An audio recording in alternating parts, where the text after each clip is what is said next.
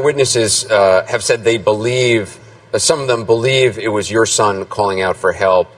No one saw him directly doing it or could say 100% for sure. You've heard the 911 call where you hear somebody calling out help. Do you believe that is your son's voice? Yes, I do. I believe that's Trayvon Martin. That's my baby's voice. Every mother knows their child. Tajay doing okay. Tajay is, she doing okay, but I'm just going to say her and Tamir was very, very close. It's like two peas in a bucket. They have a lot of similar ways.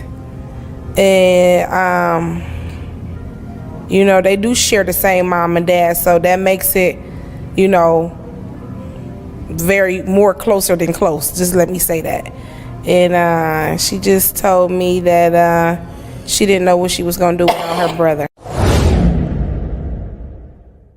Joining us now from St. Louis, Michael Brown's mother, Leslie McSpadden, and family attorney Benjamin Crump in an ABC News exclusive. We want to say good morning to you both, and thank you very much for being with us. Mr. Crump, let me ask you this. What has been the reaction from the family with these results that are now known?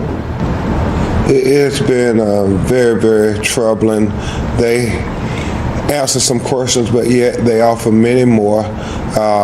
It confirms worst fears that the witnesses were telling the truth, Robin, that her son was shot multiple times, and the most troubling is the headshot that, you know, it's just not justified in any way, fashion, or form to execute this child. We should note that the examiner said, and these are his exact words, he was careful to say that these autopsy results by themselves do not assign blame or justify the shooting. This is one of 3 autopsy reports. The federal government will conduct one coming up.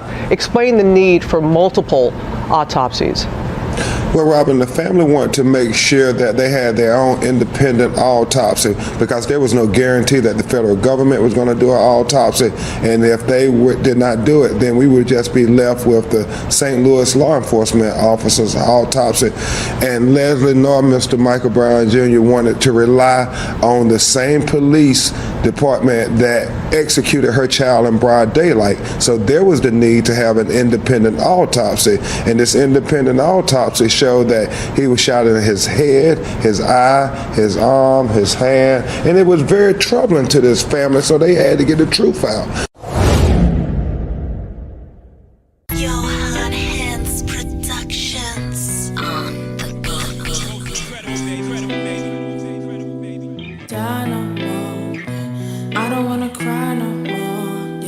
I don't wanna die, oh Lord, yeah. I don't wanna cry no more, yeah, yeah. I don't wanna cry no more, yeah. I don't wanna die, oh Lord, yeah. Thank God I'm alive, yeah. Gotta realize that I can't rely on them, yeah, no lie. But I'm trying to make a way out, yeah. I'm just trying to behave now, following the laws, that's the way out. Yeah, trials and tribulations of a slave now. Wanna be the one to say I'm happy that I came out. Yeah, light of pestilence and earthquakes. Yeah, Jerusalem is where I claim my birthplace. Check the signs and the times for the flee now. The ending crisis coming, that's the worst case. Yeah, shed tears for the ones that will stay here. I don't really wanna stay here. Now I don't wanna die, but I am gonna cry for my people that will stay here. I don't wanna cry no more. I don't wanna die, oh Lord, yeah. Thank God I'm alive, yeah. I gotta realize that I can't rely on them, yeah, no lie. Look, I don't wanna cry no more, yeah. I don't wanna die, oh Lord, yeah. Thank God I'm alive, yeah. I gotta realize that I can't rely on them, yeah, no lie, yeah. House of bondage be coming from out the slave route. Kingdom of heaven's the way to enter the main route. But going through it with family. The problems they handed me, I can't be. The truth is hurt from my family. The situations is critical. The great tribulation is coming now, it's getting physical. And also it's spiritual mark. What cost you eternal fire. Keeping commandments is all I ever desire.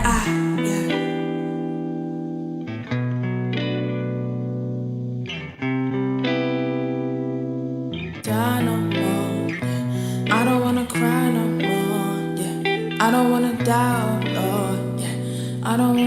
cry no more, yeah.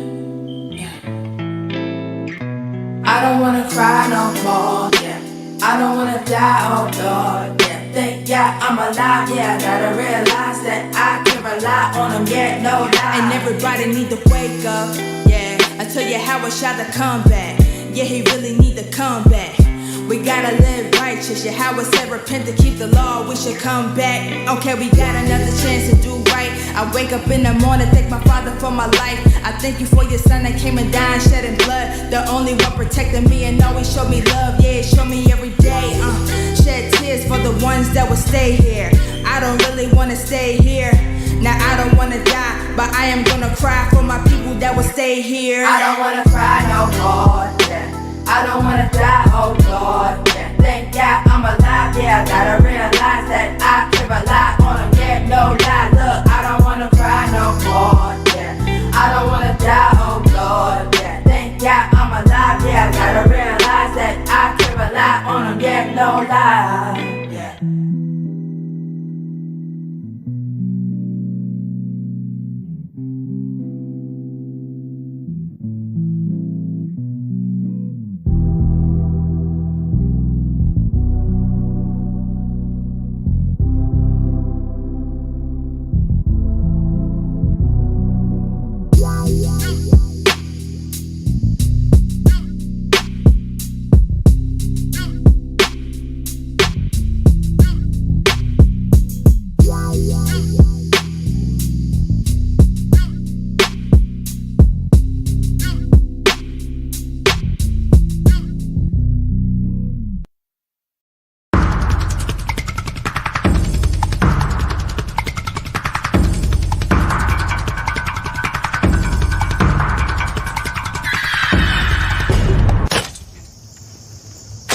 I'm tired.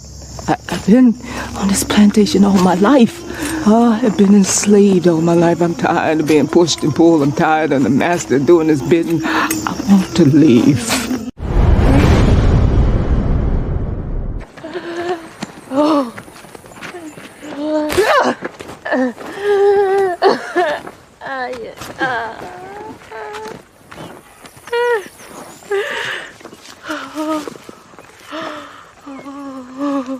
You're doing this to yourself, Pats. You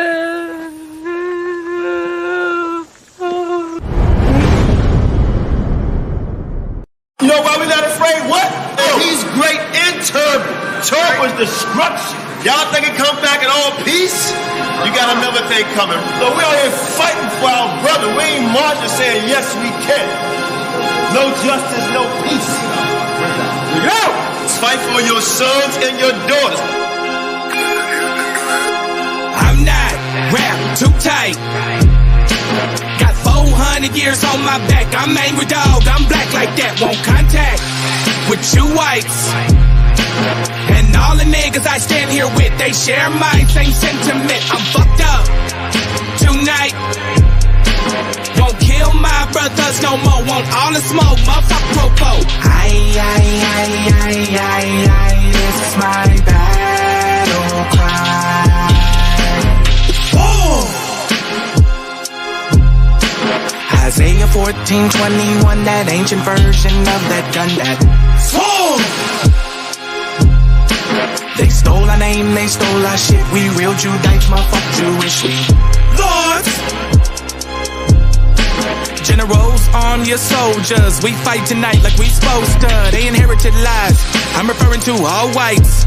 I'm referring to riches, white privilege, given through genocide.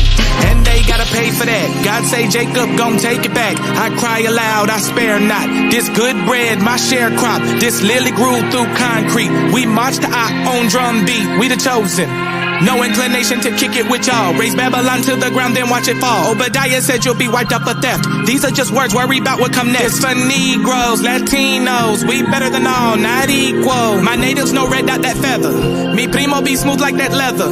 Until it's time to bring the war dogs out, put the headdress on. War paint and I'm not wrapped too tight. Got 400 years on my back. I'm angry dog, I'm black like that. Won't contact with you whites. And all the niggas I stand here with, they share my same sentiment. I'm fucked up tonight. brothers no more. Want all the smoke, motherfucker popo. This is my battle cry. I got the spirit of grandfathers past. Front porch sitters, Nat Turner dangerous. A real life illustration of angry and Nat painting. Of Malcolm staring out the window with patience. One hand on the curtain, right hand on the AK spits. 47 rounds, all to bring down Satan. Same way Abel was killed by Cain. This will be an introduction from the fuck shit into the fire. Probably join the list of artists who died before they retired.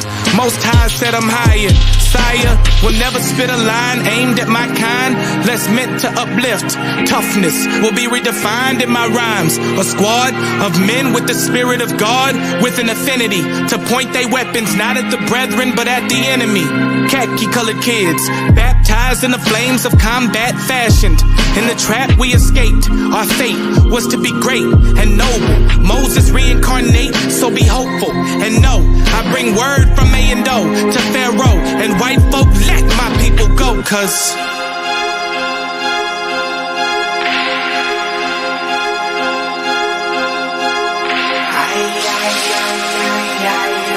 it's my battle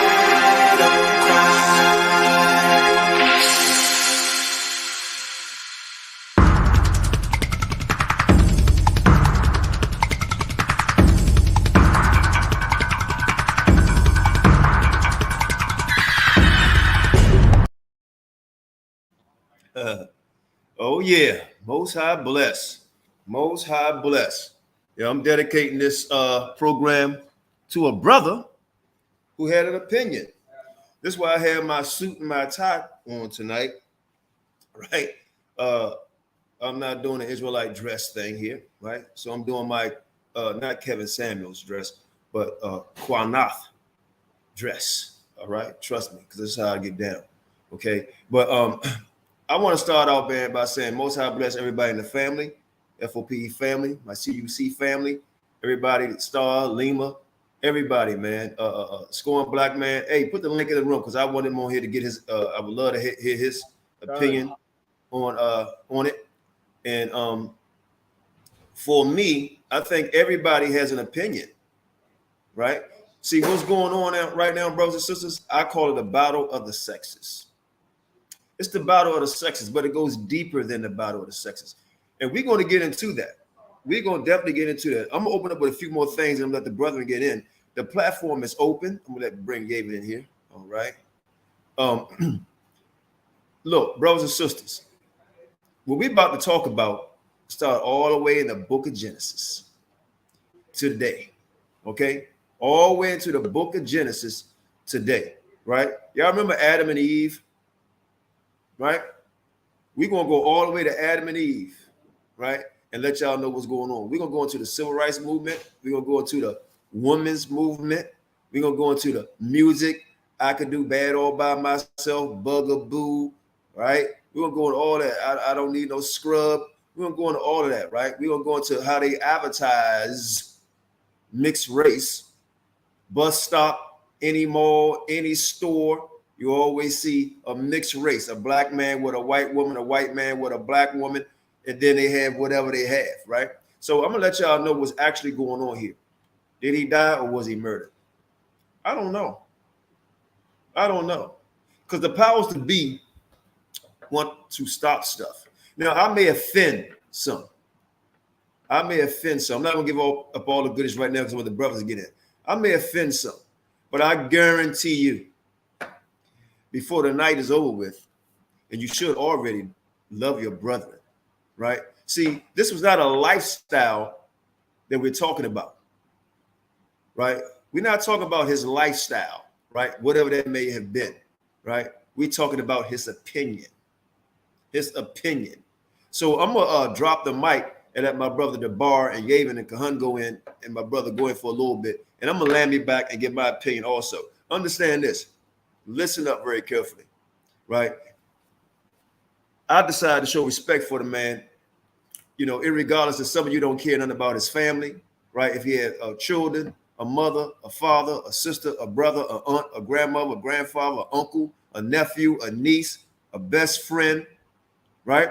the man is still in the morgue, and people out here crushing him, right? Black people, men and women, right? But you got certain people who don't like you, right? Skinheads, you name it, right? Saying all kind of shit. Y'all on mute.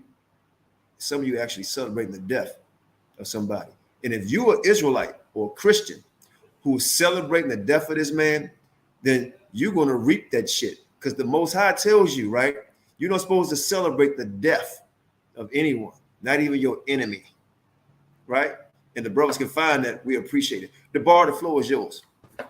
Hey, Shalom, Shalom, Israel. I want to say Shalom to Elder Qanath, Sharshan. We got prayers up for you, brother. Lord's will, you get a speedy recovery. No Everybody doubt. on the chat, Shalom. My brothers on the panel. Pray for Shan, please. Absolutely. Shalom. Yeah. Shalom, everybody. So, Most High bless. So I want to jump into it, man, because I think this was the first time that I seen on social media the celebration of a passing away of someone that looked like you and I, right? Our brother, right? And I think that was a new low point. I think white supremacy won yesterday and today, because this is the first time they have amplified and segmented black men from black women. And they've kind of created a new division where some of our sisters, not you Israelite sisters listening, right? But this is more so the worldly sisters out there. Worldly sisters were actually celebrating the passing away of Uncle Kevin Samuels. Now, listen, just like the elder brought out, all right, we don't sanction, we don't support his lifestyle, but the message he brought was a powerful one. And let me expand on that and expound on that a little bit. Since the 1950s, right, civil rights movement, white supremacy made it their concerted effort to separate the black man from the black woman. And they did it with feminism. And so Uncle Kevin Samuels helped us understand what happened, right? Because I'm an 80s baby, right? I didn't know what happened long ago, but it was the first time I actually heard. Can y'all mute? I'm live. Okay, there we go. It was the first time in all of my life I actually heard what happened during the 50s and how our enemies used the civil rights movement, and then they brought in feminism, and then they secretly and seductively got the black woman to jump on board with the white woman's beef with the white man, and they used that as a crux to destroy the black family. All right. So Kevin Samuels brought that out, and what was so sad, at least to me, and I'm gonna let another brother have the floor, was that there was massive celebration of a man that was helping us as a nation rebuild ourselves, because we've been through years of post-traumatic slavery, and that there's been some symptoms that we've been dealing with. And it looked like, oh shoot, the black family is turning a corner for the positive, right? So I think I'm gonna just say this last point, and I'm gonna give it to the next brother. I think that maybe this might have been a planned kind of thing, because he had a positive impact. But I'm gonna let it go and let the next brother speak. Go ahead. Right. Go. You want to go, Yavin? Go ahead, Kahan. You got it. Oh man. Yeah, man. That's wicked as hell, man. For these folks, man, to be celebrating this man death over an opinion, man. Man, that because I used to sit up and watch some of Kevin's videos, and a lot of what he was saying, man, a lot of his talking points, man, shit, it was right on point. I mean, I hate to say it, but most of what he was saying, I mean, we ain't supporting the lifestyle or whatever, but like the brother at the bar said, but most of what he was saying, man, was true for the most part, So that's wicked as hell for y'all to be out there celebrating this man's death, man. That's ultimate low. So when somebody they don't think, man, they think impulsively. and they don't use they don't use their brain, they neocortex to even have a to even do that. So, that's all, man. That's all I want to say. I digress. You can get it back to bar or Yavin scoring back, man. Shalom, scoring black man. Shalom, brothers. Shalom, brother Debar. Shalom, brother Yavin, brother Kahan, Elder Qanath, and to the F.O.P.E family, everybody that's watching. If y'all know anything about me and my channel, I pretty much was motivated to start my whole channel just off of the brother Kevin Samuels, but I wanted to bring it from a Hebrew perspective and from a street perspective. And the brother been on point, man. The brother is pulling the curtain and just showing the nakedness and the filth of a lot of our sisters. We're gonna be honest, because you know anything about me, I'm brutal with them. I'm very brutal with them a lot of times, but it's just straight up honest. And I love, saying my sisters, especially my black sisters, my real sisters. You know what I mean? And so I've been getting a lot of hate myself today. Like, oh damn you and that Kevin Samuels, blah blah blah. You gonna die just like he. I mean, like, these some sisters, man. And it's like, it's ridiculous. The brother definitely, struck a nerve that needed to be struck. You know what I mean? It's just getting ridiculous. It's getting redundant. The disrespect that's coming from these women, and these women calling themselves queens. You know what I'm saying? They call themselves queens. I'm a diva. I'm a queen. Well, a queen and a diva knows how a real king's supposed to be. And if when you go ahead, bro. Finish. No. Finish your point, man. I'm gonna jump on in. Okay, but just to be short-winded, with it, it's a plunder, it's a disrespect right now, because the brother has, like Pimp C say, he pulled up their skirt and exposed their clitoris right now. You know what I'm saying? That's not to be filthy, but I'm just saying. He pulled up their skirt and exposed their clitoris. You know what I'm saying? They've been exposed. And that brother has, he has motivated a lot of brothers and sisters to start channels just like him. And we must educate. And, I'm going to keep doing my part. I'm going to keep bringing it from a Hebrew and street perspective. But the disrespect, though, man. I'm going to pass to the brother, Dawid, Jonathan Taylor, because I know he ready to hop in. You know what I'm saying? Yeah. Go ahead. Yeah, I'm going to say like this, man. A lot of our women problem is they talking about they're a queen. No, only thing they are drama queens. All they do is, a lot of them do is bring problems to the table, man. You know what I mean? The problem with this damn society is that women have not been taught to stay in their place as a woman. That go for all women, man. You feel me? And then a lot of our women and shit, they ready to always ridicule you and shit. Yeah, listen, a lot of black men and shit, they don't do what they supposed to do. But let's keep it real. You don't do what you're supposed to do either. You know what I'm saying? You don't supposed to do what you're supposed to do either. So it's a two-way street. You know what I mean? It ain't always on the man and shit, man. It's about, listen, we got to learn to show you respect, but you got to learn to show us respect as well, man. And a lot of men need to step up to the plate, stop being some damn punks, be a man, and you need to be a woman. That's what you need to be. And that's what our women ain't doing.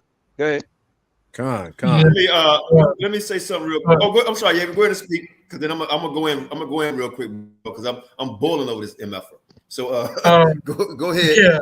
Yeah, I see a lot of people who like to get in their feelings and say stuff like, Kevin Samuel was effeminate. I've seen a lot of videos, even from the Hebrew Israelite community, about how he was effeminate and all this kind of stuff, but they never touch on his talking points. Right. They always like to throw jabs at him, and from the people who were celebrating his death, the people who threw shots at him, the people who saying that being male attack dogs for these women who throwing shots at him.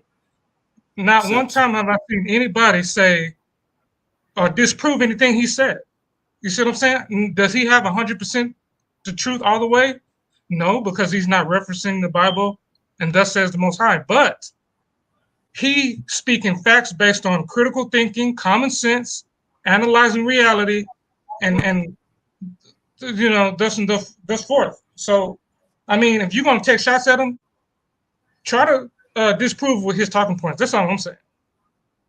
So, no doubt. Go ahead. Let me get in here real quick. Man. I'm gonna do a soul layout right here, man, because I want you to understand what's really popping off here. Hey, it's Qanath set the record straight. This is not talking about all women. All right. This is not talking about all women here, right? Y'all need to understand what type of women that was calling his program. We don't agree with everything he was saying. What kind of women was calling his program, right? So I'm gonna give y'all a few things to think about here, right? I see. I'm reading the comment section. Say a wicked man. My dear sister said, a wicked man wouldn't. A righteous man wouldn't talk wickedly about his sisters. Well, here we go. If a woman that's want to be treated righteously, then you got to go by the Bible. Okay. If you want to be a thug, you're gonna get treated like a thug, right? Do I agree with everything that man said? Nope. I do not.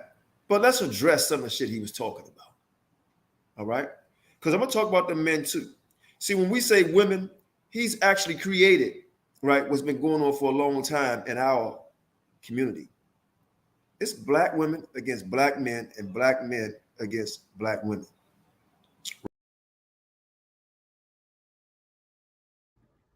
Elder Qanath, you back on? Did he drop? I think he might have dropped. So I don't know how to change the view. Anybody know how to change back the view? It's got me on there for some reason. No, he got to do it. He got to do it. Okay. Well, what I'm gonna do is put this view up real quick, and until the elder comes back, and I'll just say a few words. So just bear with us, family, as we get Elder Qanath back on. But what the elder was bringing out was heavy, man, because again, what they've tried to do, and again, this message that we talking about, it's not geared toward every sister, right? This that we bringing out is to sisters that's going off, man. That's not keeping the Torah law, man. That's not working with black man to unify and strengthen our nation. So the first thing we got to do is temper this message and tell you who the audience, who we're talking about and who we're talking to. We're talking to sisters that are wayward, going off. There you go, elder. Okay, back on. All right, let me fix this real quick. I'm sorry. All right, we back. So I'm back. I know I'm back. I know I went off. Thank you. All right. So I'm trying to get it back with everybody on there. I don't want a solo, so I'm trying to get it back with everybody's on here. There we go. So watch this, brothers and sisters. You got to level up, like he said, right? And our problem is, I'm gonna get on the women a little bit here. It started in high school. A lot of y'all want the bad guy. You don't want the nerd guy with the glasses on, all fogged up, dirty. You don't want him, right? You want the thug nigga. You want the guy that got all the girls. And I'm gonna tell you why I know that. Because when I was in school, right, in junior high school and high school, and I'm not trying to brag, trust me, I'm not trying to brag, but I was the guy, the cool guy. I had like 3 girlfriends in school, and all of them knew it, and they ain't give a shit, right? They want the bad guy, and that was me. They ain't want the nice guy. They ain't want little Tim. They wanted me and other people that was bad, right? So let's get on to what he was talking about some of the things that he was trying to elevate our women to move forward with. And I saw my sister Oracle said he stole somebody's platform, and he probably did. You know, he probably did. Hey, that's true. That's very true. We could say who that brother is, man. What's it? All right. So y'all know Sotomayor, right? Oh, Tommy Sotomayor. Yeah, that's Tommy. Yeah, Tommy. Yeah, he swagger jacked him. But I'm gonna say this. He swagger jacked him, but he pulled it off better. And his delivery for how he criticized some of our sisters was way better too. Because Jason Black, Oracle said. Jason Black too. Oh, Jason Black. Okay. Con. Yeah, let me say this real quick, and I'm gonna let y'all go in. because I don't want to lose my chain of thought. I'm a little, so I don't want to lose my chain of thought, right? So check this out. Elevation, right? Elevate. So, like I said, how many of y'all can get Beyonce, right? Or brothers my age? Nobody on this panel can believe that. Exactly. Nobody. Me, nobody. You know why? Not because we some sorry ass niggas. She's on another level. Not that she's better than us. She's just on another level. And there's nothing wrong with that, right? I don't want nobody 500 pounds. I don't want nobody 10 pounds. I don't want nobody 4'2". I don't want nobody 6'7". I want what appeals to me, right? And a lot of times we get caught up in what society tells you what's beautiful, what's acceptable, right? But he was trying to tell these women, right? Look, you want a man like this, right? You can't come with a bonnet on, right? You can't do that. So what, you gonna ride up in this house? He got a mansion, a Ferrari, and a Lamborghini, and you ride up in this house in a Yugo with flip-flops, right? If it doesn't matter about status, if it doesn't matter about status, then why don't you go get a homeless man off the street with your hundreds of thousands of dollars and raise him up? And raise him up. What about women that goes out when they be, real quick, bros? What about our women when they be live outside, when they talking to their man, they be like this, and y'all know I'm telling the truth. Stop it. They be talking like this. Who you think who else you see doing that shit? Who you see doing? Who getting in the fights at Walmart? Who doing that? Right? Who be out there talking about you got me fucked up? You got me fucked up. Who be saying that shit? Can I slide up in here? Can I slide Bring in this it Q? out. With some bonus. Can I slide up? Can I slide? Yeah, come on, let's get it. Yo, check this out, man. When you be nice, I've noticed when you're nice to our women, a lot of them still talk to you like a dog, and you being a gentleman to them. Now the problem is she done been around a bunch of baboon ass niggas all her life. When a real man come with the respect, you don't know what the hell that is. You feel what I'm saying? Dude, listen, I was in the street years ago, right? Me and some ox, man, when I was in the school. We talking amongst each other, right? Black woman come up to me. I don't even know this woman. Didn't do nothing to her. She said, nigga, why are you even looking at me? Now, what woman on the planet come up to a man that ain't doing shit to him other than our women? Ain't no goddamn Chinese woman come up to you and say, Chinga, are you looking at me, nigga? Ain't no Spanish women, Puerto Rican. Yeah, you looking at me. You black man looking at me. Why you looking at me, black man? Only one that do that shit is black women. And it's for real, man. Listen, I'm going to be real. I'm not saying, one more. Can I say this quick? Q, one more. I'm not trying to cut you off. Nobody are. Just Q, quick. Listen, we ain't saying a lot of our women ain't been dogged out, but let's get something real. A lot of you women done dogged us out too. Let's keep it real. Not being bullshit. You done dogged men out too. For real. Let's go. The modern one. Right, yeah, no doubt. Hold on. Let's try to give me 60 more seconds. I'm gonna let you in, sis, my dear sis. Listen, what's coming out of our mouth is a damn rock, right? And I'm ready to throw this son bitch. And when I throw it and you scream, then that's you. If I throw it and you don't say nothing, I'm not talking about you. Okay? Because my mother was a good woman. My wife is a good woman. My daughter is a good woman. My grandmother is a good woman. And I know plenty of good women. Natalie is a good woman. All right? So what we're talking about is not a bad thing. We're talking about elevation, right? I was in a scenario where the brother said this on the show one time. This woman, she was 22. She's 22 or 24, no, 25 years old. She said she was with this dude for 7 years. And guess how old he is? He damn near 40. 40 years old. Okay? So he actually say, why are you calling? What's the deal? Right? Understand this. The women made Kevin Samuel's show. That's who called the damn show. They made him famous. Right? Come on. Like to turn the channel just like this. If you don't like this shit, bye. All right? Bye. So watch this. I'm sorry, real quick. He told the young girl, he said, 7 years. Does he have a job? She said, yeah, where? He works for a nonprofit group. He said, God damn, sus. He said, don't you know he ain't gonna make no money in a nonprofit group? What are you doing? She said, well, I'm at home with mom right now. He said, your dad around? She said, no. Now, wait a minute. I know y'all ready to blame dad, but it's some shit behind that, right? Understand, Section 8, man gotta go. Man gotta go. A lot of black people that made Section 8 a goddamn livelihood, right? Generation upon generation upon generation. Understand that. That's the government. That's Adam and Eve, right? That's the woman movement, right? That's a bug. That's don't need no scrub shit. All that. So he told the young lady, said, no, you need to do. He said, your mother and your mom, you got a sister, yeah. So they're not telling her nothing, right? So you know what Kevin Samuels told him? He said, you need to lead that nigga. You need to go to school, get your education, elevate, right? Stop the shit talking about fat, skinny, short, and tall, right? Because everybody, every man and woman, when they want to do something to impress, I got to go to the gym. I can't eat this. I got to watch my figure, right?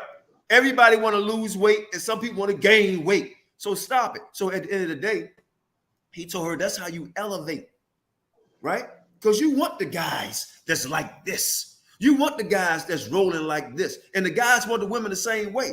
See, in our community, unfortunately, the only people in our community where, I'm sorry to say it's not against all black women, but our black women put us down, right? All he said was this, basically. Why y'all all on Maury yelling and screaming at the black man, talking about he the daddy, and as soon as the black man come out, because mostly black people on there, when that woman slept with 8, 9 men, and they say, you're not the father. You're not the father. As soon as he step out, boo! Right? And then they hit a man, smack the shit out of him. You know you shouldn't hit a woman back. Come on, man. You got to respect your man. He has to respect his woman. We got to elevate. Elevate. Neff, real quick, and you next, DeBar. Neftali, holler at me. Most High bless. Neftali, let's get it. Hey guys, shalom guys. Sorry, I didn't know you guys were live. I'm kind of coming in on the topic. I'm kind of behind, but right. Yeah. So it seems like we're talking about Kevin Samuels. Is that what's going on? And you guys want? Well, I'm gonna tell you. I kind of agreed a little bit with what he had to say, and kind of disagreed. But I did get what he was saying. You know, us as women, as black women, we definitely need to settle down early, value marriage, and value family. Like Tracy, family. come on the live, Tracy. Come on. I'm sorry, Neftali. Put the link in the room so our sister Tracy come on the live, because she real quick. I'm sorry, Nef. This is a very important topic. Tracy says, "And what race of men get on the internet and down their women? Only the black man." I want to respond to that. And you will. I'm gonna give you time. Neftali, go ahead. And you know I gotta get no in this accountability. Shit oh, hold on. No accountability. Hold on. We're gonna make this decently in order, and I'm gonna allow everybody to go hard as they want, but we're gonna keep it decently in order. Go ahead, Neftali. I'm sorry. You guys talking about black women on here? I haven't been. I have been No, we're kind of not busy. talking about black women. No, we're not. We're talking about Kevin Samuels and what his message, wrong and right about it. But we upset about people celebrating the man's death. Right. You know. But go ahead, Neff.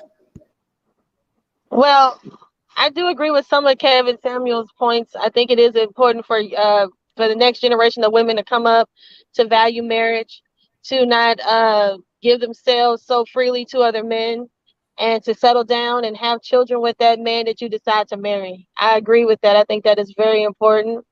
But a lot of women are pretty upset because a lot of women weren't taught that. They were taught education and get a degree and then you get married. So when he tells a woman that she's 35 and she's too old, it's like, well, she did everything she was supposed to do. That's not fair. That's not fair. Well, Neftali, let's deal with this real quick. 35 and too old, right? Mm-hmm. Now, if you're 35, 3 children, right? Think about this. Now, listen. This is what the man was saying. You're 35, 3 children. Now let's deal with reality here. Reality here, right? Now, unfortunately, and unfair as it is, the men rule the world. It is what it is, okay? And that's just how it is. I didn't do it. You didn't do it. It's been like that before anybody on this planet was born right now. Everybody that's living didn't dress this planet up the way it is made up right today, right? Whether you believe in a God or not, men rule this world. Color or not. 35. A 35-year-old woman, right? 3 children, 2 children, single. Now, a lot of them say, I want a single man. I don't want a man with children. They do say that. A lot of women came on this program and say, I don't want a man with children. He say, well, do you have children? Yes. How many? 3. He got to come here and take care of my children. Very true. No man wants to come in and take care of another woman's children. If he do, you got a good man, but you better make sure he's a good one. He could be a very good one, but watch him. He could be a petty too. You understand?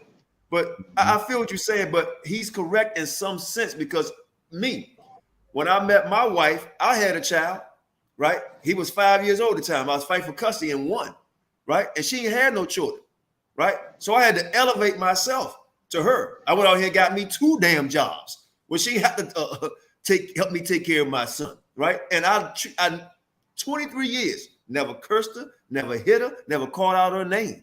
Respect her. I don't bow down to her, but I respect her, right? That she chose me and I had a child that had custody of, right? But I had to elevate myself, right? Some people come in this automatic thing, you're supposed to take care of me. Hey, let me let Oracle come in real quick, DeBar, just real quick, and then I'm gonna let you go next. Go. Go ahead, Oracle. Shalom, everyone. Most high bless. Shalom. Shalom, I wanted to Oracle. say shalom, Natalie. Hey. I wanted to say that I think someone hit on the topic about family, and I agree. I don't know if I saw it in the chat or if someone said it on the panel, but that's important, like value family and value marriage, because the building blocks of any nation is the family.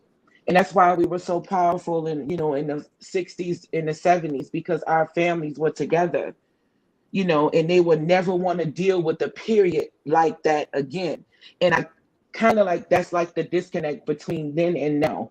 And you see like a staunch difference between them and now, between then and now, how broken the families are. And I don't have no problem admitting that because it's what you see. I mean, to say that you don't see it is to be in denial because everybody else see it. How come you don't see it?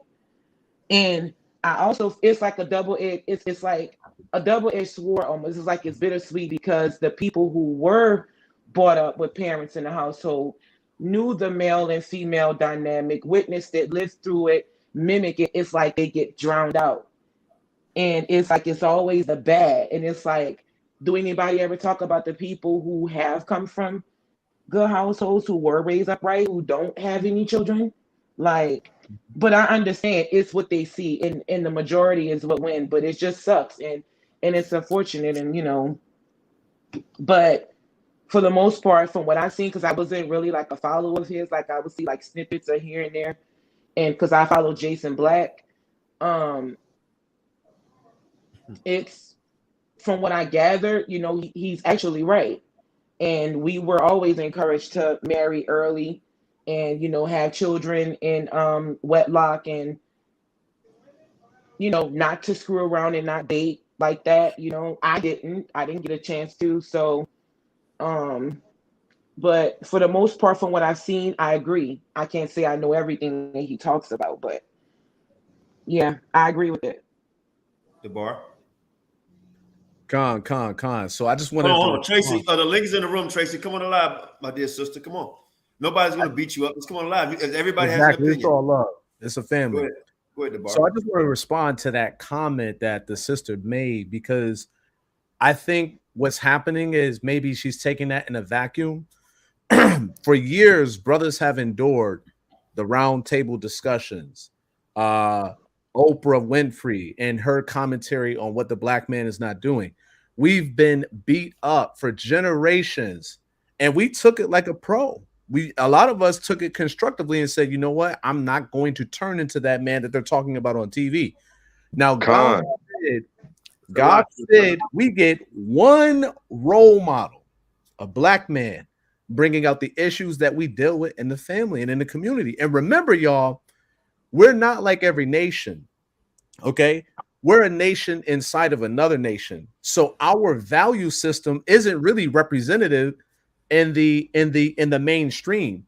What they give us is black exploitation. What they give us is propaganda, and what they sold us was different stereotypical imagery that, number one, destroyed the black male image, and number two, made a masculine female.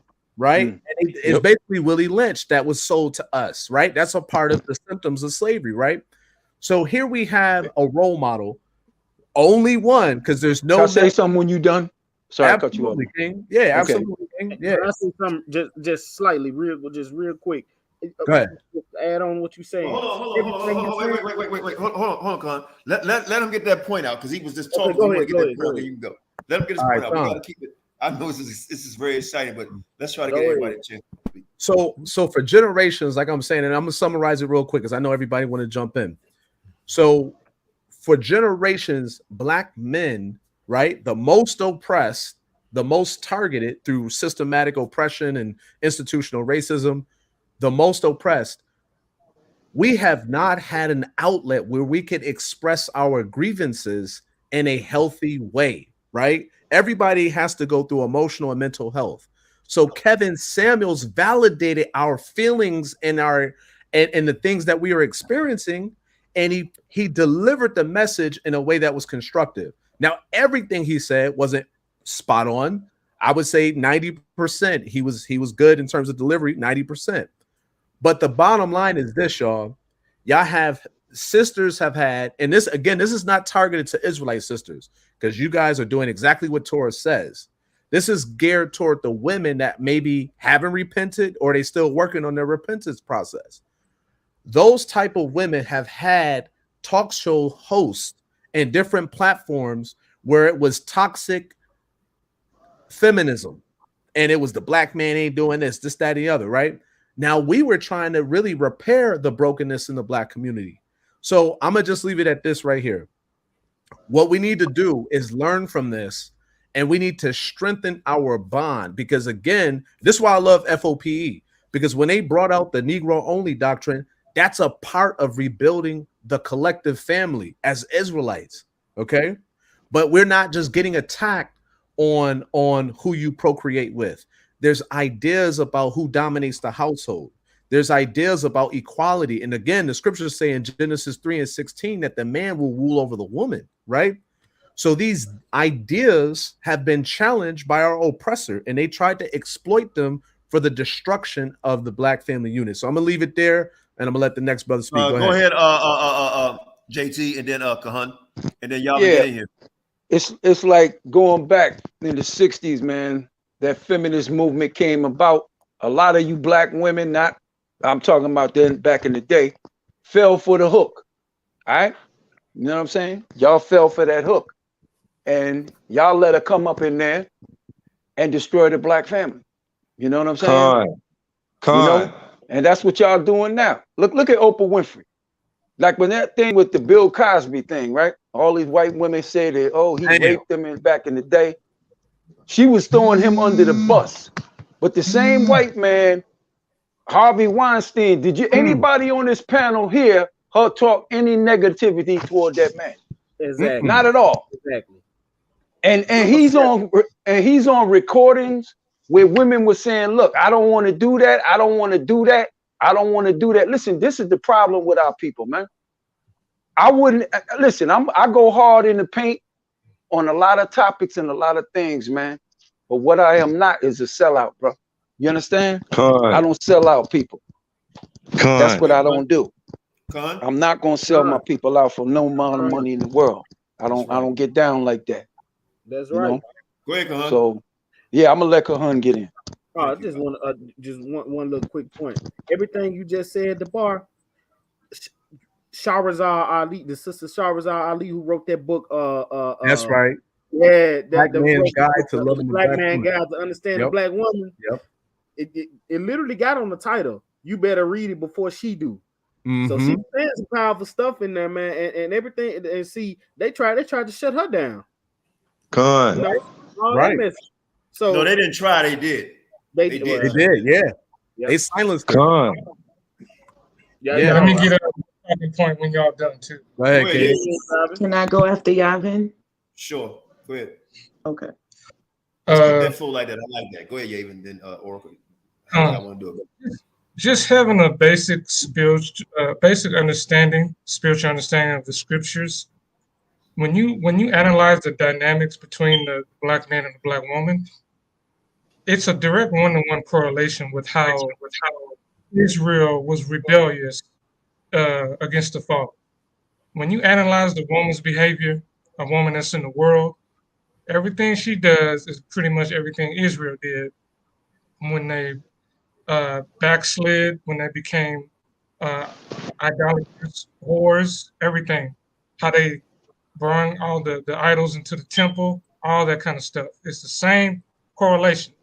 And, like the Father said, Eve was made from the man. She's his rib. So the woman is a part of us. So those emotions, all those emotions that she goes through, everything that she is dealing with as far as her rebellious nature, is the same thing that's really deep rooted in the man when he's not doing what he's supposed to do as far as being made after the image of the Father. It trickles down when you really observe it spiritually through the scriptures. Con. Hey, hold on real quick before you speak, Oracle. 713, the link is in the room. Tracy, the link is in the room. Laya, the link is in the room. Please come on. Listen, the most respect you can show to anyone, if you're going to talk about them, is to come on and talk. You know what I mean? Con. You know what I mean? I mean, I can't. If you're going to beat down a dead man and don't call the show to beat him down, I find that kind of cowardly. Please come on and speak your piece. We can disagree to disagree, but speak his piece. Go ahead, Oracle. Okay, I wanted to hamper down on what the brother meant about when he mentioned about Oprah. The thing with Oprah is we know that Oprah was basically manufactured by the white supremacists. Her entire career, her entire image was made to pander to white women. And when you look at her audience, 95% of them are all white women. She's surrounded by white people. So she's always going to iterate white people's talking points. And, we shouldn't defer to those type of people at all because we know that they're agents of the white supremacists. Oprah is not a factor. I've never seen anybody's mom, dad, or whatever sit down and wait for the Oprah Winfrey show to come on. So I mean, I don't know if you guys have seen it, but I've never seen it. And she was actually the one to coin the term down low man, talking about black men. That came from Oprah. So she's always, her entire career was made to sit and back at the feet of white women, white people, but mainly white women. Yeah, like when Michael Jackson, y'all remember that interview she did with Michael Jackson years and years ago? 1993. Yeah, I think they were at Neverland, and she was, he was sitting there showing her the layout of the house, sitting there talking to her about his career. And I think when he died or something, when something was going on, she completely flipped. I'm like, Oprah, weren't you just sitting at his house being friendly with him and acting like you were like his best friend? And then all of a sudden she just does a 360, but that's what she is. And with us, one black person represents all. George Floyd was a representation of all black men. That's just how, because it resonates with us. And when people talk about Oprah and roundtable discussions with Jada Pinkett, it stings because we feel like it's a representation of us all, even though I've never seen a roundtable discussion, never in my life. Hey, Oracle, let me say this. Yeah. Go ahead. No, I'm done. Go ahead. I was just going to say, Qanath, real quick. I would like to see sisters like Oracle rebuke the round table and other sisters as well, because the things that they talk about, they give a very negative image to the black woman, right? And we understand the law. The law gives us guidelines and so forth and so on. But those platforms, whether we like it or not, they're very, very, very influential on the mind of our people. But go ahead, Elder Qanath. Yeah, I'm like this right now, right? Hey, Rose Black One, please. I don't know who that is. That's you, Scoring Black. Yeah. I mean, what do you want us to do? Cry? Right? I mean, the women that's hell bent against the black man. What do you want us to do? Cry? And if we cry, we weak. So I was listening, write down a few things, and I'm just going to go back because I can really go in, but we got a lot of people here, so I'm just going to read some of the stuff I had. Right. First of all, the songs. Remember Janet Jackson? What have you done for me lately? Ooh, yep. Yeah. Mm-hmm. Right. Yep. I don't want no scrub. Yeah. Right. The TLC. The music. TLC. Yeah. All this stuff. Right. And people all say chivalry is gone. Right. But where does a black man get a chance? Right. Oh, you crying, nigga. But things. I'm a Bible stumper, Bible believer. The scripture says the woman is made for the man to be a helpmeet. Con. Right? A helpmeet. This shit has reversed. Right? This shit has reversed where we doing everything for the woman. And we supposed to. Right? I'm gonna say, okay, real quick before I say the main thing I want to say, right? Real quick, Section 8. I mentioned that earlier. Who gave up? Remember the 60s, 40s, 30s? I know you don't, but read on it. Yes. No Section 8. Right? Black women didn't have a choice to run to the white man. They had to stick it out with their black brother, their black man. Right? They had to stick it out with them. But what does Section 8 do? It takes out divide. But who does it takes away? It takes away the man. Yep. Right? And now you got a generation of Section 8 babies coming up. Right? I got some six-figure guys on this platform and some high two-figure guys on this platform. Right? Right now as I speak. Now, any negative things in this chat, what can you bring to the table to these guys? I'd have been to some of these guys' house that y'all don't know, $500,000, $600,000 homes. Okay? I don't know. Well, I know Star and Lima been to my home. I'm going to do like they say, ain't no scrub. I don't want no scrub. Right? I like a strong black woman. Right? If you don't got the finance, I'm going to do my best to finance it. Right?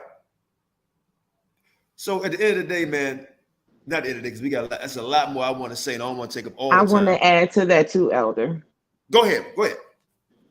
It's just like what Jason Black said. What kind of woman you think is laying next to Jeff Bezos and laying next to the Microsoft guy? I can't think of his name at the moment. Bill Gates. Bill Gates. What type of woman you think is laying next to Warren Buffett? Right. It ain't the one with the bonnet on her head. They're not just laying around not contributing. Right. And they're not laying around not contributing anything to that empire, to whatever empire he's building or whatever empire that he has. She's not just sitting there. Bezos' wife contributes to what he has going on. And Oracle, let me say so this. You're right, exactly. What do you have to offer to, like you said, the men on the panel that's making right? And it's not homemade biscuits by itself is just not going to do it. Right. A real man don't look for money from a woman. Exactly. Right? Now, don't get mad at certain men you choose and you have babies by. A real man will look for money from a woman. You know what he look for? He look for that support system, right? If he's trying to create something, he's looking for you to help him create it, right? He's looking for you to keep him strong, right? Give him a strong meal. Yes, baby. Nothing can stop you. You the man. You know what I mean? That's what he looks for. Emotional support. That's what a man looks for. And I'm going to tell y'all, some of y'all black women, learn from some of these other nations because they do that. They do that, but when they do it, y'all say, "Oh, you just want a weak ass woman, a soft ass woman." Con. Oh, you just soft. You can't handle. No. Con. We want somebody who support us because we want to take care of you. We want to love you. We want to support you. We want to encourage you the same way. So you have to give us that in return. All I'm saying is, I'm not an effing slave, right? Con. All I'm saying right now in our community, right, is men worshiping ass, right? Because sex ain't shit to me. I love it. Con. But you gotta give me more than that. Right. It's more than that. I want to add on to what you're saying that I think a woman should say. A lot of y'all, like, people don't want to admit it because they hold their mother in like this godly esteem. A lot of y'all mothers failed y'all, to be honest. Yeah. They failed long before your dad could ever do anything to you. And I know a lot of women will not admit that your mother failed to provide you an adequate example of what a man should be. A lot of these men are in the house, but they're not of the house. They get treated just like the children get treated. And that's your mother failed. She failed. And I know people don't say anything about my mama, but it's true. 95% of y'all, what y'all are going through is because of your toxic ass mom. You claim your dad isn't there, so he didn't do anything. So which is it? Your mom was there, so she had to fail. Mama's boys. Couldn't handle a real man. Right. Hey, she never couldn't handle a provided real you man. with the image of a man in the household and how the dynamic is supposed to be. My mother has been married to my father now, going on 45 years. All praises. 45 years. My mother never raised her voice. She never cursed, never lied. And when her and my father would break up, another man never stepped foot in the house. I can say that because I was in the house. And she knew I would tell. I was daddy's girl. Man never stepped foot in the house. We had home cooked meals. That's right. Give her a hand. You never let you tell. So, my mother didn't fail, and she's still holding on 45 years later. They're still married. So I'm thankful for my dad. Like, he know one thing about me. I'll die and go to hell for him.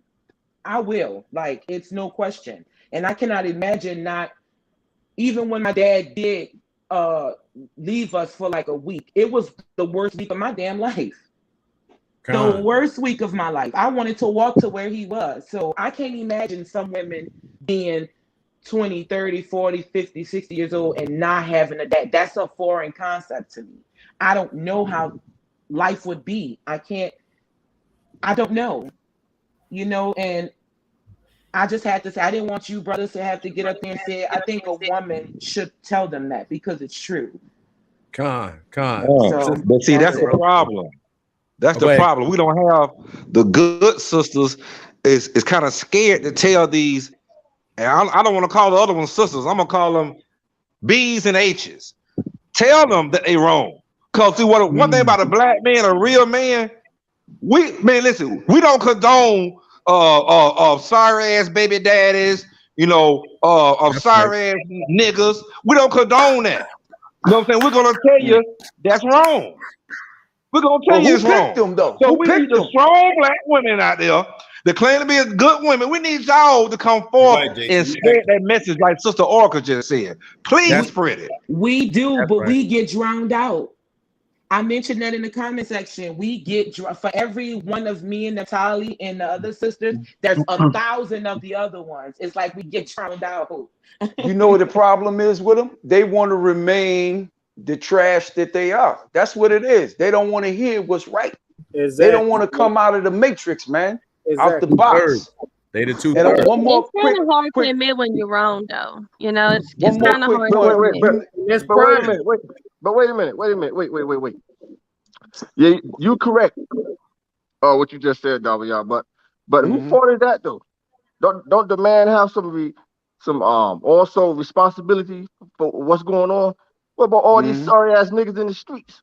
No, it's a two-way street, bro. Wait. I'm not done. Yeah, go ahead. What about these sorry ass niggas in these camps? These leaders who don't have a goddamn job, who's living off their congregation. Teach. Ain't they woman? Living off their women. Yep. Dealing with heathens. Don't protect their women. Don't protect their women. Beat their women. Beat their women. Force their women to have sex.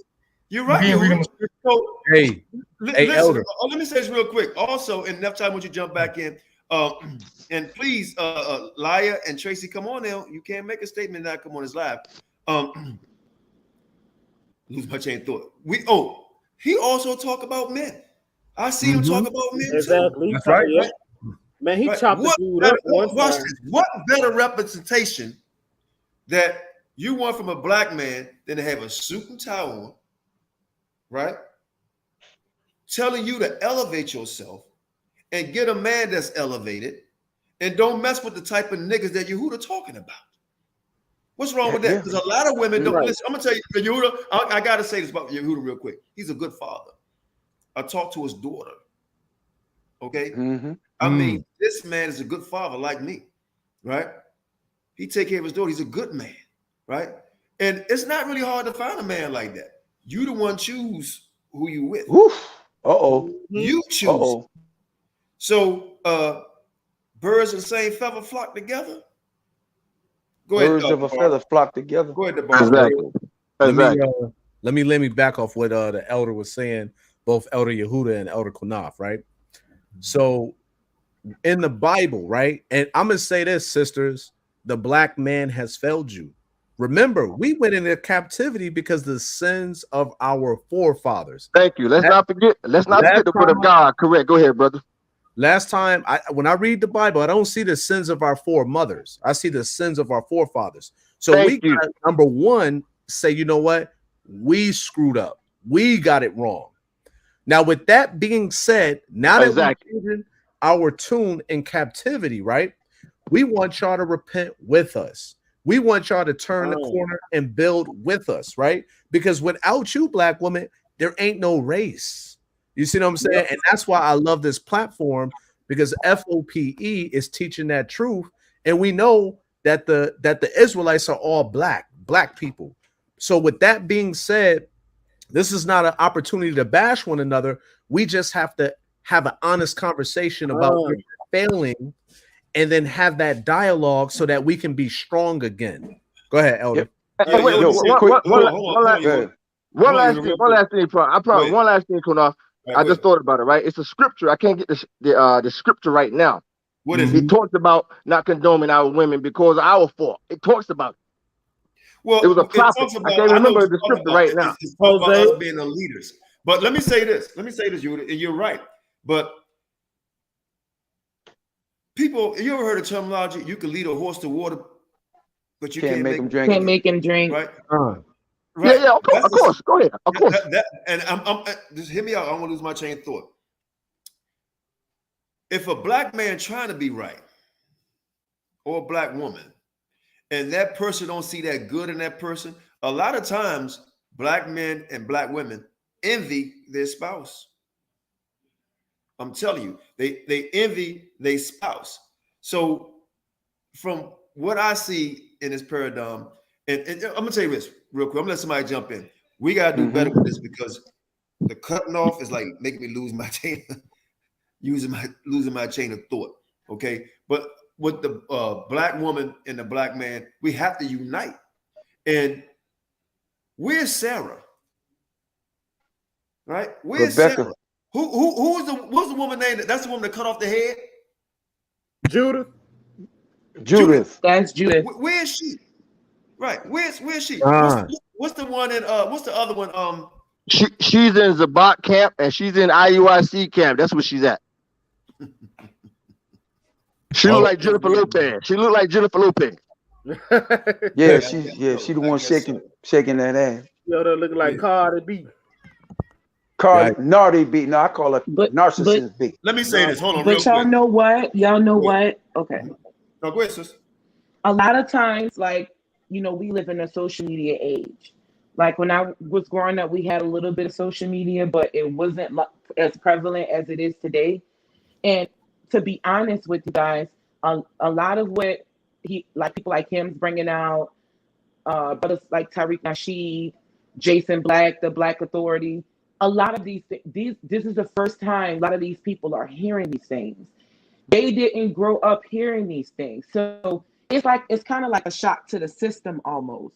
And when something is like that and you grew up another way, your immediate response is to go to war with what they're saying, to rebel, because that's all you know how to do, because you weren't taught that. Like, you grow up at home with a single mom, it's a revolving door of nothing but men. You have a bad perception of the men, but you don't have the bad perception of your mom.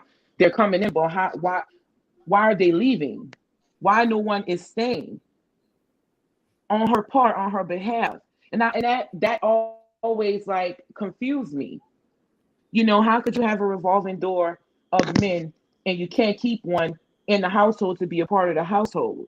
And you wonder why your children are out here in the streets of a place like Chicago and Jacksonville, because let's be honest, that's their children. That's not our children. Yep. In DC, when I was young, Oracle, the murder, they used to call DC the murder capital of the world. Dodge City, over like 700 people being killed a year, right? And mostly was single parent household. I'm sure the father had problems to do with that, and the mom. The responsibility is shared equally, but if you want the man to be the man, allow him to be that. That's right. Right. Are you going to suffer? You're going to suffer. We can't fight you. We can't fight you and everybody else. I mean, this whole system is against the black man, woman, and child. I would like to say, you're cutting our heads off. Go ahead, Yavi. It's like I said, when you analyze the dynamics between the man and the woman and understand how the father wants us to deal righteously with him, when the woman doesn't allow the man to be the man, and she doesn't adhere to her rightful place in the hierarchy, it causes more damage in the long run, way more destruction than what she realizes. It tears down the whole family structure. So she goes into the world and wants to do things her way. She may think she's winning because she has maybe a 6-figure office job and she's doing her thing, but the foundation of the family unit is destroyed. Same thing when we don't keep commandments and we don't yield to the father's authority, and we go out here in the world and what we want to do. It's bad for us in the long run. Let me say real quick. You just answered your own question, Naphtali and Oracle. This is a question to Naphtali and Oracle, right? Because they both have to come over here as women. This is a question to them too. Who do you see the most on TikTok shaking their ass to African beats, hip hop beats? Who you see the most doing that on Facebook or TikTok? Who you see? What women you see doing that the most, shaking their ass?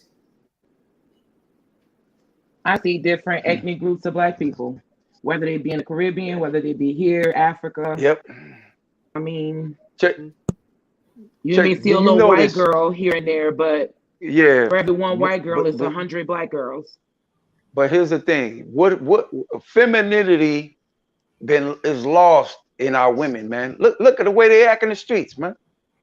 Because their mothers ain't teaching them. It's supposed to start in the household. A man is supposed to be taught in the house. The question is why? It goes back to the word of God. He's allowing this to happen. He's allowing this to happen. Because our forefathers. That's why. Yep.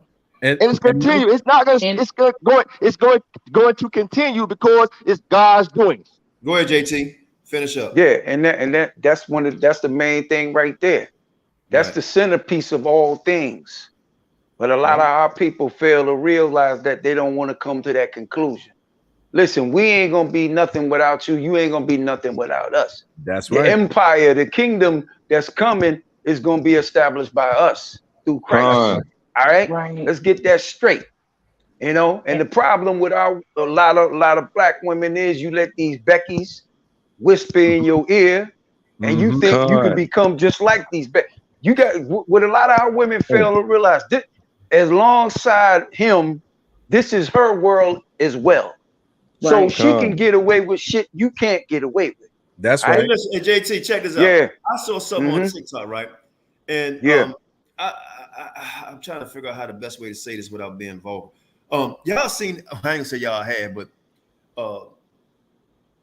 shit just be popping up, man. And you ever see this thing where women make their behind say, make it clap? It's clapping. Clapping. Right. The clapper. She can turn your lights off with her ass. Yes. Right. Go ahead. Now, hold on. Now, let's be real. I'm a man. They older and all that, right? I'm a man. We like that shit, right? But why do you have to showcase your stinking To the ass, world. clapping your behind? That should be something private between you Hello. and your man. And if you think what you're doing, you're advertising, right? Yep. And you're gonna get the wrong man. Uh-oh. You're gonna get the rapist, the murderer, right? Abuser, right? And the one that's carrying the HIV, right? Those are the ones that you're gonna get. Go ahead, the bar. And I like that's who they're going to track. I want to get this precept real quick because it was touching on what JT, my man, was bringing out. Hey, Yavi, can you do my read real quick? Titus chapter 2, verse 3. I just want to read this down to verse 5 real quick. Somebody read it for him, please. Because, and matter of fact, the Scoring Black Man podcast, this brother brought it out too. We don't have accountability systems anymore. Shahrazad Ali was the last one. You see what I'm saying? So we got to go back to what the scripture's saying, because the scriptures are really the answers. We got all the answers to the test. The problem with us is we don't like to apply the answers to the test. Correction. Exactly. So let me get this. Titus chapter 2, verse 3 real quick. Let me grab it. Getting that. Like to touch on what I had said, when a woman doesn't do what she's supposed to do as far as her natural authority, the enemy comes in from all directions and destroys the black family. Just like the Father said, if we don't keep his commandments, the enemy shall what? Come in from all directions. That's Same right. concept. Yeah, let me grab that for y'all. All right, because I'm going to say this. The black woman the Israelite woman is so important to the success of our nation. Exactly. And Yaven, I want you to touch on that. What was that statement you brought out earlier about how we measure a society by the strength of the women? Can you say that real quick to the people? Yeah, a nation rises no higher than the morality of it.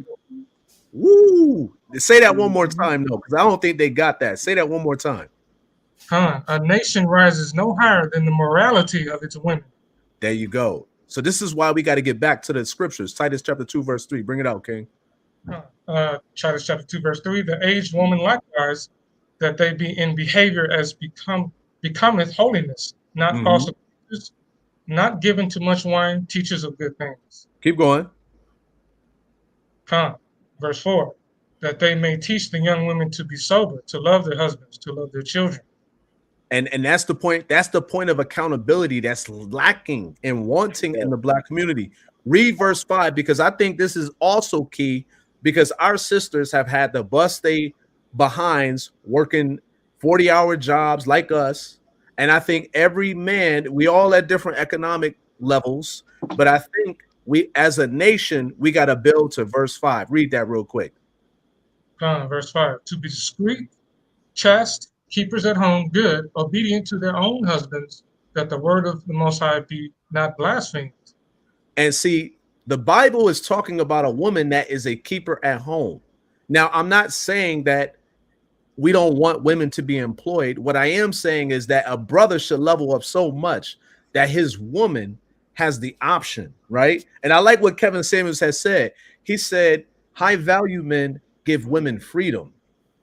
Successful men just give women options. See, a high value man or a man that's keeping the laws of God can give a woman freedom, meaning you don't have to bust your butt working for your oppressor anymore. You could be at that house, or you could go vacation with me, or we could build a business. So what I'm saying to you is I think that that's a goal we should try to live up to as a family. Now, I know this is captivity. It's rough. You know what I'm saying? But the bottom line is we got to rise together. And again, you even say that one last time, that quote, and I'm going to give it to the next brother. A nation rises no higher than the morality of its women. And I want to add on to that. Go ahead. Like Christ said, be joint heirs, suffer with him as joint heirs in Christ, because we're under these curses. So it's easy to run out here and go look at Becky or go look at Chad and be like, I'm gonna just excuse myself and divest from my own people because I don't want to deal with these curses. But we all under these curses. You know what I'm saying? Like Moses, he loved his people. And he dealt with a lot of bullshit in the wilderness because he loved his people. So we all got to this out together. Hey, check this out. Check this out real quick. Check this out, and I'll let the next person come in, man or woman. All right. Everybody heard this before, right? When shit going bad for them, they say, "Man, I'm gonna go get me an ugly woman." Or woman say, "I'm gonna get me an ugly man." Right? I ain't never heard that shit before. You ain't never heard that? Time can get bad. I still ain't looking for no ugly woman, bro. I don't want no woman that can break none of my windows, bro. I don't want that shit. No, thank you. But listen, check it, right? But I've actually heard that, and I say that to say this is that beauty is only in the eye of the beholder. And I'm gonna tell you this is where I think Kevin Samuels is wrong. All right. Because somebody says all about the woman. Y'all keep talking about the woman. No, how about let's talk about responsibilities, right? On both sides of the fence, right? And I don't think nobody should settle. Okay, this is where I think he was wrong because beauty is eyes of the beholder. I saw one program where he said, sister, I give you he said, what would you rate yourself? I understand what he was doing, but I wish he would have did it in the aspect of success, morality, things that's dealing with the intellect, a business sense, respect. He was doing it on vanity, okay? Facial appearance, body shape. So he say, sister, so he said, and you can't use 7. Right? He said you can't use 7 because most people say 7, right? Nobody wants to be a 5, right? A 6 is a little bit above. No, everybody want to say 7 is a safe number. 8, 9, or 10. A lot of people know they ain't no damn 8 or 9 or 10. So he would say that, right? And I disagree with that because my cousin, if you 100 pounds, 110, 20, 30, 40, 50 pounds, 160 pounds, 170 pounds, 180, 190 pounds, you too small for him. You got to be 210, 212. Like, damn, but that's what he likes. Damn. Beauty is in the eye of the beholder, and he cherishes. Just tell him, make sure she don't roll over at night while he's sleeping. Hey, trust me. He can handle it. All right. Okay. And I give because listen now, Qanath, we get a little personal. I had a big woman before when I was young. Very nice. Trust me. I want to touch on very something. nice. So real quick, hold on, Con, real quick. So that's where I think he went wrong in judging on how somebody looked. Even though we was talking about working out and all that, we all do that. But beauty is in the eye of the beholder, right? Because I find, for me, the way people speak is attractive to me. Their confidence is attractive to me. They drive is attractive to me, right? I like beauty, right? But it's according to my eye, because what appeals to anybody on this platform may not appeal to me. So for me, I can see what appeals to me, may not appeal to you, but what you should be looking for was in here. What's in here? And what's in there? Go ahead, Con. All right. I just want to touch on, because you touched on the media aspect of it, the TikTok and all that, and the bar you can get into it, because I know you're gonna have some powerful stuff to say on this, because we earlier we touched on how Oprah Winfrey and all them see look at that belt line of people you got to go through in the industry as a black person. You know what I'm saying? You got the Oprah, the Tyler Perry's, the Lee Daniels. You see they all in that belt line. You see that's the main people. And I want to touch on this real quick. The media approach, man, that we are here. BET. You see all this stuff. You see mostly Tyler Perry stuff, man. He portraying the shit. Mm-hmm. So you can't, you know what I'm saying? You got what them shows, The Oval, you got Sisters, mainly that TV show. So you got all these damn TV shows, man, and media attention, man, that's portraying this stuff. So it's programming your mind, and it's programming the inside of you, you know what I'm saying, to think like that, man. And that's what most of these people, again, they emulating everything. Well, I want to add to what you're saying about I'm that. going to break my own rule. Hey, Kahan, I'm sorry, real quick. I'm going to break my own rule, and please, everybody, forgive me. Art Malak. I'm gonna show you the fagotism in you, right? What he's been a Kevin Samuels impersonator now. Before anybody on this planet was born, they wore a suit and tie, bro. Right? Before you probably was born, I was wearing a suit and tie. Right? It's a lot of shit about me you don't even know, bro. Right? People, DeBar done been around me.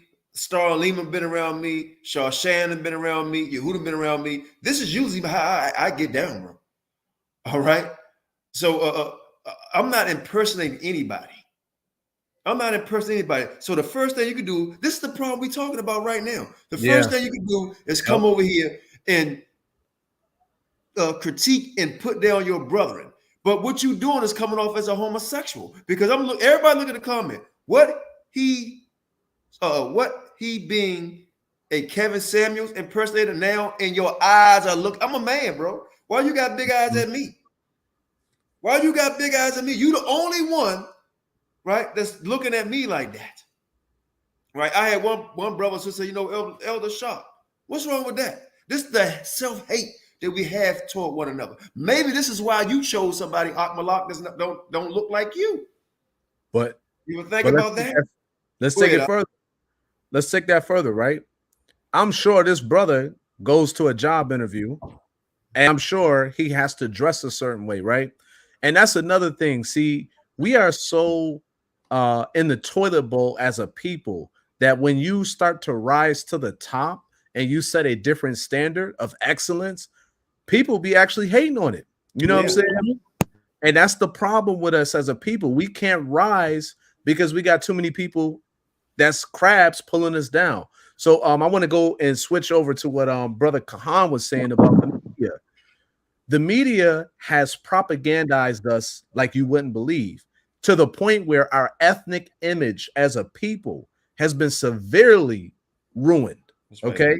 Even the image, like for instance, when you go international, you travel international, some people get nervous when they see black folks. They think they're going to get robbed, they're going to get shot, all these bad things going to happen to them because our ethnic imagery has been gangsterism, thugs, all this hardcore violence kind of thing, right? And with the sisters, there were a few sisters that talked about it on some of their platforms. I won't name them, but they talked about how certain men would fetishize them. In other words, they would have a mental fetish of the black woman because in the Western media, the media has always sexually objectified the black woman. And some of the black entertainers are perpetuating that thing going on. So the bottom line is, the one thing I appreciate about Uncle Samuels, and God rest his soul, may he rest in completeness, is he taught us to really think about ourselves as a collective and not just individuals. And then when you think about how the media, white supremacy has had a hand in our destruction, they have weaponized the culture to make us look a certain way, but we the priests of the earth. Go ahead, King. Go ahead. Now, you said real quick, and let Yavin go ahead and let Oracle come in real quick. Go ahead, Yavin. Slack you. Yeah. Now, the brother DeBar said that they have made it to where the black man, when they see black people, people become nervous because of the image that's being portrayed. But watch this. Here's the kicker. They have made it to where the hardworking, kind-hearted black man who's trying to do the right thing is even more looked at as a threat and demonized, to where our own people, like you said, act like crabs in the bucket and try to pull us down when they see somebody who's trying to do the right thing, who's trying to be a family man, who's trying to work hard and do better for his family. He's even more demonized than the pookies and the niggas, with the thug image. That's the crazy part about it. Exactly. Go ahead. And you know what, too? You know what? Years ago, I did a painting called Crabs in the Barrel. I sold over 2,000. I sold over 2,000 copies, a lithograph, and I sold the original to a black couple in Long Island. So let me get off the phone and go locate the painting. I'm going to send it to. I might send it to you, Qanath, and you can show everybody. It's called Crabs in the Barrel. No doubt.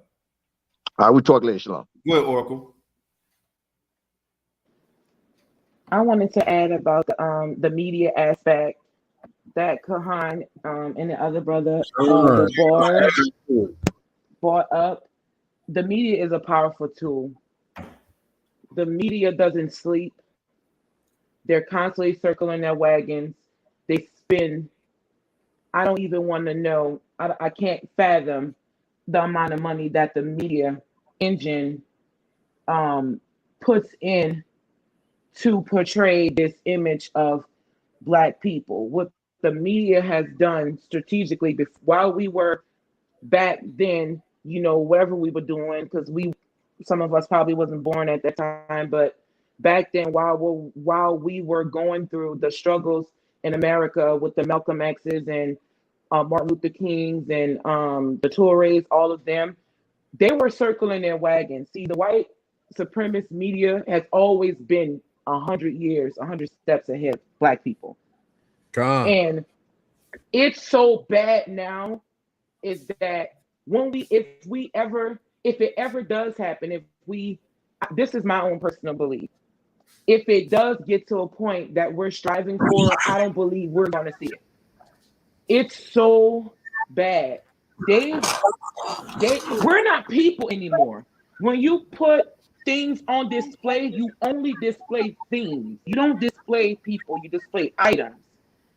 It's like we're no longer human. The media has successfully dehumanized, despiritualized, demoralized Black people. We're not people. And then when we do excel, it's like we're super niggas. It's like you can't just be a person with an extraordinary ability. You know what I'm saying? It's like, and this engine is so powerful. There's nothing.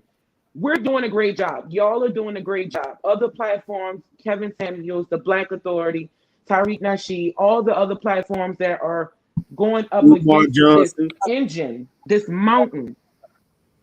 Hey, real quick. Hey, I don't know if y'all block Malak or whatever his name is.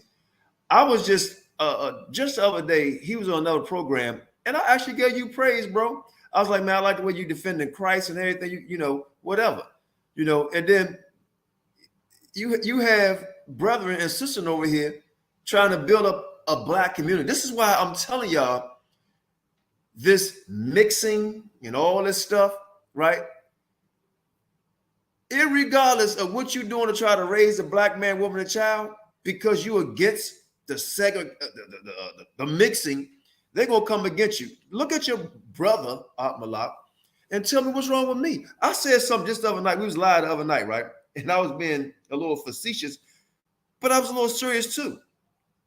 I said, I'm gonna stop showing myself all the time. Me and Shawshan was talking about that, right? Because a sister on here one time said, Qanath, y'all need to stop showing yourself all the time, because sometimes people will look, the men will lust after the women, and the women will lust after the men. And sure enough, since we've been live, I done got your comment and another comment looking at me and insulting the brothers and sisters. All we doing is saying, love yourself, love your brethren, love your sister, and try to help them be better. That's what Kevin Samuel was doing. I mean, are we lying? Do you not, if you live in the hood, do you not see the shit that's going on? I'm glad, here we go. Let's get him on here. Do you not, and everybody, I got this. All right. So do you not see the shit going on in our community? Right? Or maybe some of you moved out the community and forgot. Right? I'm not getting paid for this. You understand what I'm saying? So at the end of the day, when we say certain things and I say mix, I get on your ass because I know it bothers you because you mess with us. But I tell you, love your children, love your family, and so on and so forth. Now, I don't know if you was being a little facetious trying to be funny, but this is a serious topic right now. We talking about a man that's died, death, who has family, and we talking about people, men and women, is crucifying him all because because of his opinion. Okay, now what you got to say, Malak? Yeah, man, I understand that the dude died and all that, man. Condolences to his family and all that. But I'm just saying, like, you But weren't hold on, dressed you like. said All I but. was saying was like you But trying to be like a impersonator. You know, you got the little background like him. You know, you got the same suit as him. Like, okay, I hold mean, on. Let me I'm time you just out. saying, it wasn't no Time shots you out. at you. I don't know why you offended. Let me time you out. You want to have a It wasn't conversation? nothing offensive or You anything. want to time you want to have a conversation? Now you say Yeah, what I'm did I trying to offend do. you by saying that? Hold on, brother. We have a conversation. Women, and no disrespect to a women, they argue. I'm trying to have a man conversation with you, brother. You understand? All right, so let's deal like men. Let's deal like men, right? I had people come to my home, right? This how I've been doing this shit way before what's his name? Kevin Samuels, brother. Exactly. Hold on, brother. This is my life. Understand? Star Lehman been in my home. This is how I live. I've been wearing. How old are you, brother? Just real quick, I'm gonna let you jump back in. How old are you, Malak? Dirty 30.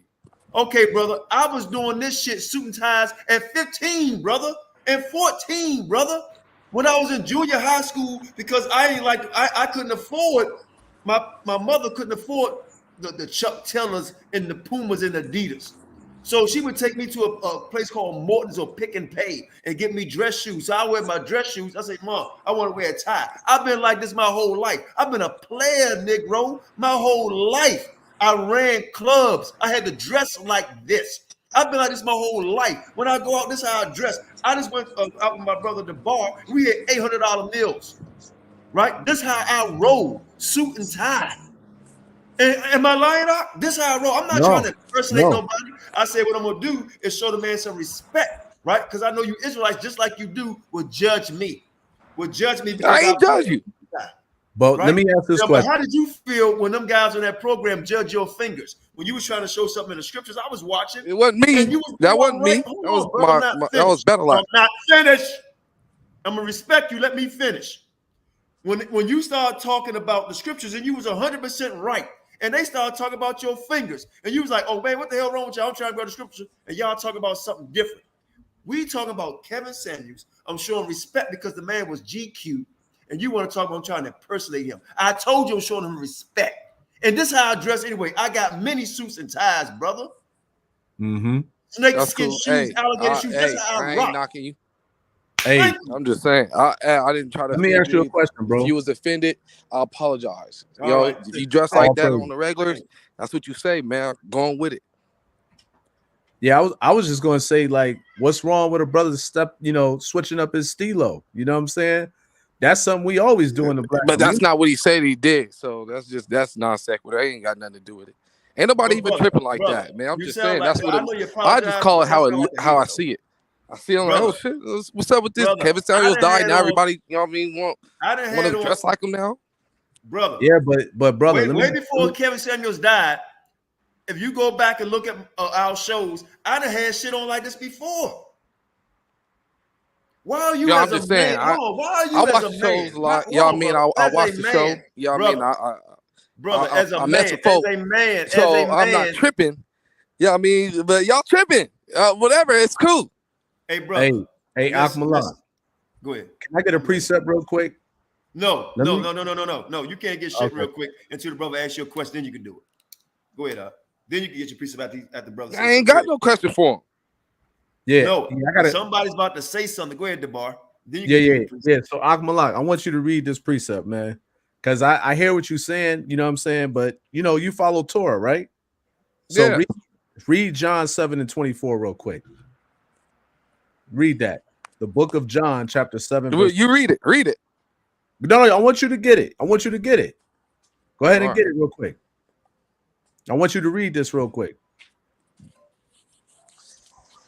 Because this might be a teachable moment. Maybe it is, maybe it's not. We'll see. You said what? John chapter 7, verse 24. I want you to read it when you get it.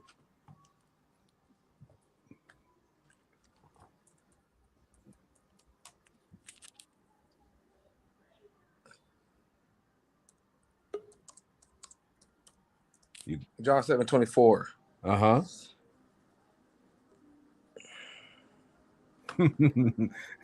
you gonna read it, right? What? Are you gonna read it?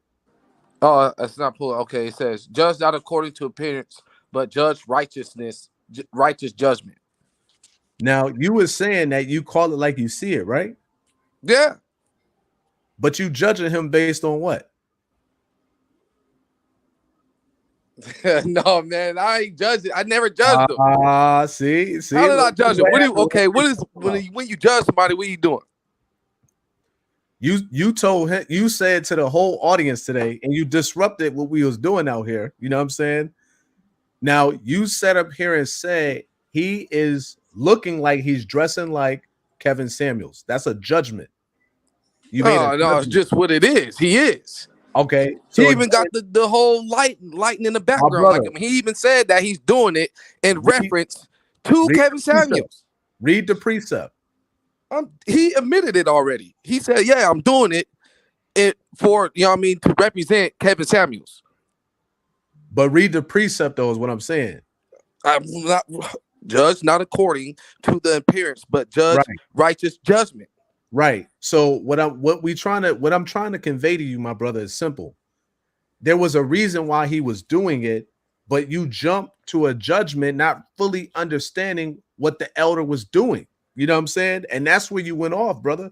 And I'm saying that respectfully, because at the end of the day, this is what white supremacy wants to do: divide and conquer us.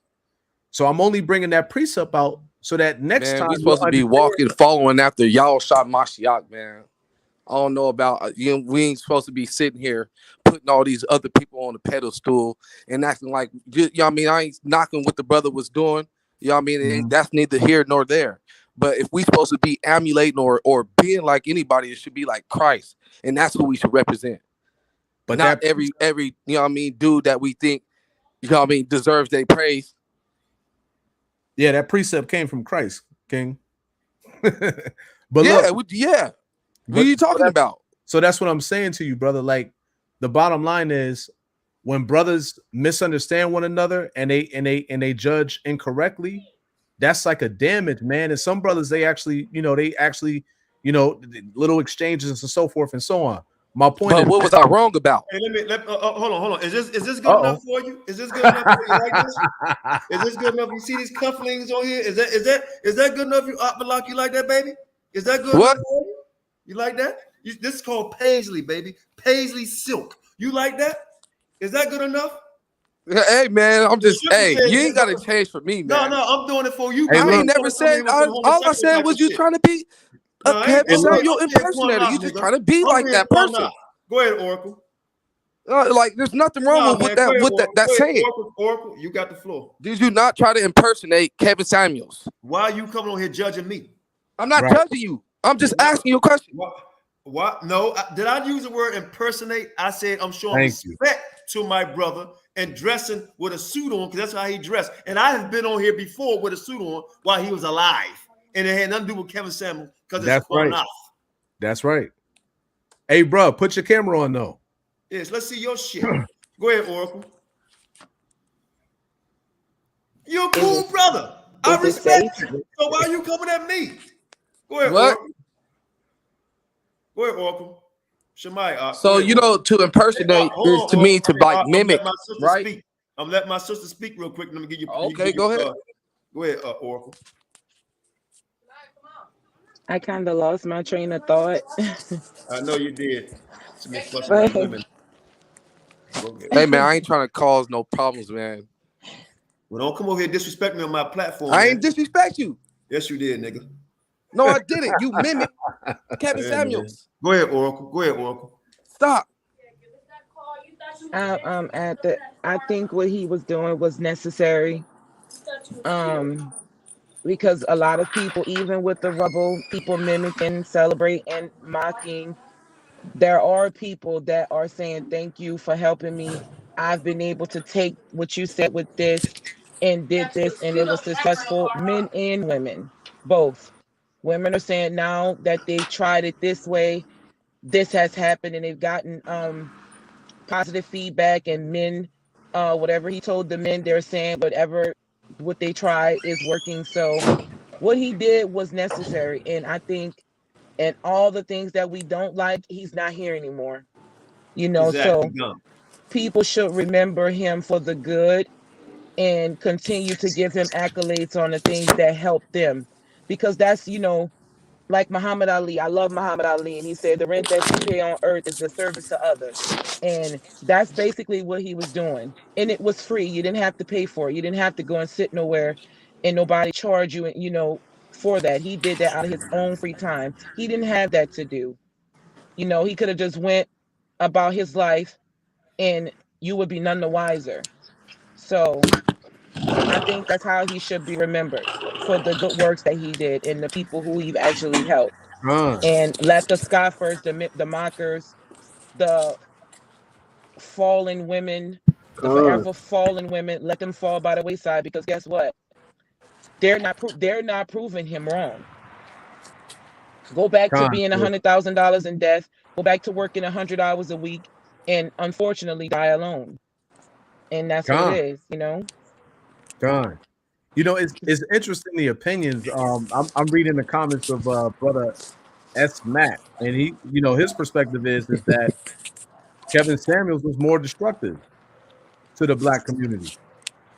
I would like him to express or qualify that statement, because come on the live and do it. No comment. Come on the live and do it. Yeah, come on the live, man. Yeah. Hey, real quick, Debar. Hey, Malak. Yeah. What's your opinion on Kevin Samuels?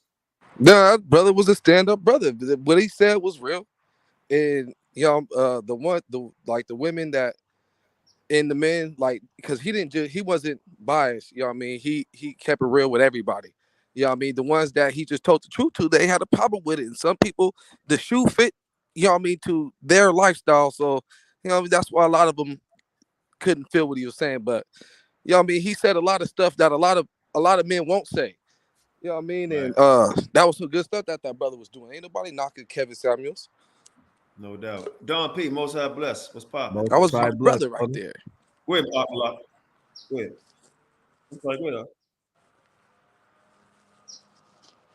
Who, me? Go ahead. No, I said that was a brother. Yo, that's all I gotta say.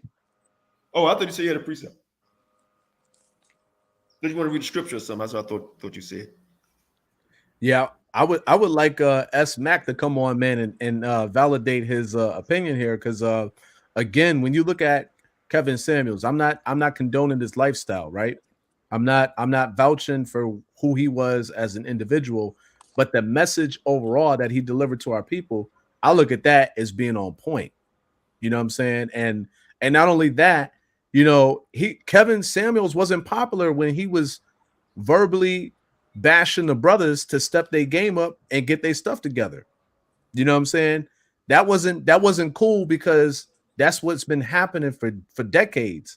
Black men have been getting walked all over. Black men have been getting criticized to the point where it's been mentally and emotionally abusive, and we just had to eat it up. So it wasn't until he segued to our sisters and started to show, how our sisters would interact with a man and some of the issues that we suffer as a community. You know what I'm saying? So S. Mac, man, come on and jump in, brother. You got a lot of perspectives, man. We just saying let's have that dialogue. And not only that, you see me and the brother Malak, we'd had our differences many times, like we're having tonight. But I'm still humble enough to allow you to come on the platform for our people edification. You know what I mean? Right. And before we finish up, we also this is what we doing, like people like Kevin Samuels, but we want to take it to a further level with this. Like I said, it's levels to this thing, right? So we want to get y'all economically free from debt, right? And how to make money. Real quick, the bar, let's go. I want to before you let them go, man. I just want to apologize for if judging you. I guess you know what I mean. I'll be the man to say that if I judged you, you know what I mean, and that brother brought out that scripture, man, I'm gonna have to swallow that pill and say, you know what, that was my bad. You was trying to do it, and you know what I mean, representation of this brother in his life, you know what I mean. I got to do nothing but respect that. I accept your apology, my brother. I accept your apology. That's beautiful. Go ahead. And hold on. I'm not gonna bypass that real quick. Mm-hmm. We need shit like that. That's right. Because that's what made F.O.P.E even more popular, because we had the courage to say, you know what, we're wrong. And I like that. I appreciate that. You come a long way. Go ahead, DeBar. Yeah, and I want to give a brother credit, man. That's what real men are about. We all gonna slip the tongue.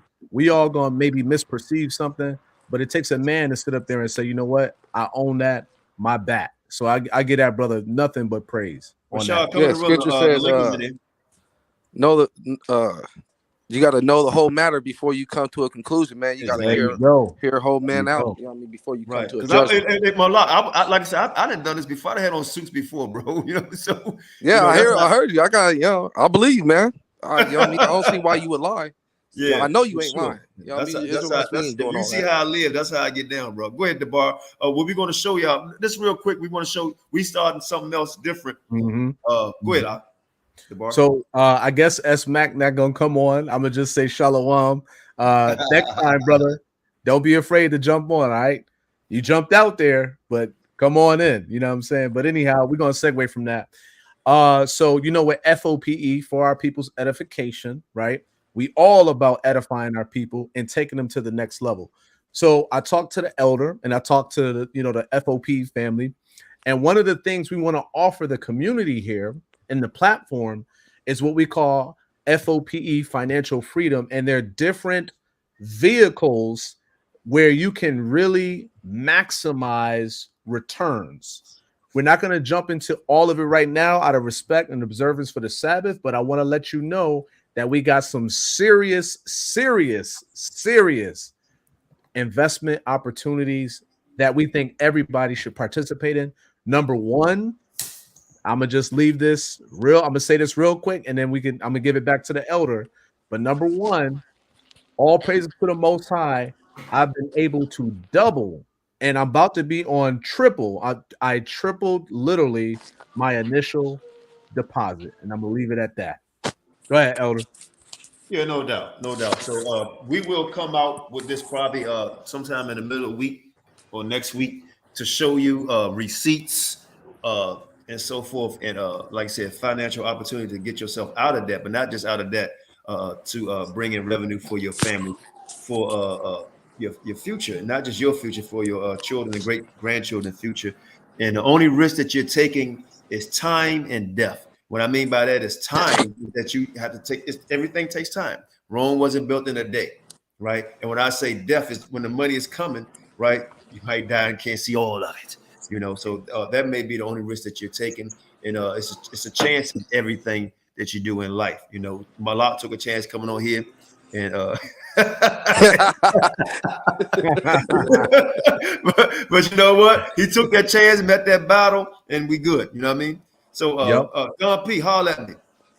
Hey, Elder, you ain't right for that. Go ahead, nephew. Hold on. DeBar, you want to finish up before you come on? Yeah, I want to say shout out to the brother Cosmic Lionheart, man. This brother is right in the spirit of Ha Mashayach Yahawashi. So real quick, what we're offering the community is financial literacy, and we're giving you a vehicle that you can take advantage of and that you will see maximum rewards. Okay, we got receipts. So one thing we don't do is sell you something, or we don't sell a sandbag, we don't sell snake oil. This is for real. Okay, and we're going to show you the receipts, but I'm going to leave it at that. Again, I want to say shout out to the brother, financial literacy. And if we really about helping our people, we're going to take them to the next phase, right?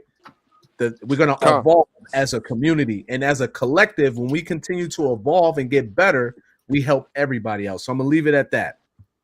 Yeah, my wife said somebody dragging it down. So, okay. Go ahead, Don P. Yeah, man. Wow. It took me a minute to get on. First, I had to land back in the nest. But then I wanted to switch things up because, you know, Qanath, you and I'm going to be 58 in July. So you and I done seen a lot of stuff. I became a W-2 at 14 years old. And I was wearing suits because I was working for a legal firm. I was buying my own clothes because my mama, who raised us on our own, that whole male thing. You've been doing that 14 years. I'm telling you, I'm in my 50s, man. So we've been doing it, like you say, 14. I'm gonna stop saying but we've been doing this since 14, 13 years old. We had no choice. Go ahead, Don. Yeah, ain't nobody lazy. So when they try to No, run that's real. I remember that back in the trope, days when a lot of people used to wear suits and stuff. So I know y'all ain't lying. yeah, In around y'all era too. Man, we wanted to be how I respected. used to get down. I didn't know. I don't know if Qanath, if his father was in the house, but we wanted to be respected. And so That's at real. 14 years old, wearing suits, I'm going to federal court. I'm going to the state court. I'm doing all this stuff because I work for a legal service. And look at his picture. He got a suit on right there. Hey, and Elder, I'm finna show you my picture. That was when I worked for Ford. But then I had to leave the plantation, man. I do my own thing now. And I keep telling you, Qanath, I keep threatening you. But we're going to make this happen. We're going to make it happen, Qanath. Because I told you, I was talking to Walter. I'll tell you what, this is what we're going to do, Don. I don't want to get, like I said, I won't get too much in the business aspect of it. But we'll talk about it so we can get you on board. I know you're on board. So we'll holler about that. But yeah, but this stuff, man, this stuff goes deep. Kevin Samuels, the situation far as like what he was trying to bring forth to the Black community to really uplift. Now, his personal life, we always say that, right? And the reason why I say personal life, because there's a lot of negativity about his personal life, but nobody knows him. Everybody keeps going, he was this. Nobody never met this man in person, never didn't know where he lived at, don't know his lifestyle, don't know anything. They go by a picture, the way where he took a picture. How do you know that picture was changed in some way? Well, now they say how you live is how you die. So if that's true, then I'm kind of doing all that other side talk that was going on, throwing that out with the throwing it out with the bathwater. Well, he was with a woman. I hope it was a woman. He was with a woman, a nurse, and he got his freak on. So nurses are six figures. A good one. Could have been an RN. Yeah, you know what I mean. My mama was an RN. Yeah, I had my nurses in my day. So here's the deal. I'm gonna start this out with two cliches. A broke the bar and Yavin. Okay, y'all hold it down. I'm gonna take a break real quick. I gotta do something. Yes, sir. Yes, sir. Y'all listen to they in charge, so please don't interrupt them when they speak. Go ahead. Hey, Elder, check me out, man. You looking good over here. Hey, that was it. That was when I was like what, 16, 15 or 16. I took that picture. Oh, okay. Hey, go ahead, Don P. I know you. Okay, so the two cliches. A broke clock is right twice a day. That's right. And hit dogs holler. Okay, I hear a whole lot of yelping going on. This is the thing. The Most High gives us free will. I listened to Kevin Samuels a couple times, and I wasn't feeling him. He wasn't my flavor, so I left. I listened to what's his name? I had his name. I knew his name before. The basketball player. No, I've never been. Kwame Brown. Yeah. I listened to a few Kwame shows, and it was like, this ain't my flavor. Real quick. I'm sorry, Don. Real quick. DeBar, we might end up going on his show. I done made some moves. I meant to tell you that earlier today. All praises. Let's do it. But he wasn't my flavor, so I was like, I'm moving on. I had subscribed to Willie for a while, man, and then Willie did some stuff that I didn't agree with in terms of being black first. And so I was like, I'll move on. See, the thing is, we all have choices. We don't have to sit around and argue with or try to bring somebody down that really has no substantial effect upon the kingdom. If it's not about the kingdom business, and I know we go to war here, but that's kingdom business. That's why we go to war. And we don't go to war over this silliness of this world. And the thing is, we all, as a black collective, we know that there are curses that we were going to have to live out because our fathers and because of us. Be honest, because of us. I mean, I can look back at my life and go, yeah, I'm culpable for all. Yeah. Now I'm just like, Most High, have mercy on me before I exit. Mm-hmm. But we know the atrocities that have been done to us. And the thing about it is, it's so much history that anybody that has invested time in themselves to detangle themselves from the system of white supremacy, that's right, anti-black racism, if you've done that, then you understand this didn't start with Kevin Samuels. That's right. This didn't start with Mayor. This has been a play. These people play chess. They do not play checkers. They play chess. That's right. They're 75 years ahead in their planning. Mm-hmm. What do you think Loving versus Virginia was about? Mm-hmm. Mm-hmm. They knew what was coming down. They trying to eliminate us. They got a couple different plays going on. See, these people play multi-layered chess. While they got you, black women and black men, trying to hate each other, which has been over a 400-year plan, starting with that Willie Lynch letter to bring a black man down to nothing, buck breaking and all that, and making him look despised before his women and his children. They already had the plan to eliminate us. If you look at Australia, who they giving reparations to? Oh, we're giving reparations to the people that were, the native people that were born here, but they done went through the 3 crosses, so now they look like Drake's kids. Or Drake's son's wife, Drake's son's future wife's kids. Let me jump in here, Elder, real quick. Yeah, go ahead. So, you've been bringing out some heavy things, and one of the things I wanted to ask you, because we are looking at the message of Kevin Samuels. Was there something the brother said that just didn't resonate with you? Was it his delivery, or was it the actual content of the message? It was a spirit in the room. It was the spirit. Talk to me about that. What exactly was the spirit? There was so much dissension and so much hatred in the room.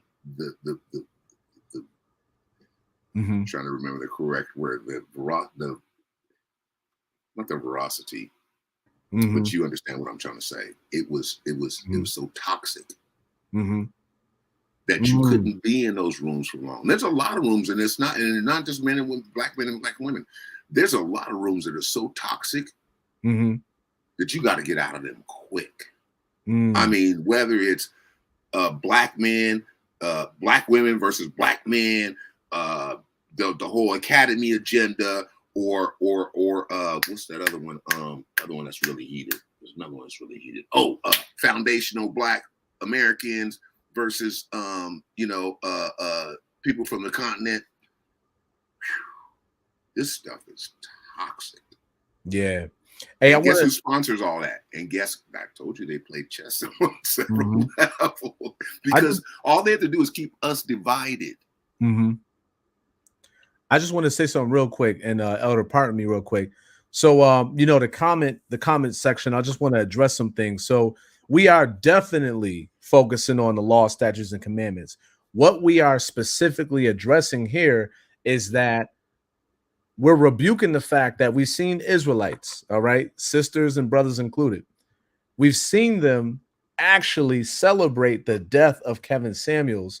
And again, him as a person, we know he didn't repent. So we understand that, right? But the message that he delivered, for most of us, we think, we may not have a consensus, but most of us tend to think that it was a positive message in the sense that it showed us that, maybe our sisters are straying a little bit. And as a result of that, we need to, as a community, as a collective, refocus and get our stuff together as a people. You see what I'm saying? So we definitely 100% on the law, statutes, and commandments of the Most High. But we had to rebuke some of the evil we saw on Facebook in particular, because there was a lot of people out there going in on Kevin and celebrating his death. And I've never seen that type of destruction in the Black community where we actually celebrating the death of someone that looked like you and I. Exactly. So that was a new low. Go ahead, Kahan. I know you was about to say something. Exactly, brother. Exactly. Did you want to address this comment by A.M. Harris? Okay, bring it out. What does it say? It says F.O.P.E. Y'all better than this. Just focus on education and holy living. You are undermining the credibility of this channel by focusing on this distraction. Right. You want to address that, or yeah, and that's exactly what I was addressing. The fact that it's not that we're focusing on Kevin Samuels as an individual. We're focusing on the fact that as a community, this is the first time we've seen on social media someone celebrating the death of a black man. Remember now, y'all know y'all seen Black Lives Matter. I know y'all seen that. Not one of the people who died as a result of police brutality did anybody celebrate. All right. Now, again, we don't understand where Kevin was in his morality. We know he wasn't no Israelite, but the bottom line is that no matter who it is within our community, we got to love ourselves so much. And no matter who it is in our community, we're not going to celebrate them when they die or celebrate the fact that they died. You know what I'm saying? So it look like we got JT in there. JT, you want to bring out something, King? Yeah, I'll be back in a few. Con. I want to touch on the double standard just real quick. Go ahead. So the double standard is, so young Dolph died in my home city of Memphis, Tennessee, down here in November 17, 2021, right? Mm-hmm. Now, young Dolph rapped about a lot of shit. You know, he rapped about what? Getting money, getting hoes, getting all this stuff, like, you know what I'm saying, vanity stuff, right? Mm-hmm. But it wasn't nobody celebrating his death. Wasn't nobody. Well, I ain't gonna say that because but I'm talking about it wasn't nobody collectively like they celebrate. You know what I'm saying? Like, you just seeing black women just attacking this brother, but he bringing out a message. But y'all celebrating the brother. This the double standard. Y'all are collectively celebrate a brother who was pushing all the stuff. And you know what I'm saying? That was a sad situation with the brother Young Dolph.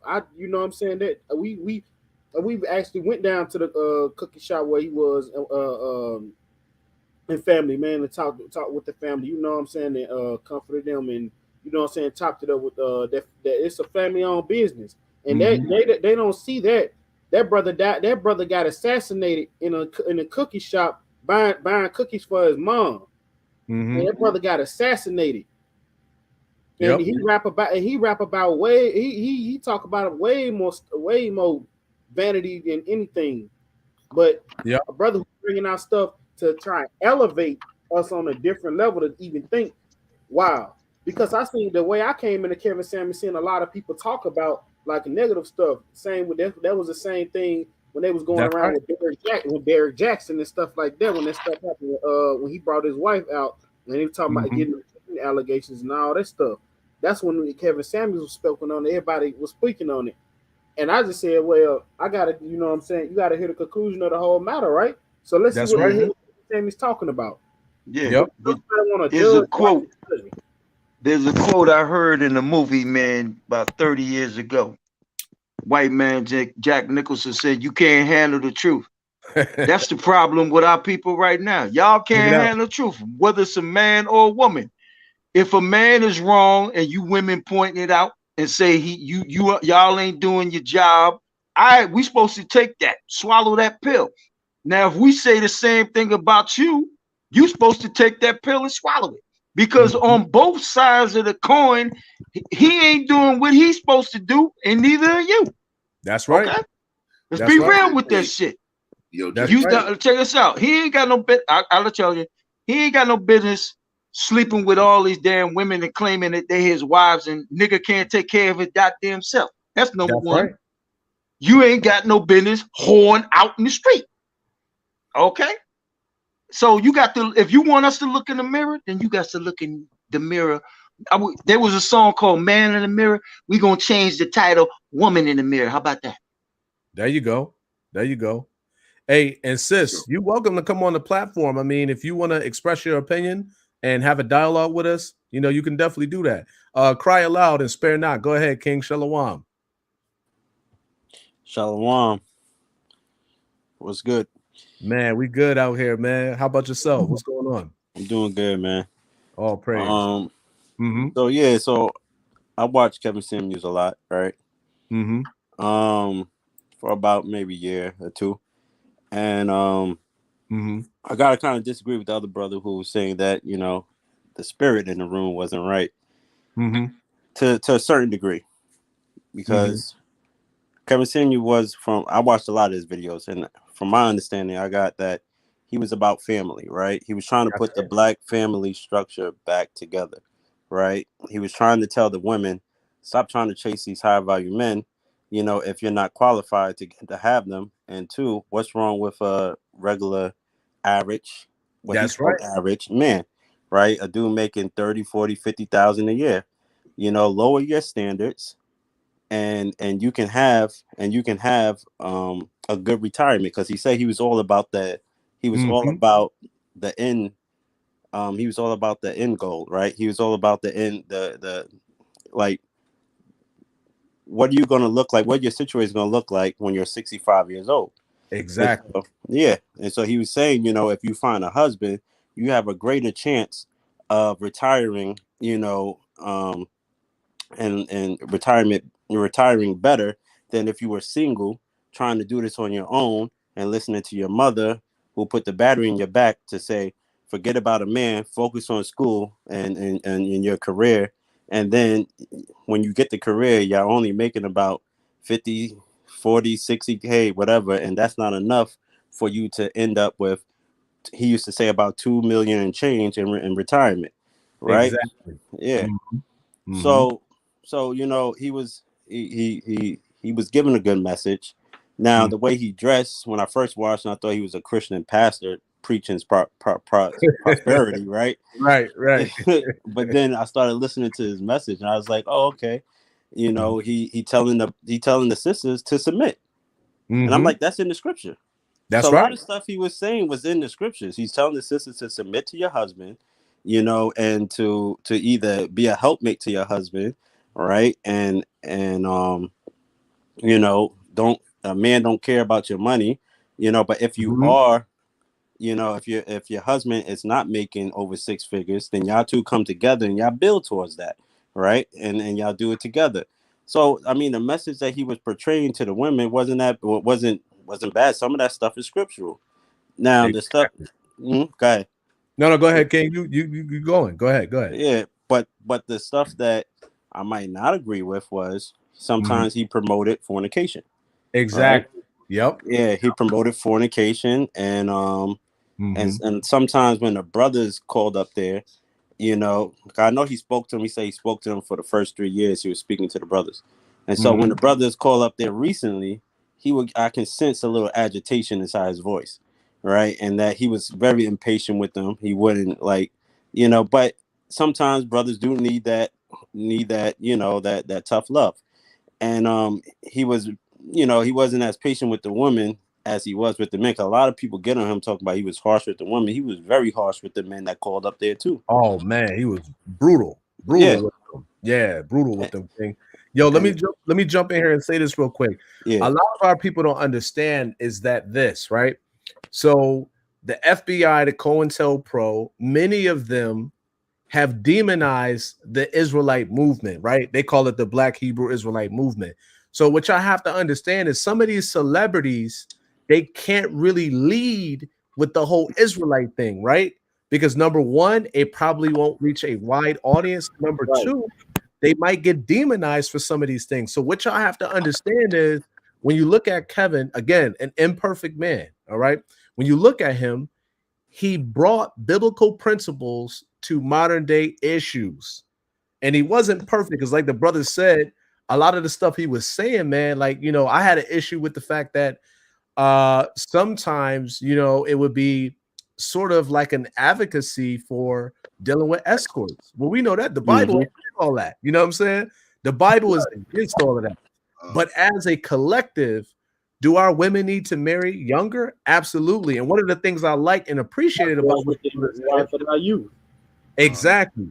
And one of the things I like about what the brother said was, you know, there's this fallacy in the Black community, and it comes from the absence of the Black man. But sisters would tell or women would tell their daughters, hey, don't get married, focus on your career. And he would ask a lot of the participants, he would say to them, hey, well, what do you think is out there? So if you get married, right, or let's say you don't get married, right, what product keeps its value with time and usage? So that's the thing that, we got to digest as a community and use that really as an Israelite community. When you think about going from man to man or relationship to relationship, right? When you talk about value, self-value and worth, what product, right? Think of yourself as a product. What product maintains its value with age and use? And when you think about this deeper, right? A sister having 3 husbands or 4 or we'll say 30 bodies. Let's exaggerate for a second. She's not as valuable as a sister with maybe 2 or 3 bodies. You see what I'm saying? Mm-hmm. Because again, the chastity of a woman is a really excellent thing in the scriptures. You know what I'm saying? So again, I want y'all to understand as an audience that in no way are we we rah for Team Kevin. We just saying that at the end of the day, don't celebrate a man's death, and at the end of the day, pay more attention to the message, because the message was, I'll say, 80% positive. You might have seen some character flaws.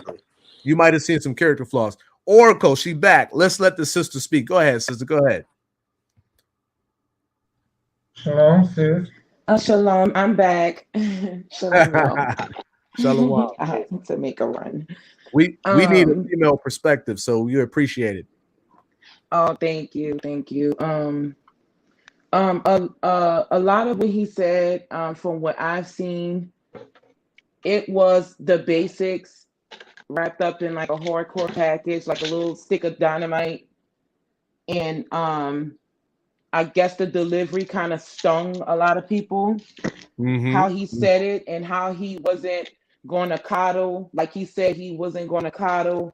What you want me to call you queen all day? I think he did like a little live on Instagram. He was like, you want me to, I think he was making a comparison to Dr. Umar. Yeah, that was a queen. Oh yeah, that my guy, Dr. Umar. Yep. That was a shot at the Kemet. Giving them all type of nicknames. Yep. And all of that. And it, after that, I kind of like, because sometimes people read the comments before they go and watch the video. And I was like, well, let me read the comments. And they were saying exactly that. Why don't you talk to us how Dr. Umar is talking to you? But what people got to understand is, if nobody criticizes you, you don't know what you're doing wrong. You don't know how to fix something. If somebody tells you, hey, you're doing this the wrong way, that's why you can't get this result. Hey, try it this way. And then see if you can get to where you're trying to go. But it's like, you can't take criticism. You're not going to grow. You're going to be stuck where you are. And you're going to have this problem. It doesn't matter what type of man, the good man, the bad guy, the nerd guy. It doesn't matter. You're always going to have this hiccup. But you're not going to go anywhere if you can't take constructive criticism. You have to have some type of, it can't be all roses and candy all the time. I got a scripture on it. It can't be. I'd rather somebody critique me and tell me, hey, you're working really hard trying to get to this, but you're doing your manner of doing it is wrong. I would appreciate that more, because if you see me working really hard trying to get to somewhere and you know there's a better way to do it or the right way to do it, I want you to tell me. That's right. Unfortunately, like I said earlier, a lot of women never heard of that. They heard of their mothers telling them, you don't need to get a man, go to school, but they're not telling you that you're going to look for jobs that are not there. Just like Huey P said, you're left out in the street, with jobs that don't pay, they're not going to hire you, schools that don't teach, and you're stuck out in the street looking at the life that's advertised around you. Plus being $100,000 upwards in debt, because a lot of these women, and one of my closest friends is a college graduate. I never went to school. But we're the same age. And I ask her all the time, what type of debt do you have? How much debt do you have? She said upwards of $70,000 in debt. And she doesn't work in her field of study. That's the gimmicks of Black women. And I think people like Kevin Samuel was hunkering down on that. Your worth isn't in these schools. These schools is a gimmick. It's about the type of man and the quality of man that you can keep at home. Because that's what's going to help you in the long run. Great facts. I went to HBCU. I went to, just real quick, I went to HBCU college, University of Arkansas at Pine Bluff. I went there, man, and I'm gonna keep it frank, man. the college is all smoke and mirror, almost all smoke and mirrors in a way, man. It is. I really go in, but that's I'm gonna leave it at because man, you rack up so people much. have to understand colleges in America were made for white men, white Right. youth, white We men. had to fight to for get our them. own colleges. Right. It was not meant for white women. It wasn't made for Asian men. It wasn't made for Asian. It was strictly for white men because a lot of the white population That's were why you see. illiterate. That's why you They see were Florida stupid. A&M. They Hold were on, brother. illiterate. Hold on, Con. And Go ahead, Yale Oracle. and Princeton and Howard and all that's for them. That's their schools. That was for them. And the number one group, they like to say this, the most educated group in America is the black woman. Okay, kudos to you. Let's clap. But let's flip the coin over. We all know coins have two sides. Let's flip the coin. You're the most underemployed group as opposed to your counterpart, the ones that don't have college degrees, and you're the one in the most debt, and you're some of the most impoverished. Because even if you did have a job, you're only going to have a hold on those student loans for so long before he comes knocking. Hey, remember that 70 grand that we gave you 10 years ago? You're going to have to pay that back because we've all went to high school and some of the teachers were still paying our student debt and they've been teaching for 25 years, 25, 30 years. That's the reality of a lot of black women. That's why a lot of them are sour grapes. You know, the pickings are very slim. What man is going to take on his baggage of what he has going on, plus you give or take a kid or two in the upwards of $100,000 worth of debt? You scratch your own self out of the playing field. That's your job. Your father wasn't there, remember? He didn't fail. He wasn't there to fail. Stop it, Oracle. You telling the truth. Stop it.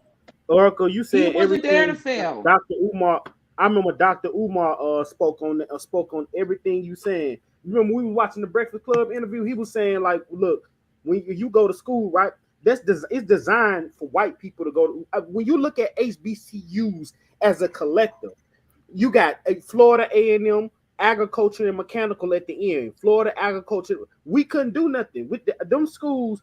The only time we went to college back in those days, every school like Alabama A&M, agriculture, everything was agriculture and mechanical. That's all a black person could do at that time period. And Dr. Umar, he touched on this in a Breakfast Club interview. He said, look, obviously because he's creating a school called Frederick Douglass Marcus Garvey School up in Delaware or something.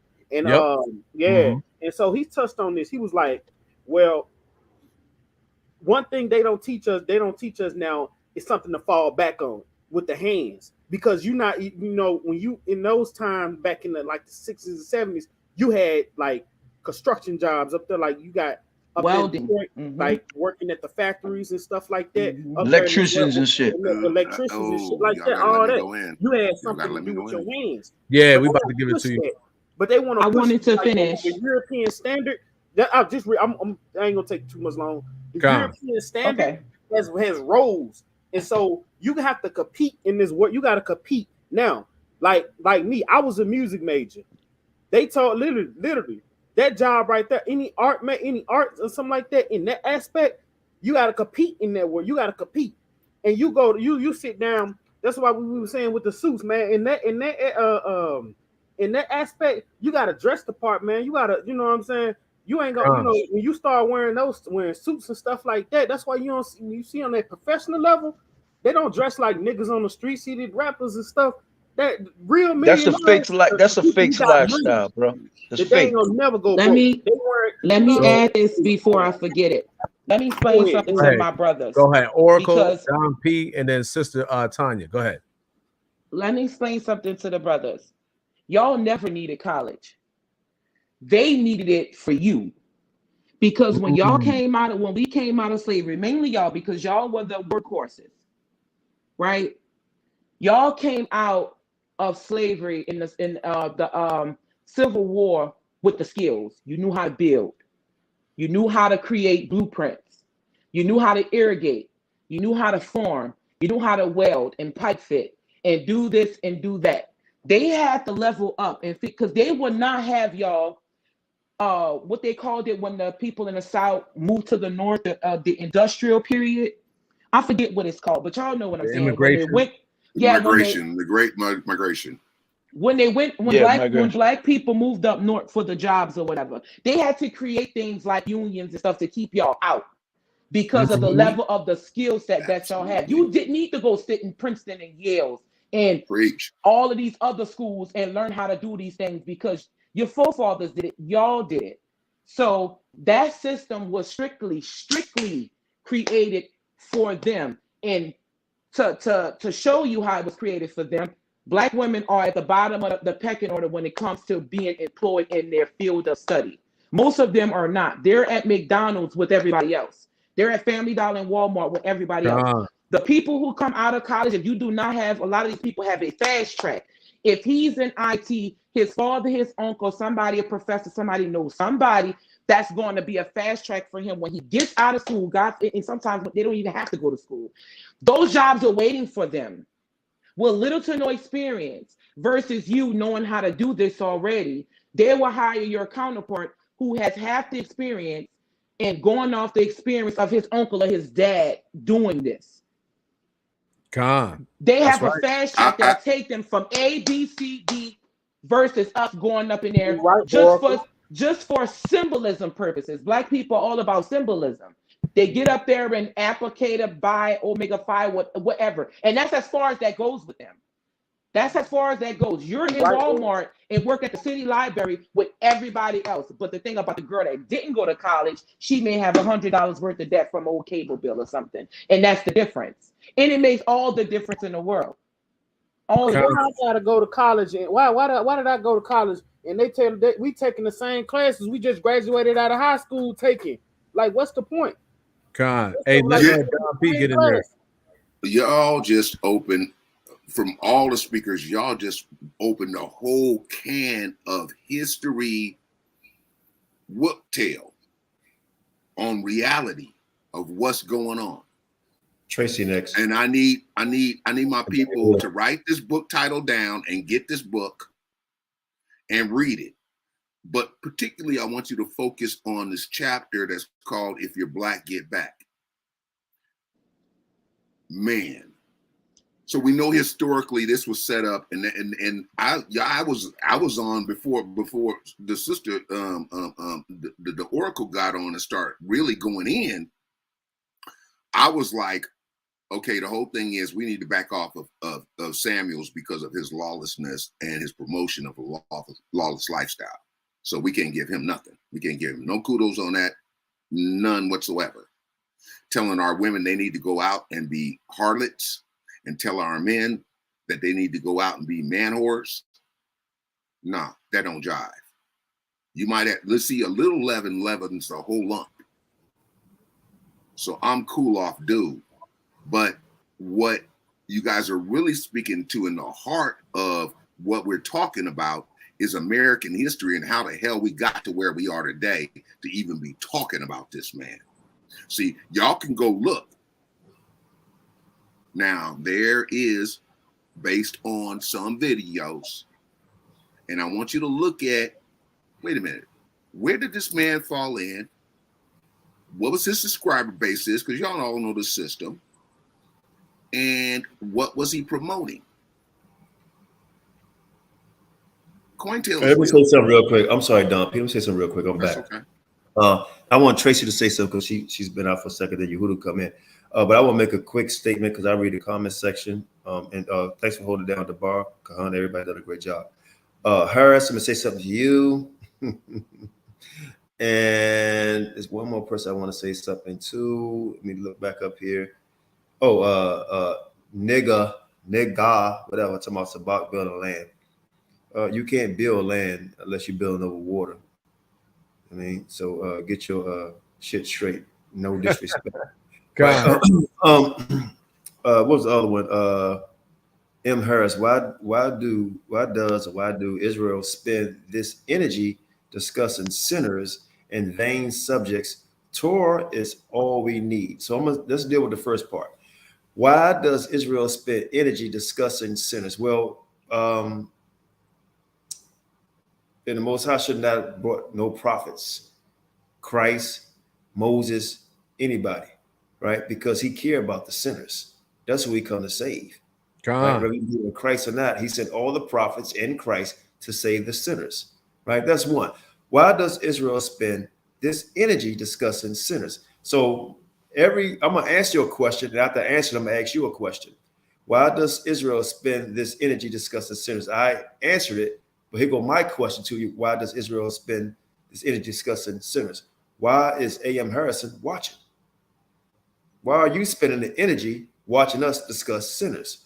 Then you say vain subjects, vain, right? Every story in the Bible, right? Is that vain? Was school vain? Learning how to read vain? Was knowing how to spell the word vain, a subject vain? Everything matters in life. Everything. Dark, light. You have to have a negative and a positive. Everything is value in life. Then the other part, Torah is all we need. Well, this is part of Torah discussion, right? Right and wrong, right? Somebody give me real quick, then I'm gonna let Tracy come in. Give me Proverbs chapter 1 and 7 real quick. Proverbs chapter 1 and 7 real quick. And it's not to shame, this is bring edification for our people, edification, right? Because I'm answering the questions, right? Why does Israel spend this energy? Well, this is why. This is why. Okay. You got it? Let's get it. Yes, sir. The book of Proverbs, chapter 1, verse 7. The fear of the Lord is the beginning of knowledge. Go ahead. But fools despise wisdom and instruction. Stop. So what we're doing right now, right? We want you to fear the Most High. And what the Most High has given us, right, is the wisdom, knowledge, and instruction. So we deal with the sinners in your first statement, discussing sinners, right, to warn them, to instruct them what to do and what not to do. One thing is not to do is hate your brethren and your sister. Right. Second thing is to instruct them how to walk in life, not to be a whoremonger, not to be a whore, not to be somebody dealing with vanity. Right. So these are the things that we're discussing on this program. Right. Vain subjects. Now, if you could come on this live, I challenge you to discuss or tell us what is vain. And what is the definition of vain, right? About this subject, right? Somebody give me the definition of vain, please. Absolutely. I got you, Elder. Because see, when you speak very carefully, right? And be careful what you wish for, right? Because I want you to come on here and tell us what Torah means, right? Vain, let's get it. All right. The definition of vain, the first one, having or showing an excessively high opinion of one's appearance, abilities, or worth. The second definition, producing no result, useless. Right, now stop. That's the main one I want. Producing no results and useless. Well, we have results and answers to this. Right? That's the thing, right? That's why I said Proverbs 1 and 7, to go back, instructions, right? Proverbs 1 and 7 real quick, right? We come in with solutions, right? The conclusion of the matter. Proverbs 1 and 7 real quick. Yes, sir. The book of Proverbs, chapter 1 and verse 7. The fear of the Lord is the beginning of knowledge. Go ahead. But fools despise wisdom and instruction. Stop being a whoremonger. Stop having 8 baby daddies. Right? Stop going out here and being a father to 30 women, children by 30 different women. Right? We're discussing this. Stop celebrating the death of your brother. That's Torah. Ain't nothing vain about this. If it's wicked, the scripture tell you don't deal with wickedness. Don't tune in to wickedness. What the battle cry song say? Fight for your sons and your daughters, right? Come on now. Come on, man. That's Nehemiah 4:14. Tracy and Dawn, I ain't forgot you. I had to interrupt real quick. I'm back. Tracy, holla at me. Hey, shalom, everyone. Shalom. You had a comment. Go ahead. Well, I'll piggyback on what they were talking about earlier as far as the trade. It is very good to go and get a trade at this point because Last year there was a Asian man and a white man sitting on a platform, and they said within the next 5 to 10 years that 60% of the planet will not have jobs. And I've known this for the past 5 years, because a lot of the machines are going to take over. So a lot of the people that have the trades, they're going to be working, whether it's mechanic, electricians, plumbers, anything in transportation, high-tech jobs, nursing, and anything under the umbrella of being a doctor or a nurse. That's not going anywhere. But a lot of jobs are not going to be here. And what they say that the government is going to be giving everybody some type of allowance every month. Yeah, it's going to happen. So it's best to leave college alone and go get the trade. It's best. I don't know, sis. Hold on. I don't know. I seen a robot lay bricks Well, let faster her than finish. a human Let her being. finish though. You see it? Let's let her finish. And then Did Judah you come say you back. see the robot lay My bricks fault. Go ahead. fast? Wait a Yeah, minute. I seen a video of a robot laying bricks doing Are masonry you work. Let kidding her, me? yeah, no doubt. Okay, I Me too. haven't I seen seen that that too. But yet. let her finish. You're right. Wow. And I'll let Okay, you go. that's a problem. Oh, and did you guys seen I guess Kevin Samuel was actually the last woman that he was with was a Latino woman. Yep. I had a feeling Yep. she wasn't going to be black anyway, because Yep. I always knew he had hatred for black women. I always known that from the time I first seen him, that he did not like black women. So, I don't understand how I'm just seeing too many brothers online downing black women. And I could never understand that, because yes, we have problems in our community with the men and the women, but I don't see any other nation doing this. It's just disgusting to me. I mean, if we're going to discuss things, we need to discuss that amongst ourselves. You do not get on social media, because it makes black women look really bad, and then it's not safe for us. It becomes unsafe, and a lot of black women it's not safe for them anymore. A lot of black women are getting killed every 4 to 5 hours by their own man. See, nobody is talking about that, and I've never seen this before. It's an alarming rate. It just doesn't. It's just sad. But like I said, no black man should be on social media doing that. It's something wrong within your brain if you do that to me. Well, so can I ask you a question on that? Yes, go ahead. Is it okay for a woman to bring constructive criticism to a woman? Yes. Okay, cool. Because the reason why we was having this dialogue is because there's been a massive absence. I mean, since Shahrazad Ali, we have not seen a black woman accountability figure on a massive level yet. Not saying they don't exist, but we just haven't seen it in the public. And it seems like the negative narrative of women just kind of doing what the hell they want and them never being checked, it seems like that narrative is the one that we're seeing the most of. You don't have to do it on social media, though. I agree. It doesn't have to be done on social media, and that's the problem. And another thing, the reason why, I mean, I hear a lot of brothers saying that, black women are masculine, black women are hard-headed, they're not listening, they're not doing this and that. Well, the Bible states that when a man takes a wife, you need to shelter, feed, and clothe her. And if you can't do such, then you don't need a wife. And when you can't do those things, a woman is just not going to be interested in you. It takes two to be in a marriage. That's what we know. Exactly. If you're going to take on a wife, those are the things that you need to have. That's the basic necessity for a man himself before he takes on a wife. And a lot of men don't have that. She agreed to Let be me his ask a wife. question real quick. Let me pull rank real quick. And I told my sister that I will protect her. That's my friend, even though sometimes we disagree. I'm gonna tell y'all something. Y'all don't know, man. Tracy be on the phone. Oh boy. But so she can't take it. But let me say this real quick to you, Tracy. So I'm glad you came on, and I want everybody to show respect to everybody.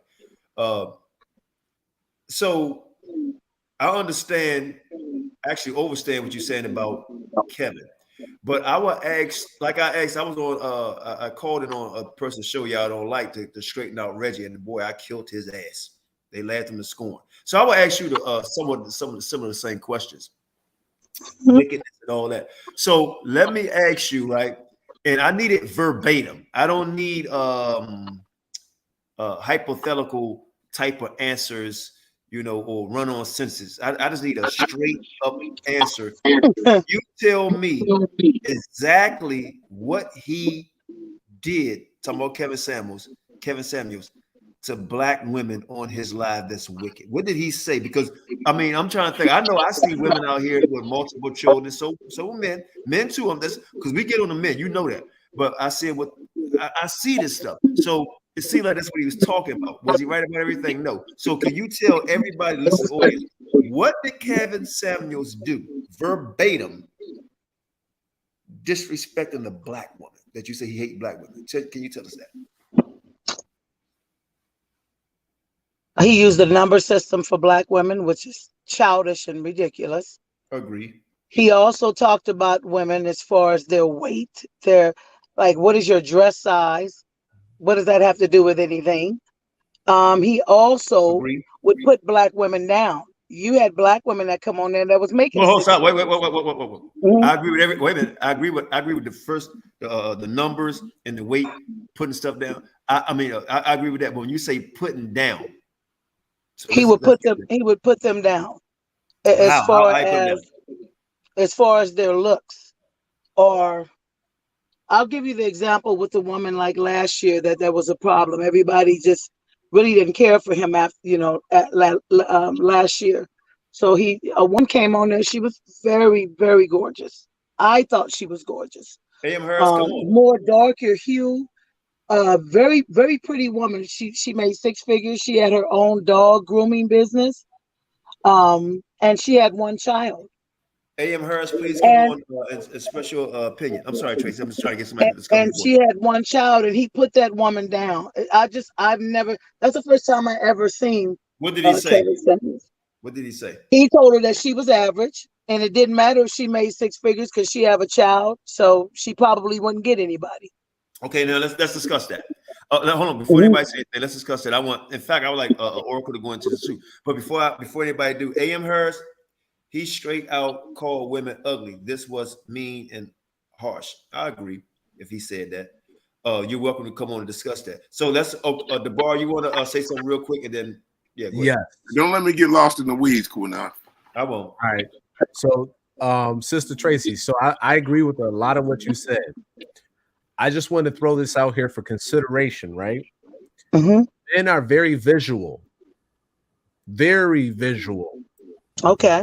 And our attraction pretty much starts there, and then we start to look deeper. But we gotta have the attraction, right? So the issue that I think he was addressing, and I could be wrong, you know, the issue I think Kevin Samuels was addressing with the dress size, with the numbers, is the fact that statistically, 86% of black women in our community are overweight or obese. Okay. And watch this now. As the weight went up, the marriages went down. So if you want to connect the dot, it seems like you would start there. But let's go a little deeper because that seems a little shallow. We want our women to be healthy, right? We don't want y'all dying early of things that's preventable, like cancer, heart attack, stroke, all these other things. So why wouldn't we address the weight if it's really about health and being the best version of ourselves? And let me hold on, Tracy, real quick. Let me back on that because I opened up before. I have a cousin. If the woman and my wife Yashaba, she know I have a cousin, not just because friend. If a woman is not over 2 something, he's not messing with you. And I have been with I like women, right? You could be big, small. I don't like too small women. That's just me, right? I want some weight on you. You know what I mean? You gotta have a little bit of weight on you. You know, that's just me.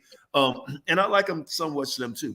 So like I opened up before, beauty is in the eye of the beholder. But we looking at overall, I think what DeMar is saying, an overall perspective on how the world see things.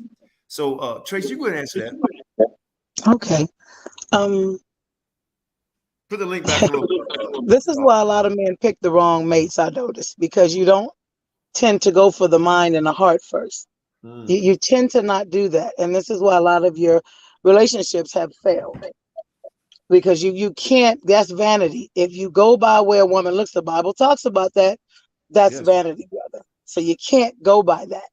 You definitely have to go by the mind and the heart. You got to know if this woman is a spiritual woman. Is this woman going to be a good mother? Will she be a good teacher to your children? You understand? So it can't always be about looks. Women are visual also. We're visual also. So I don't really care how a man looks. I care if a man loves Yah, if he's going to be a provider and a protector. The looks does not matter. It's never mattered to me. So I think our people need to get off of that. Tracy, wait a minute. Somewhat, what Tracy? Somewhat it does, because we all the eye see. You know what I mean? So somewhat it does. You're not gonna pick up blow off the damn street. You're not gonna win that. Yo, Q. What man on here? Who remember what's happening on this shit on here panel? I do. I remember what happened. All right, any brother on here wants somebody looking like Shirley? That's not what's right, happening. No, that's not that's not right, brother. That's Come not on, winnable, no, yo, but hold on, one more. What you gotta understand is, hold it, wait. Let's get some order. All right, what you gotta understand, vice versa. That woman got to be with that man, right? Now, what if she don't like the way he looks? You got to remember, we got this. When you take on a wife or she take on a husband, that's for life. Dig it? That's for life. So why shouldn't he want a fine-looking woman under his arm when he got to look at this woman for the rest of his life? Yeah, he could teach her to have those qualities too. Vice versa, same thing too. You got to look at it that way. He got to spend the rest of his life with her, or she got to spend the rest of his life with her. Vice versa. Let me look at that too. Hold on, Go ahead. Hold on. I'm pulling rank. I want to let Don get it because he's been very patient. Real quick, Don, because you've been very patient. You know that's how I. But hold on, Don. Wait, I'm gonna let you speak. I gotta say something. With me, my wife. She's listening. I was always a thigh guy. Right, I was always a thigh guy, and I wanted thighs big as a damn elephant trunk. Right? That was me, you know what I mean? And I just love women. So I do think beauty is in the eye, like I keep on saying, beauty is in the eye of the beholder. The mind, I think, is more beautiful than everything because it's something. And then, Dawn, you get out there, say this. This Jewish woman, and everybody know of her. Her name is Judge Judy. And she said this right here, and this is very profound. She said, beauty fades, but dumb is forever. And I was like, I love that. Listen to what I'm telling y'all. Beauty fades, dumb is forever. But what is the third part? I'm gonna give everybody a chance to come up with a third part. And guess what? It's not a one answer, right? And I just come up with my third part. It's the love that counts. My dad told me this. He said, you know what? You can't have love without care. You can have a car, but if you don't give it no oil or no gas or wash it, it's going to die. You can have a flower. You don't give it no sun or no water, it's going to die. Love without care. You got to have both. Beauty is the eye of the beholder.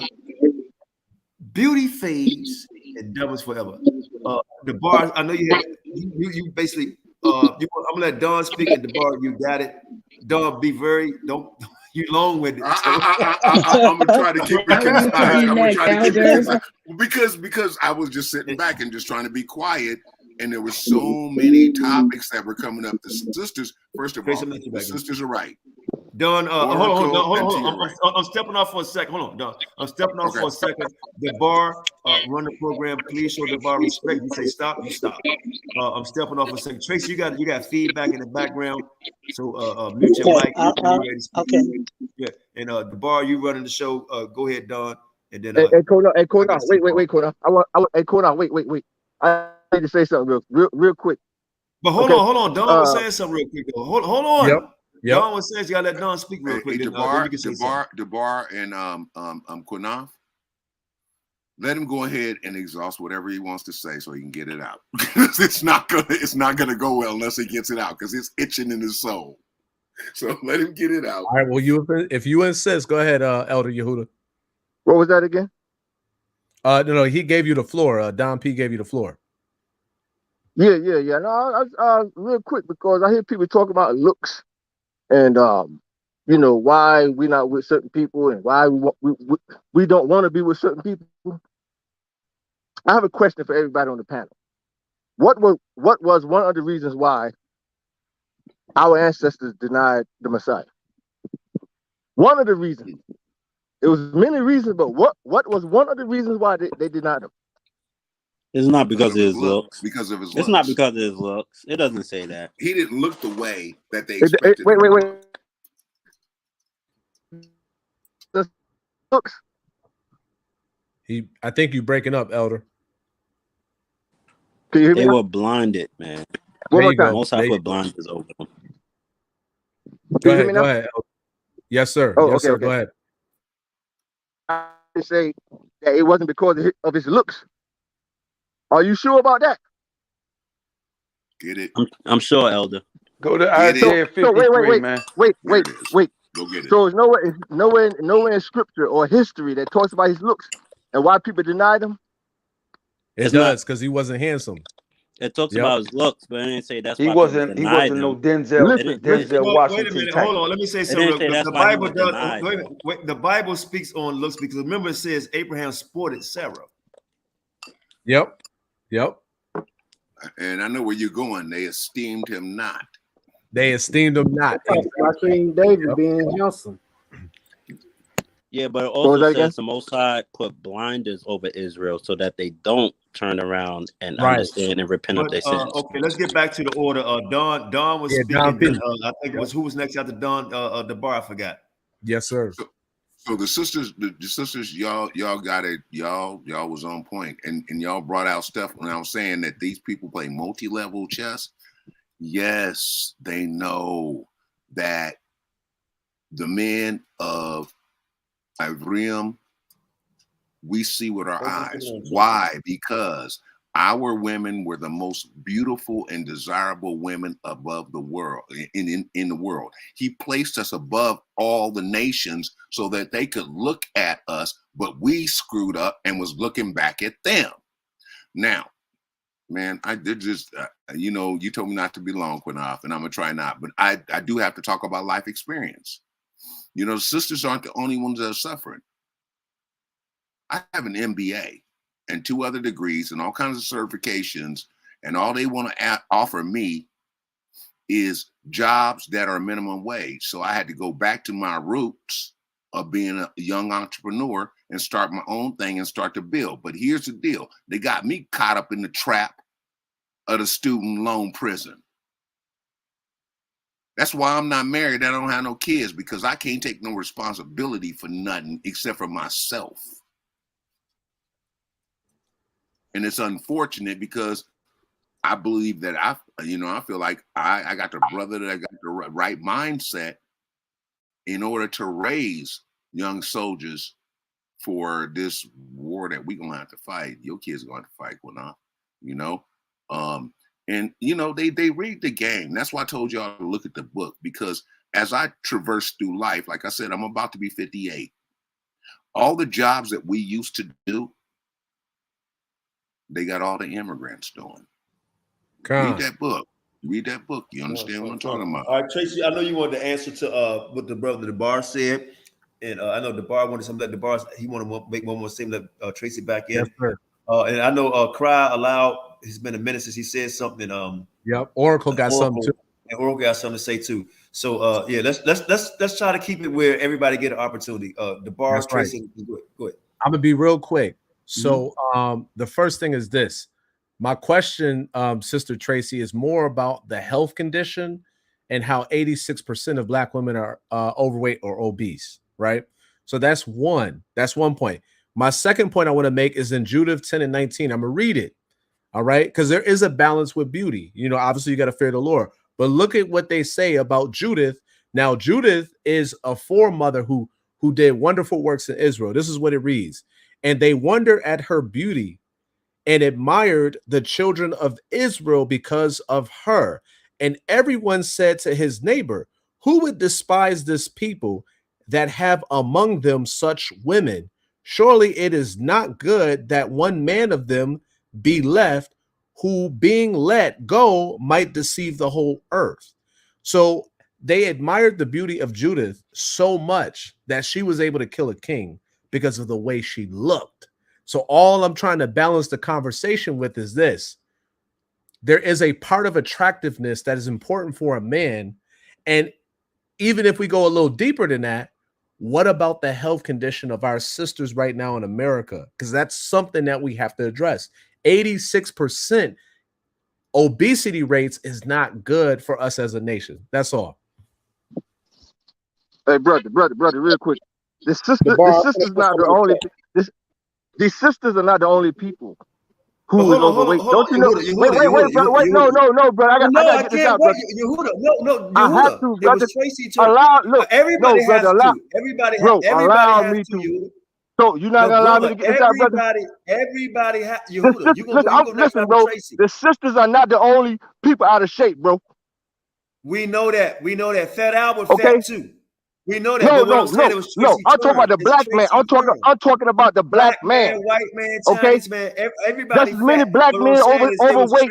Just as many black men overweight. I know that. Black women. Yehuda. That's a but fact. Yehuda, you're right. But you Trace was next, man. Brother. But Trace, but brother, let's okay. Hold on. I'm sick, I'm sick of hearing you guys talk about black women. Brother. I'm sick of you interrupting when Tracy was next. You have your turn. You gonna have your turn. Tracy was next, and you could say that it was her turn, and you can go next. That's all. Go ahead, Tracy. That's all, Yehuda. Come on, man. Yehuda's right. It's just not black women overweight. Hold on, Tracy. He is right. Hold on, man. Hold on. There's going to be a change in this program. Hold on. I'm good. Hold up, man. Qanath, can I go after the woman? Yeah, you go after me. Let me say something. The woman. F.O.P.E is my shit. Period. I started this shit 15 years ago. This is my platform. Okay? That's how it's fucking going. Period. I said she got next. Everybody get a chance to speak. I'm sick and tired of everything. Nobody is right about everything. Period. I'm wrong. Everybody on this platform been wrong before. But let's have respect for the order of my fucking show. I said Tracy got next. I don't agree with everybody on here, but respect my platform. My platform. My platform. Go ahead, Tracy. Wrong or right? I said she got next. Go ahead. Okay. You all right? You all right over there, Qanath? You good. Take a sip. Take a sip of the wine, brother. Take a sip. Yehuda is right. Black women are not the only obese people here. It's black men. Matter of fact, actually, it's Mexican women are the most obese. See, that's what y'all keep thinking. It's actually black women. It's not. It's Mexican women. They're the most obese. But it's okay. And just because you're big does not mean you're not healthy. That's where you're wrong at, Gabar. No, there's a lot of small people. You know, I'm a big woman. I don't have a problem. I've gained weight since I've been a truck driver. But every time I go do my physical, there's nothing wrong with me. I don't have any high blood pressure. I don't have any diabetes. I don't have anything. You understand? So just because you're bigger doesn't mean you're going to be unhealthy. And that's really the point I wanted to make about that. But getting back to my men. Tracy, can I interrupt for a second, please? I think the reason why a lot of black women are out of order. Hold on, Tracy, just for a second. You see how calm and cool you answered that? She didn't need no help.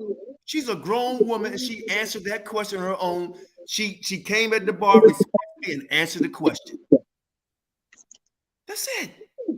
I'm sorry. Go ahead, man. I'm just a little frustrated, man. I've been nice for freaking months, man. I'm tired of this shit.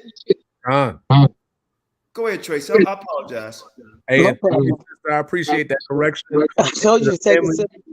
And I appreciate the family for the correction as well. Because brothers are fat too. So yeah, I appreciate the correction, y'all. Thank you. But we still love our brothers because I like big boys. I don't have a problem with that. We can lose some weight together. I like big men. I that's what I like. My preference is big men. I just love a big man. But I think right now in Israel, you guys gotta, you guys are in charge. Y'all put you in charge. But you just gotta remember this: when the men are out of order, your women are gonna be out of order. So in order to get the women back in order, the men have to get back in order. And once the women see their men back in order, they will follow the lead. I'm telling you they will. But if you're out of order, they're not. They're just not going to be in order. So you can't bash the women like this. I'm not saying you guys, but I just notice a lot of guys, it's always the woman. It's always the woman. No, y'all put you in charge.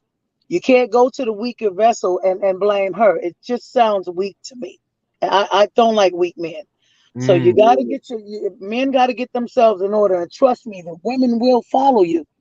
They're not going to have any choice. You understand, men? My Israelite men, they're not going to have any choice. They will follow you. Yes. I'm not saying all of our women, but yes, we got some men and women. They doing some wicked, evil things. But they can repent of it. They can repent, and we do need to do better in Israel. But I just want the men of Israel to get, not all you guys, just the ones that are not in order. They really need to get in order. And I'm telling you, the women will follow. That's for sure. All praises. I think we got Oracle coming up next. Hey, sis, Tanya, I appreciate you. Again, I appreciate the correction. I misspoke. Yeah, we both got to work on our weight. And that's men and women in Israel. So thank you. Of course. Some of us have. I'm sorry. Can you hear me? Yes. Yeah. Like some of us have jobs to where we gain weight. Like seriously, it's a lot of jobs to where we're coming home and we're eating and we're just going to sleep. Everybody is not overweight or obese because they just like to eat a lot. A lot of black folks, we get that niggeritis. We eat and go to sleep. That's that's how a lot of black folks gain weight, and it's a lot to do with the processed foods, the fried foods. It's just not good for us. So we should be eating a lot of healthy meat. I don't even eat certain meats. I only like lamb and goat. And salmon. That's the only thing I eat. And vegetables and grains and fruits. So I'm trying to follow my ancestors. They ate a lot of goat and lamb. That's what they ate. And I don't know what type of fish they ate, but I know that's what we were raising, right? We were raising goat and lamb. Mm-hmm. That's what we were raising. So, sis. So we got Oracle, and then we got Mighty Hebrew coming up next. Thank you for letting me start. I wanted to add that there's like a feedback. Oh, and I'm sorry, Oracle. It's me. Hi, Oracle. I'm sorry. How are you? Let me mute. Okay, I wanted to add about you guys. I think the original question was about obesity and being overweight. I speak with we all have our PCPs, and the women, we have our PCP and our OBGYN. And the thing with the overweight, the BMI, with that chart was originally created with Norwegian people. And I try to tell, because I'm active. I work out six days a week and sometimes twice a day. And what I try to tell sisters and people who are trying to diet and get, what they perceive to be fit is that Black women, we're outside of that chart.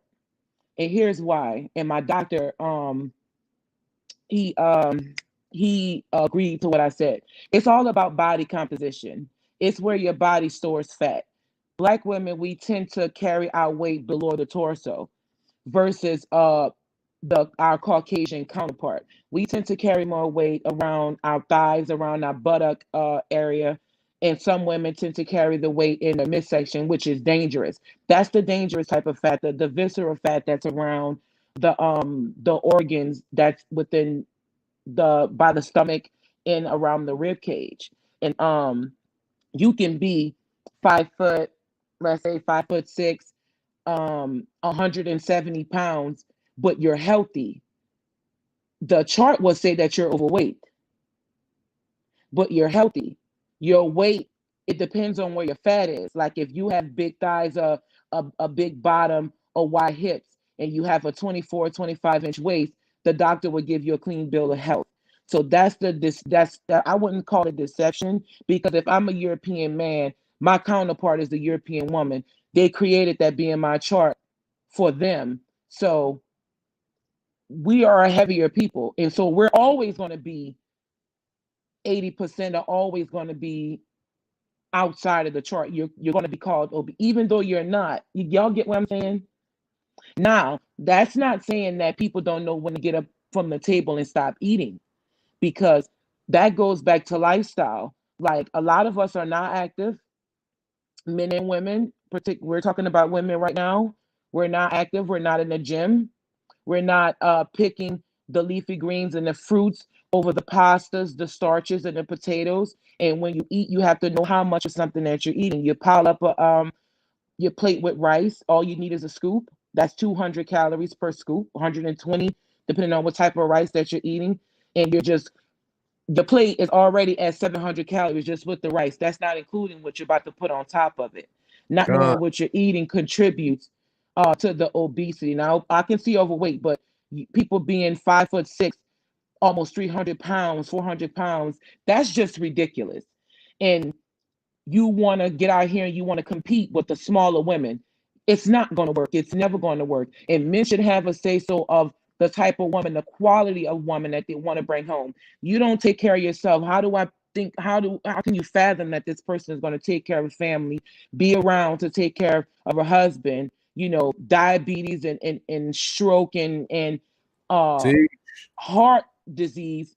Some of that can be wiped away, but just knowing when to get up from the table and knowing when and stop overeating.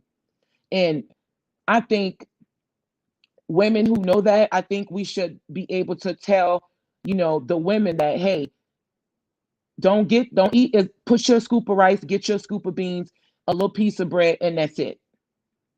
Don't overdo it. And I guess that's why a lot of women are on the defense when a man says it, even though it's true. Your men are telling the truth, and you should have that standard. You have to create the standard, because either the women are going to rise to that standard or they're going to fall off the face of the earth. And that's it. I'm tired of the wiggle room. I'm tired of it. Big Shirley is an embarrassment. Period. It's an embarrassment. We all see them. We all go to Walmart. We all go to Target. We go to public places and we see them. And they're some of the most, oh my God, oh my God, I can't even find a word for it. You're talking about like the Lizzos. Queen. Let me tell you something. My mother was a big woman. And throughout her years, she tried to become a small woman. And the problem was, and it's really going back to the original topic of conversation for the evening. My mother allowed food to become her companion and her comforter, because she has 6 children and 5 men that failed her. And so, where we want to beat up on our sister. I told my mother just passed on 18th or 19th, you know, in between that thing, because, you know, she went to sleep, and then the next day. I told my sisters and my brother, because that's another thing too. I want to come back. Let me circle back around to that. I told my sisters and my surviving brother that our fathers weren't crap. And, you know I'm trying to be respectful of the platform, because Qanath and Shasham asked us, you know, we should speak in a way that would honor the Most High. So, but our fathers weren't crap. Our fathers wasn't crap. And that's what basically led my mother to her companions, that led her to her demise. And that was, the obesity. And when you get the obesity, then you got everything else that's coming. And it's a system. It is a system. It is designed to destroy us. It is what it is. But back on my mother and her mental state, but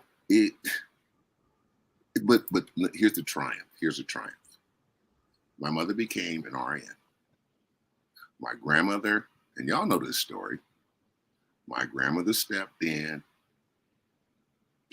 probably should have been a part, not probably, it's a part that a man should have been filling.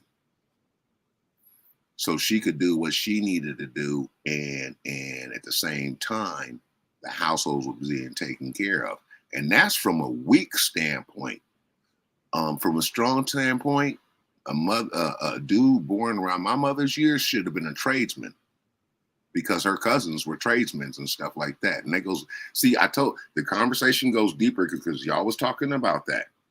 And how we got robbed and how we got put into this spot. And the sister was talking about union. I don't even want to go into it, but that book does talk about the unions. But at any rate, stand on track with personal experience. I have no wife. I have no children because I was economically blocked out. I'm an entrepreneur trying to build my businesses and so forth.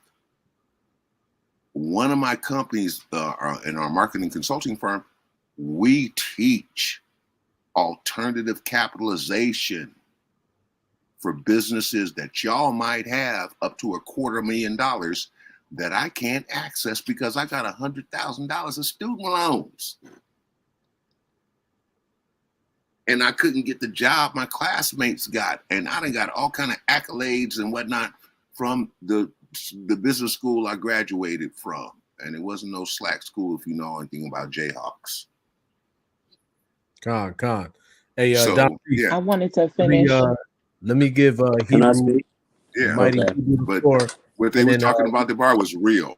What they were Con. talking about is real. And I just wanted to authenticate what the sisters were saying, what y'all was saying. And then, the thing about it is we got to be kinder to each other because it really ain't our fault. Absolutely. So real quick, Can I finish my point right quick? Yeah, go ahead, Oracle, and then we're gonna give mighty Hebrew the floor real quick. Okay, and to finish off my point, it's some of us, the women, we have an unhealthy relationship with food. We do, and we have to come to the realization with ourselves and be honest enough with ourselves first. Because if you cannot admit anything to yourself and you can't be honest with yourself, we can't expect you to be honest and admit anything with anybody else. Okay, most I bless. My days when I'm sorry. I just came back. I'm gonna let you finish, Oracle. I don't know if Prince Charlene ain't spoke yet, but go ahead, Oracle. I just came back. I apologize. It's all good, King. Okay. Go ahead, Oracle. I'm sorry.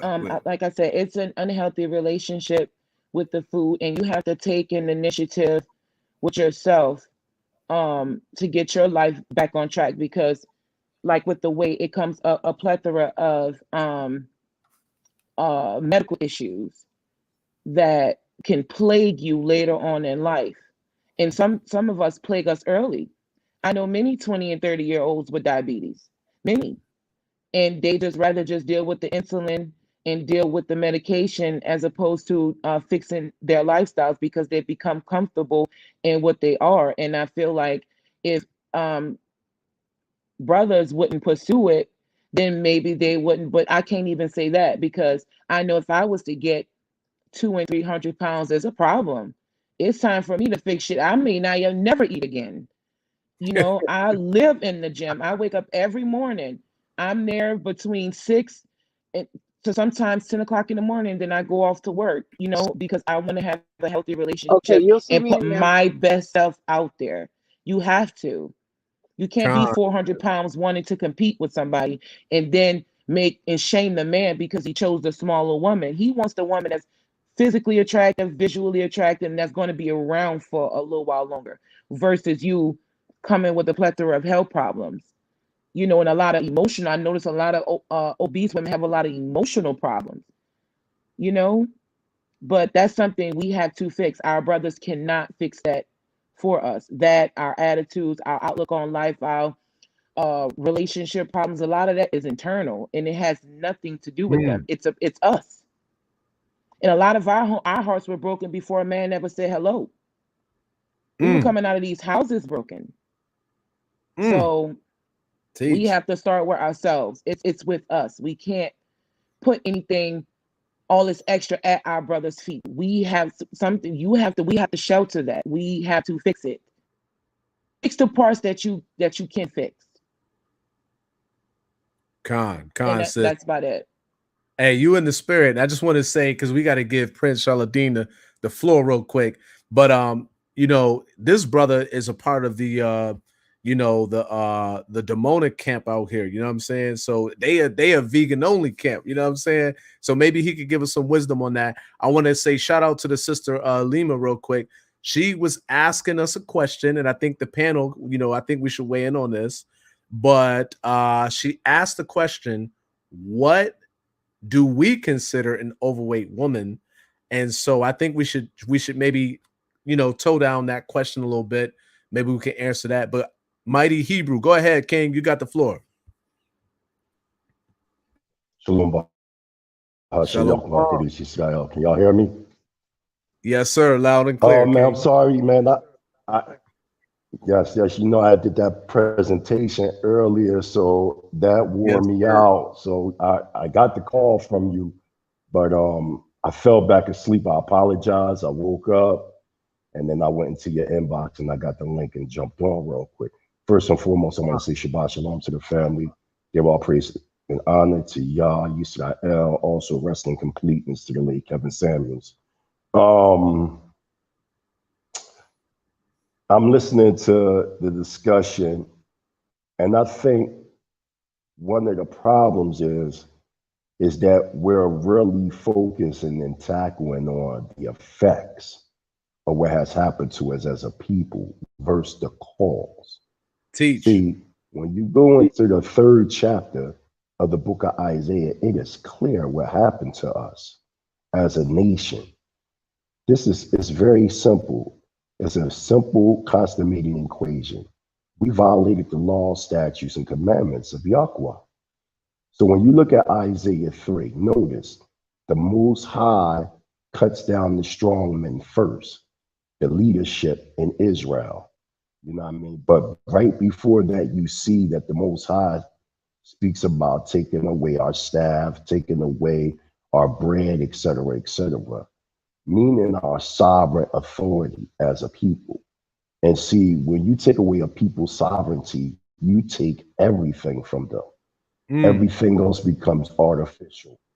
You become a juristic being in another man's world. So now, once the strong men became broke, then those that were under the strong men, the common men, for the lack of word, they folded. Then you get the women. The article hit it on the nail. Men and women must take responsibility for the actions that they brought forth as it pertains to the demise of our nation. There are things that women did in Israel that are not being addressed. There are things that men in Israel did, but I'm breaking it down straight to the oils or taking it straight to the oils. The Most High said that we went out horn amongst the nations of the earth, meaning psychologically we start following their ways, their customs, their mannerisms, their practices. So if my mathematics is correct, if we are in the condition that we're in because we violated the laws, the statutes, the commandments, the Torah Constitution, which causes us to be a body politic, why don't we just return to the laws, the statutes, the commandments? This is very simple. This is why in the Isaiah chapter 3 and 4 is the best example to use, because the Most High doesn't just penalize the men in Israel or the women in Israel. He shows a sequence or order. First, he chops down our governmental structure, which in turn diminishes our sovereignty as a nation. Then he destroys the men in Israel and then the women. When I'm saying women not in Israel that are conscious, because when I did that presentation today, I didn't know it was going to be that many people, close to 1,000 people watched this presentation today. And it's crazy. I didn't know it was going to be this big. And all these women are jumping at me about something that I'm not even saying about them. I'm speaking about the worldly women in the world that Kevin Samuels was talking about. He was not talking about conscious Israelite women who knew who they were. Now, he didn't openly say conscious Israelite women. I'm talking about the things that were presented out there wouldn't apply to a woman that walked in the spirit of Yah. It wouldn't apply. So it'll only apply to those that are not in the spirit of Yah.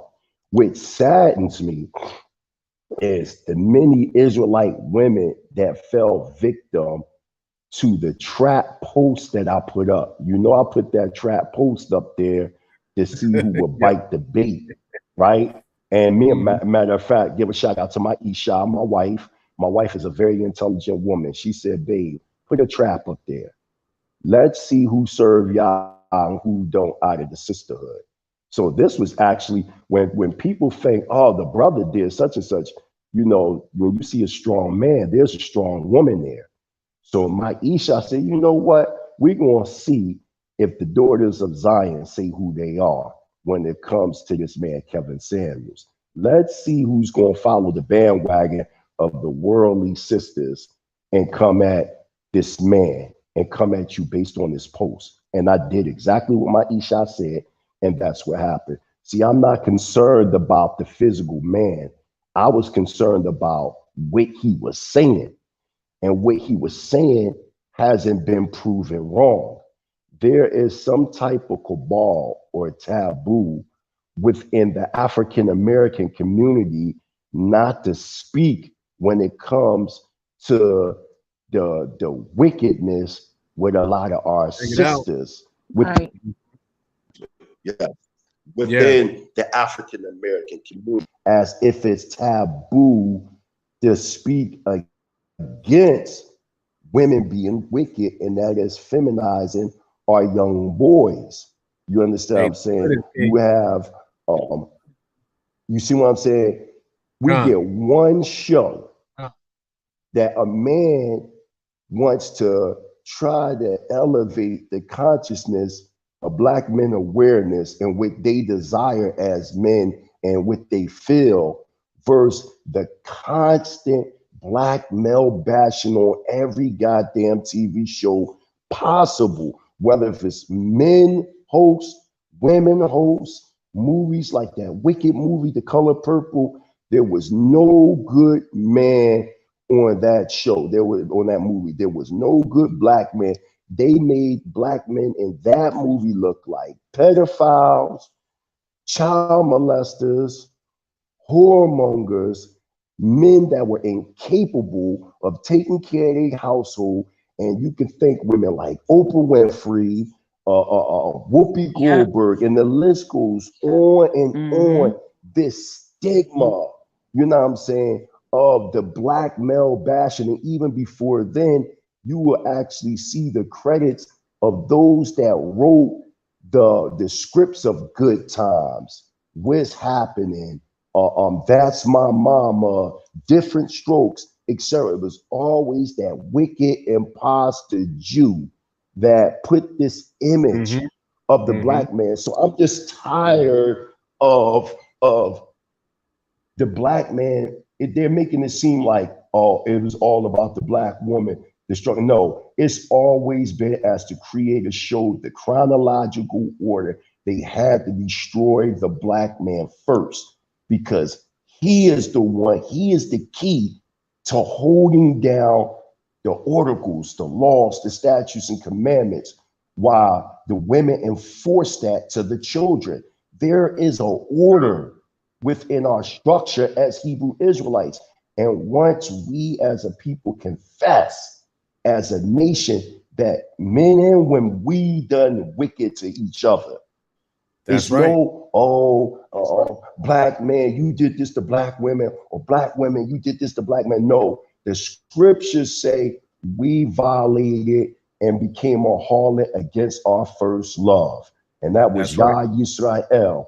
Until we return to that ultimate reality of us violating in ancient time, we're going to always have these situations here. And I thank you so much, Article, for being so, like, I know Article for years, and I'm going to tell you, that woman works out every day, all day.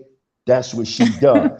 And all praises. I remember when she first started that. And I'm so proud of her.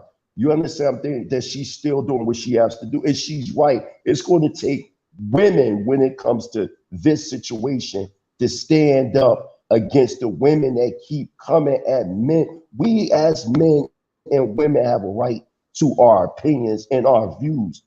It saddened me to see our sister celebrating the death of that brother.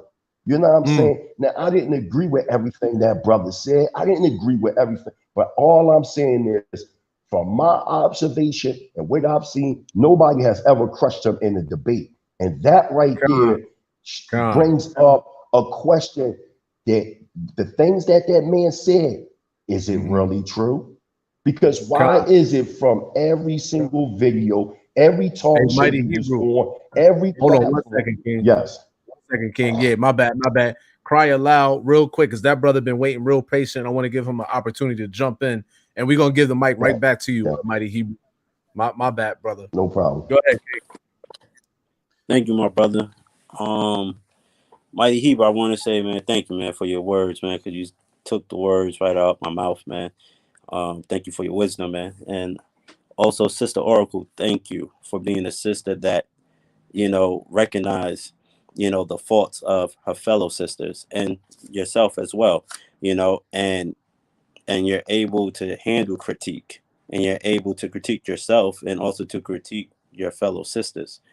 And I think we need more of that, because like Brother Hebrew, Mighty Hebrew said, a lot of times black men is always getting bashed. We always being talked about. We're always being put down. And we are coming up. We are coming up as men. The Most High is waking up mighty men of Israel. And we are getting back to the commandments. And we are, holding our faith in the Messiah.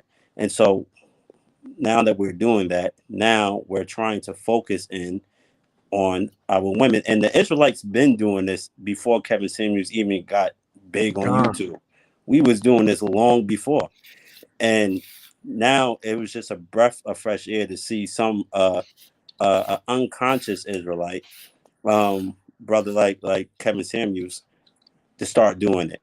Because a lot of times the brothers who are in the world, our fellow Israelite brothers who are unconscious Israelite brothers who are in the world, they usually are not talking, trying to correct the unconscious sisters of the world, right? Our black sisters of the world, right? They're not trying to. They're always trying to coddle them, like with the brother who Stephen Jackson, I think his name was, that had his wife and then secretly, slept with another woman on the side, had a baby by her, and was lying to his wife. That's usually what they do. So it was a breath of fresh air to see a brother of the world started correcting, or he called himself a Christian, Kevin Samuels. He started correcting his fellow black women. And I'm not going to go ahead, Hey, let me say one more thing. So let me put you on the spot real quick, and then we're going to get Oracle's take on this. But for the brothers, real quick, I want you to weigh in. How big is too big for you in your view of a woman? And then Oracle, you tell us from the woman's perspective or from your perspective, how big is too big for a brother? Because I think people in the comment section trying to figure out, like, when we say overweight, like what we really saying. And to Sister Tanya's point, you can be big and still healthy. You know what I'm saying? That's possible. You know what I'm saying?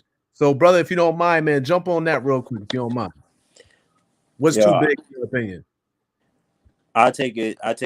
What I think, in my opinion, what's too big is if your weight is causing you not to do physical things, like you can't walk, you can't go upstairs, you can't do the work around the house that you're supposed to do, or at your job or whatever. If it's preventing you from having a certain quality of life, then you're overweight and you need to fix that. Or if you have a head over you, right, your father or your husband, if your husband say, hey, daughter, you need to lose some weight, you got to do it. That's your head. If your husband tells you, wife, you gotta lose some weight, you have to do it. You have to respect the wishes of your husband, because that's if you still want that intimacy.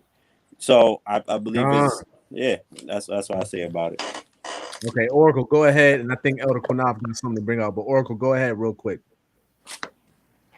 No, take your time. Go ahead. My thing is, if you can't look down and see your crotch area, you're too big. Man or woman. Right. I don't have no problem with that. Yeah, that's a good standard right there. Okay, Shazam. Hey, Shazam. Hey, Sham, how you feeling, bro? Cuz I'm feeling much better. I just wanted to. I'm sorry.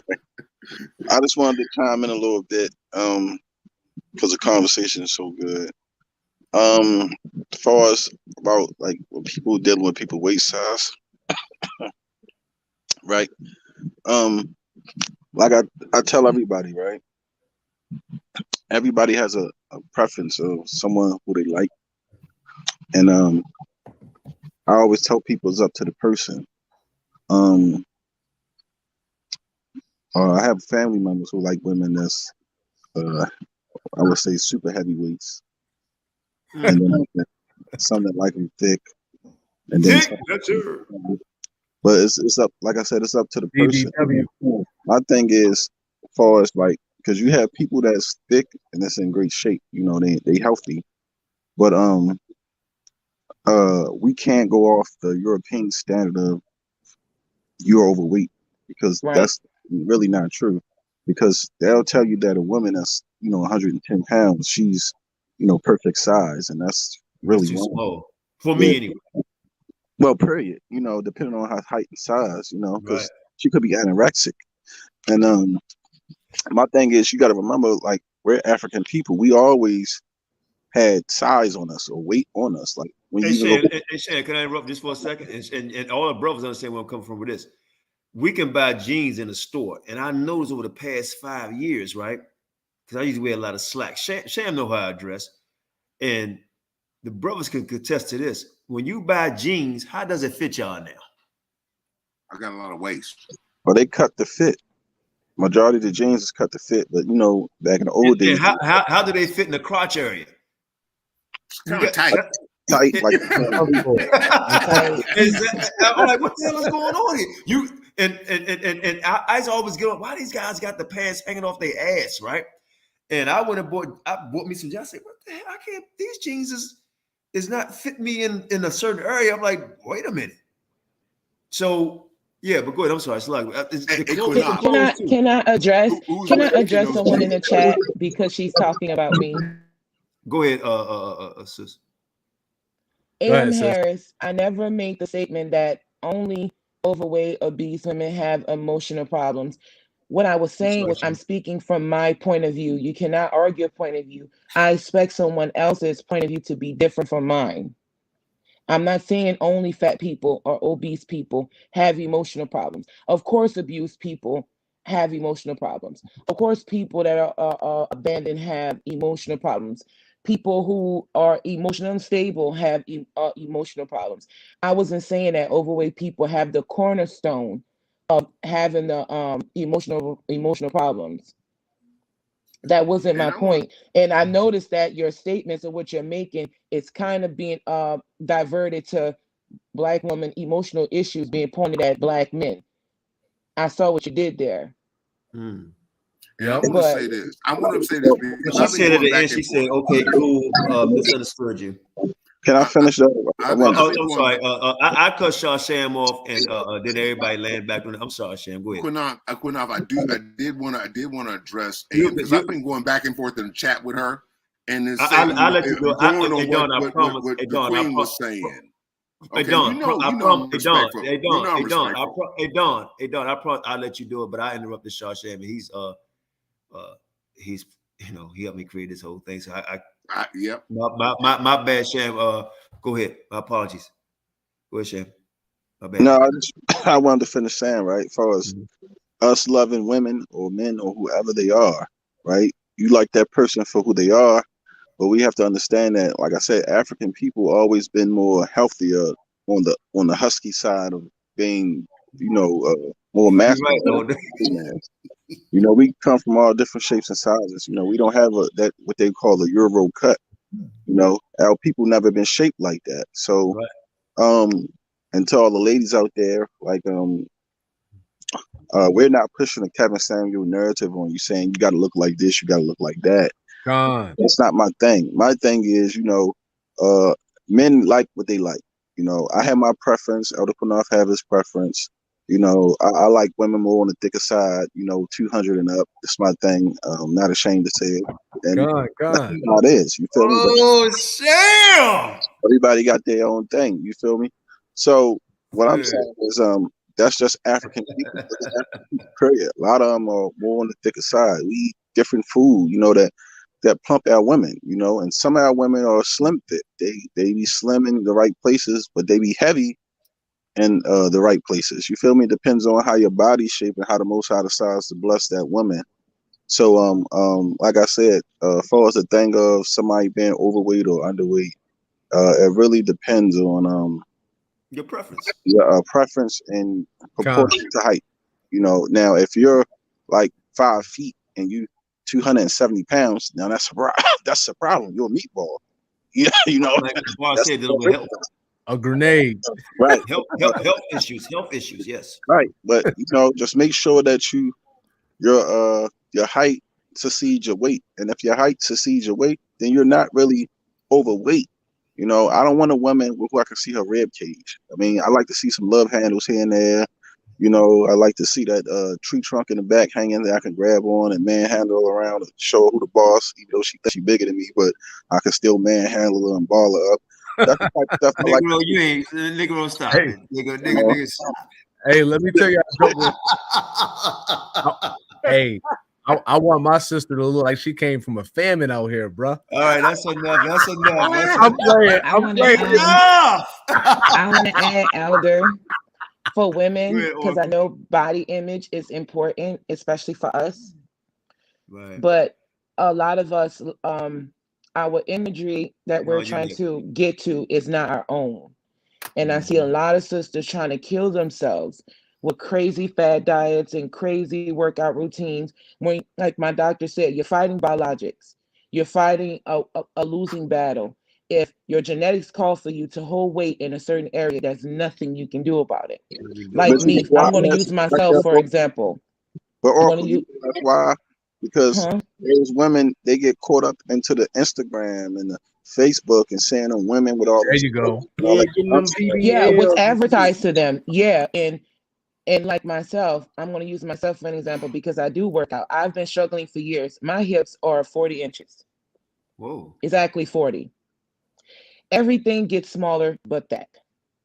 And I've been struggling to get rid of these 40-inch hips. Everything else gets smaller.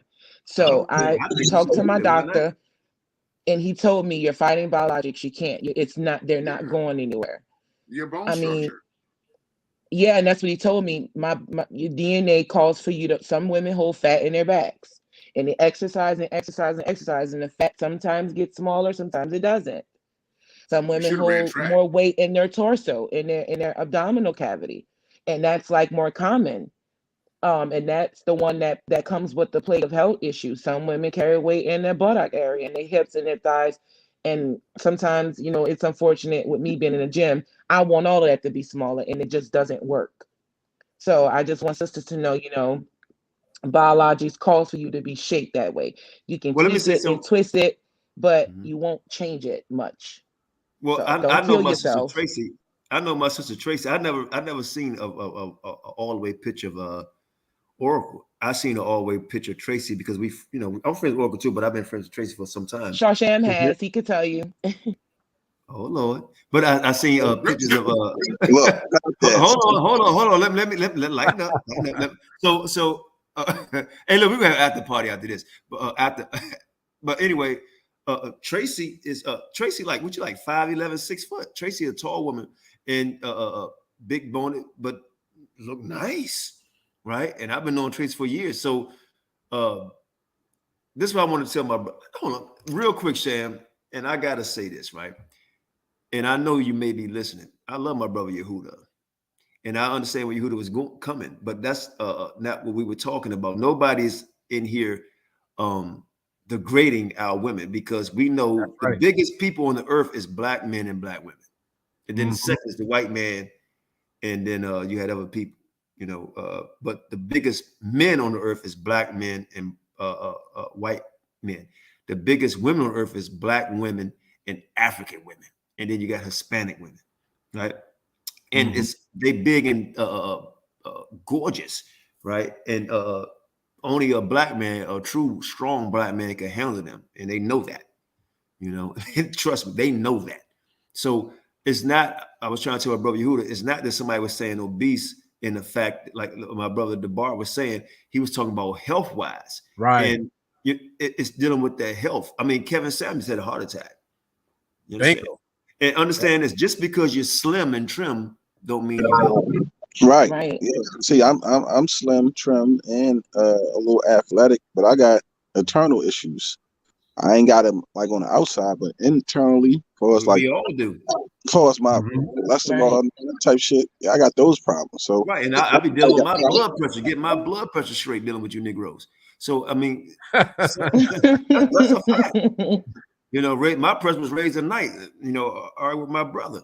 I hope I still hope we good. You know what I mean? But it is what it is. I mean, you're gonna have people that's short and tall and dealing with weight issues. Black people have the issue, but here's the problem: it's really not an issue. You know what it is? It's how we was taught. Your hair's nappy. You need to cut your beard. You can't. Y'all remember this? You can't. A lot of y'all, well, everybody on this line probably remember. But the younger folks that maybe listen. When I was coming up, they was telling people you couldn't wear braids to work at the fire department. You could have plaits to work at a bank. Or you couldn't have a beard. or lots. Yeah. But let me say this real quick. Hey, Don, DeBar, I'm gonna let you say something. I gotta give it back to Don because I promised Don he been very quiet and patient. I want to let him freestyle. Go ahead, Don, and then Prince, you after that. All right.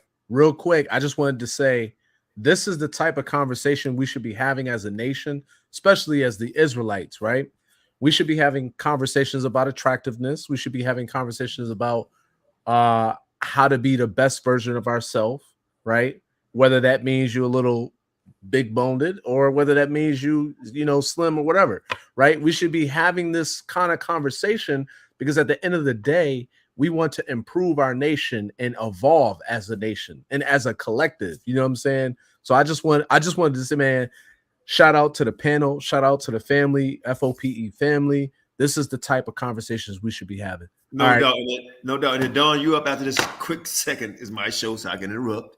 So I just a shout out to my brother Yehuda again, and I'm pretty sure if not, please speak. I was not attacking my brother. I was saying it's simply Tracy turn.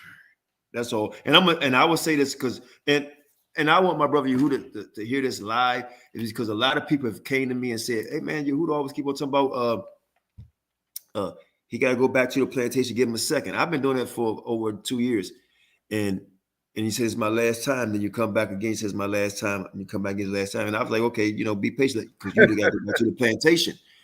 And this time, I was like, well, I wanted that respect that I showed to you and everybody else to say, okay, it's Tracy's turn, and you said no, blah blah blah blah, and that's where the conflict started. And hopefully we can have an offside discussion about this. The only reason I'm talking openly about this because it happened openly.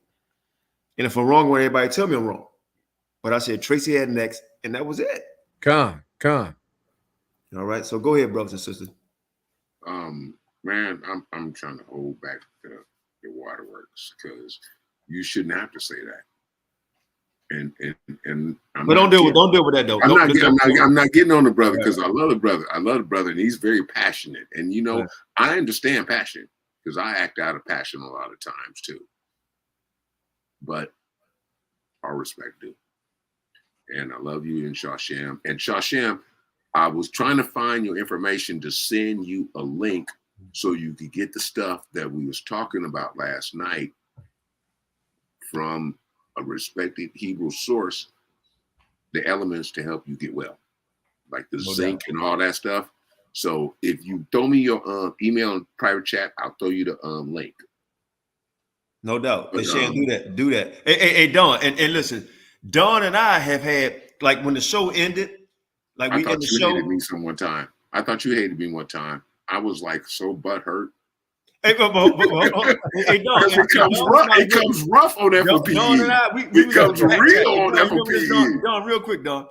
We was in the back after we ended the show. It was me, Don, and Bakwa, somebody else, and Don and I got into it. Right? I mean, so hurt. We got into it, but it was all good. We got into it the other day. It was all good. You know what I mean? And I understood my point. Like the other day, he interrupted, said, "Don, boom," and I put him like in a little small timeout. Came back where everything was all good. So I hope I was butthurt. I was butthurt because I love my brother Qanath, and I want the best for my people. And a lot of times, sometimes we can get misunderstood. I remember the first time I met the Oracle.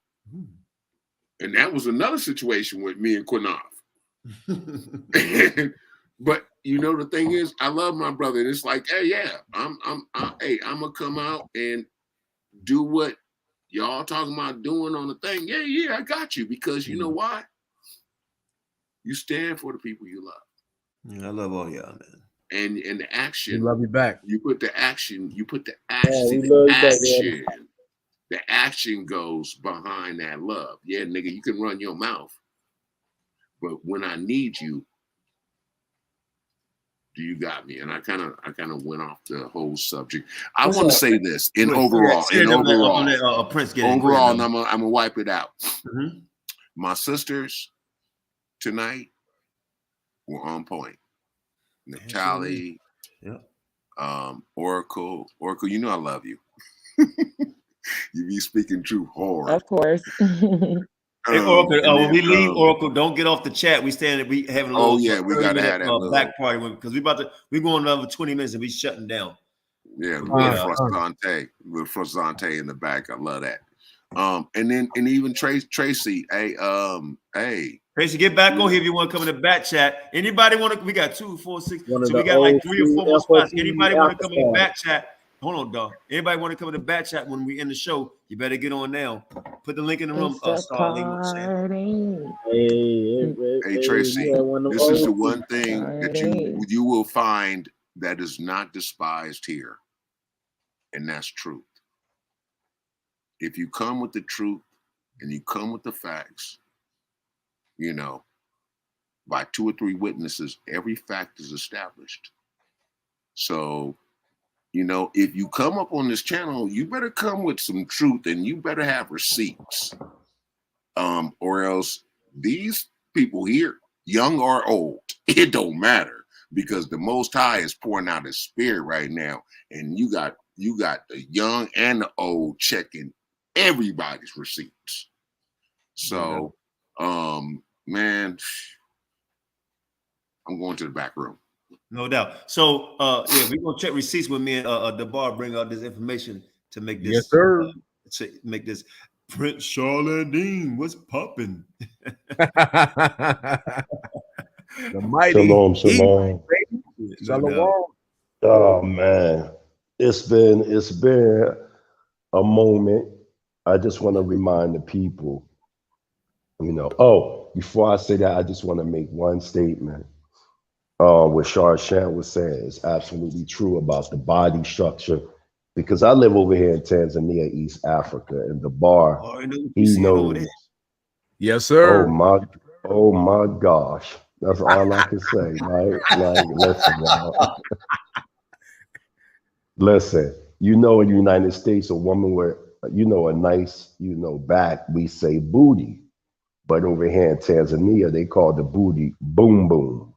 They call it boom boom. And I'm telling you, I don't know what it is, but 98% of Tanzanian women, they just naturally have big boom boom. You know what I mean? They genetic, they genetic structure is crazy. Listen, look, when you come out here, you're going to break your neck. You're going to break your neck because it's just like, it's just everywhere. You know what I'm saying? And it proves that genetics is a factor. It don't matter how small that woman's waist is and all that, that boom boom is right there. That bubble is like, that's right, damn. You know what I'm saying? And I'm a man that I like thick women. You know, I like them thick and solid. You know what I'm saying? So, you know, give a shout out to all the thick women in Israel. You know what I mean? Yes, sir. But getting to the point of what I'm saying, right? I think we got to get back to the cause of the subject matter, and I'm gonna constantly point that out. We in violation as a nation, and we have to return back to them laws, statutes, and commandments. That's the cause. Everything we talking about mostly is the effect. Liar, get up here. Put the link in the room. I'm sorry, Prince. Get in this room, Liar. Put the link in the room, Liar. Somebody, Liar, get on here. Go ahead, Prince. My apologies. Okay. We have to get to the cause. The cause was the violations. You know, we wanted to be like the other nations. We wanted to act like them, eat like them, walk like them, talk like them, be like them. So if we see leeway to get back, that's what we need to do. We need to strive to return back to them laws, statutes, and commandments through the repetition and practice of our culture as an up and coming sovereign nation.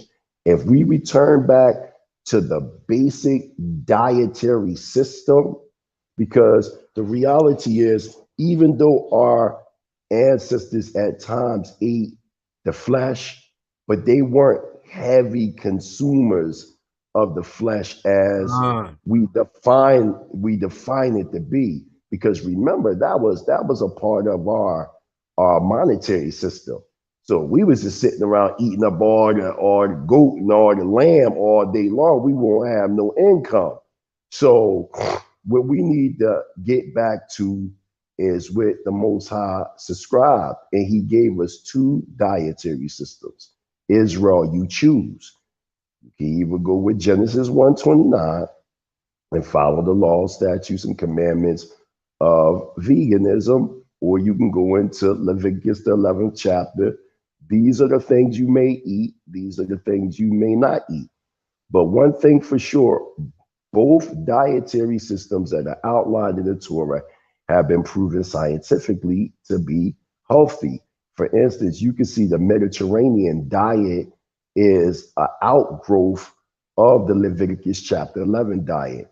And you'll see that our people that have these type of dietary systems, they're healthy. Damona, sociologists went to Damona and did investigative reports over at Damona about their lifestyle and how they're healthy based upon dietary consciousness. Now, this is not to say that you can't die. Kevin Samuels died of a heart attack based upon, it could have been a multiplicity of things. It could have been stress. It could have been drinking them Red Bulls all day long. You constantly seen the man on the show, you know what I mean, constantly drinking them Red Bulls. It could have been foul play. We really don't know. But what we do know is that, yes, your external can look healthy, but internally, your organs can be shutting down if you're not properly eating right. And I'm going to say this last thing. You can become a vegan all day long, but if you're a vegan and you're consciously saying, I'm getting a vegan burger to substitute a hamburger, your body hasn't shut down to understand that you're not eating flesh no more. So when vegans call themselves substituting, what happens is they still go through the process of the body shutting down, because instead of them thinking of substitution, they should think of them returning back to their original diet. Because if you're saying, well, I'm going to substitute this hamburger for this burger, this vegan burger that tastes just like a hamburger, that means you haven't psyched your body out to the body not understanding that it's not eating meat no more. It is still be registering that it's eating meat, that the body is still eating meat if you haven't psychologically broke that thought process that you're not eating meat no more. So you will have people that are totally vegan, but if they thoughts wicked, the vegan diet don't mean nothing. You can't have a certain diet with wicked thoughts. Your thoughts have to align with the dietary system that you want. So to say all that is, let's return back and measure to the law, statutes, and commandments. And I'm saying in measure because we're not going to just overnight, just perfectively return back to these laws. It's a process. And once we return, I guarantee you, we'll see our health conditions change just by returning to either the Leviticus chapter 11 dietary system or the Genesis 1:29. Hallelujah. Hallelujah. Hallelujah. Hey, I just want to say to the audience, man, hey, brothers, take it easy with the Sister Lima. That's our sister. We got nothing but love for her. I don't know what the chatter is about, but let's pause on that, man, and let's focus on the laws of the Most High God, so that brotherly love. Well, hold on. I don't know whoever going in on my sister. Right. You need to chill out, man. The guy Judah. Whoever it is, you know, Lima, just go ahead and take him out because we ain't playing no games over here. We don't get you, Lima. You already know we don't argue back and forth. You know what I mean? Yeah. We don't do that. All right. They out of here because I don't want to go there. But look, let me say this real quick because we're not gonna stay on too much longer. We're not gonna stay on too much longer. I enjoyed myself on here tonight. We've been on 3 hours, 58 minutes, 18 seconds. So anybody want to come on? I'm gonna have a 20-30 minute after party. And I guarantee it's gonna be fun. We got 2, 4, 6, 7. So we got 3 more people we can fit on, maybe a little more. If you want to come on, Lima, put the link in the room. If you want to come on, and we'll go a little in-depth and private conversation about what went down tonight. Yeah, so it is what it is. Put the link in the room, Shawshan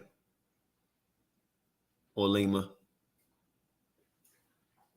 Okay, so we're gonna go in the back chat. When we in the back chat after the show, we talk openly. Hey. You know what I mean? One of them old school F.O.P.E. after parties. Yeah, that's right. You know, right. We started that, right? Oh yeah, we've been doing it. Yeah, we started that. Who just jumped off of this live? Who just jumped off? Somebody just jumped off. Who was that? Mighty Hebrew. Oh, okay. He'll be back on. Please, no geriatric party tonight. We doing an hour, 2 hour back chat. What? Whatever. Hey, hold on. You got the nerve. You got the nerve, baby. You got the nerve. Let me tell you why. Because your ass was asleep when we was on the other night. I'm like, Oracle. I ain't hear nothing. Back chat, everything. You was out. Stop it. Stop it. I told you Prince be back. All right. Somebody put the link in the room because we're going to shut it down in a few. Yeah, and whoever was in the chat disrespecting Lima, block that person. Please don't be disrespecting our moderators. Yeah. No disrespect. Hey, where you live at, man? No. Don't get down like that. But let me say this real quick. In closing, and I'm letting everybody get their last closing statements. I'll start first. So this show was about a brother that had his views in the next couple of weeks, and then the next few years he's going to be forgotten, and forgotten not by all, but by a lot of people. Once you die, that's it, right? That body, everything is gone about that man. That man, the gorgeous suits, the beautiful shades, the watches, the beautiful apartment, the things in the background. It's a wrap. It's over.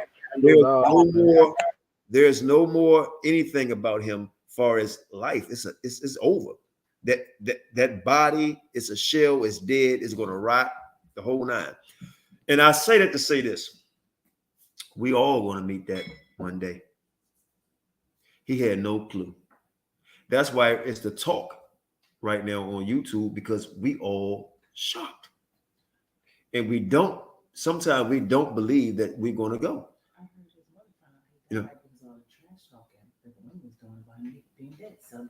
Yeah. So, I mean, yeah. Oh, wow. My wife just told me his mother found out that he was dead because all the women celebrating about him dying. This is a tragedy. That's horrendous. That's something else, man. That's evil, man. Even my worst enemy, when they die, I'm not going to say anything negative. So I would say this: anybody that say anything negative about that man's death, think about this. Do you want somebody to say something about you like that? You know what I mean? So I don't know. Shashan, is Shane on here? I think he dropped off, but he might be back on. He's able to come back on. We close short now. He's able to come back on. Star of Judah. I ain't never seen you before. I'm gonna let you on. We don't usually do that without showing your face, but I'm gonna let you on.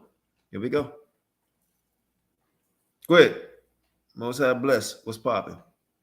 I'm not trying to get on. I'm just trying to come into the back chat. Oh, okay. No doubt. Okay, come in the back chat and do your thing. So we got 2, 4, 6, 7. One more. Okay. Liar, you've been talking stuff in here. Come on, you come in the back chat. The link is in the room. Who's Walk B? That sounds familiar. Was Walk B respectful in the chat? Okay, yeah. Walk B, you on here? Let me see you. Shalom. Walk B, holla. Can you hear me? Yes, sir. Okay, got you. 2, 4, yeah, I'm here, man. I've been in the chat. I represent y'all. You know what I'm saying? F.O.P.E. all day. No doubt. No doubt. 2, 4, 6, 8. We got 2 more spaces. Oh, shit. Is that Carla? Carla, bring your ass on here right now, sister. And come in the back chat. We got a discussion to talk about. Let's talk about it. That's Carla. Oh, I thought that's Carla. That's Carla Johnson. I thought it was Carla Way. I thought it was Carla Way. Is that Carla Way? It say Carla Johnson. I thought that was Carla Way. boy, you was gonna get that hammer, respectfully. No, not the hammer you talking about. All right, Tracy back here. So we got 2, 4, 6, 3, 6, 9. One more. You don't want to miss it. Back check is all over fire. Go get my speaker and play some music. Hey, we playing music up here tonight. We playing musical tunes. We bring out the liquor. We showing it all. There we go. Carlaway, bring your ass up in here. That's my sister. Yo, what Carlaway got to say? Say shalom. Yo. Shalom, family. You talking hot the other day, Carla. What's going on? Who is that? This is Walt B, baby. Hold on. Can you hear me? Let me get it again. Can y'all hear me? Yes. Loud and clear. Loud and clear. Wait a minute. No, I was talking about my hey, baby, my my brother. we'll be playing music in here tonight. Hey, Carla, how are you? Wait a minute, I'm trying to bring on here. Hold on, Carla. I'm trying to bring you on. Give me a second. Boom, this should be it right here. It's in Bishop. Elder Qanath. There we Elder go. Qanath. Time out. Elder, Hold on, Elder time Qanath. out. Time out. Carla, that's you? Yeah, it's me. Can y'all hear me? Carla? Yes, we can hear you. Yeah, we can hear you. hear. Oh, okay, Hey, yeah. Qanath, don't all of our sisters sound beautiful? Their voices just sound beautiful, from Naphtali to Oracle to sister that just came on. She got a beautiful voice, and Sister Tracy, just beautiful. They just sound beautiful. Hey, we the salt of the earth, man. They are beautiful, baby. They are beautiful. They all right. Beautiful black women. Beautiful Negro women, man. Elder. We give you a pass because we know where you're from, Qanath. They all right. But hold on, Carla, what's going on? Because every time I bring you on, it keep dropping off. I'm here. Okay. Can you hear me? Now, what y'all don't see, I see Carla picture in the background, but on the screen it's blank. Can Carla say hello? But I can't hear her. Can y'all hear her? Can y'all hear me? I see. Yeah, we can hear. I can hear you. I can hear you, and I can see. Okay, hold on. Everybody be quiet. Hey, everybody, mute up. Mute up. Yeah, so I can hear her because I can't hear her. Now she jumped off again. What are you doing? No, I'm on here. Okay, Carla. Yeah, I'm here. I'm not hopping off. I think that's just your computer trip. That's why you. Go, do me a favor. Go on to YouTube. See, can you hear? Can y'all hear Carla? Can somebody? She's on. She's on. She's on the. Okay, she's on, but I'm saying, can y'all hear her? Yes. She's on the yard stream and on the YouTube. I got both of them going. No, what I'm saying is she on this right now? I can't hear her voice. Yeah, no, she's on the yard stream. She's on the yard stream. Yeah, I'm on here. What's she saying? I don't hear. How about everybody be quiet and just mute up, and then let's see if Carla can talk. So yeah, I'm here. I'm talking. Can y'all hear me? Okay, I got you. Okay, all right, fine. All right, so we're going to end this program. Let me get my music set up. We're gonna play some music up in here. Elder Qanath. Elder Qanath. Live, huh? Mighty's back. You said you're gonna play my new album. Send it to me. Wait a minute. How are we gonna do this? Hold on. Which one you want me to do? You want to send it to me in a messenger? How you gonna do it? I'm gonna send it in the messenger. All right, do it. I'll play it. Carla! I heard you call me out, so we're gonna talk about this shit in the back chat. You know I did, because you know I have love for you, right? you know I keep it real with everybody, right? Carla called Qanath out. So we're gonna deal with that shit in the back chat. I'm sorry for none of y'all that don't get in the back chat, because this is about to be real. It's about to go down with me and Carla way up in here respectfully. I love my sister. That's why she can talk shit about me, because you know I love her. I need 3 minutes. I need 3 minutes for the Orville Redenbacher. Carl, I'm gonna cut your head off in the back chat. I'm trying to tell you right now. With the garlic butter. With the garlic butter. Hey Prince, I don't see the I don't see it, bro. You ain't sent it to me yet. Or have you? I'm doing it now. Okay, no doubt. Somebody jumped off or fell off. Because once I close the program out, y'all, I don't know if you're gonna be able to come back on. So you may be able to come in. I don't know. No, I think the door is locked, Qanath. Once you close the door, it's locked. I think it's locked. Yeah. No, you can hop back on through the No, you can have back chat. Once he go off, he still can have people come on. As long as he has the link, as long as they have the link. Yeah, if they have the link, they can come on. Oh yeah, so long as y'all had a link, I'll bring you on because I'm gonna close the show down in a few minutes because in the back chat I don't want certain things live because we go ham in the back chat. I'm gonna go ham on call. I'm telling y'all don't want to miss this shit. I'm gonna go ham on you because you don't get. Hey, you don't. I'm gonna just be real. I was like, is that Qanath? No, don't do it now. Don't do it. Don't do it. Don't do it. See, you don't get strikes in the back chat. You don't get channels canceled. You don't get channels canceled. I'm gonna fire your ass up. Okay, I got it. Hold on, Prince. Let me hold on, Prince. I got it. Let me do this shit right. Hold on, let me do this thing right here. All right, this is my brother. Give me a second. I'm gonna do this right.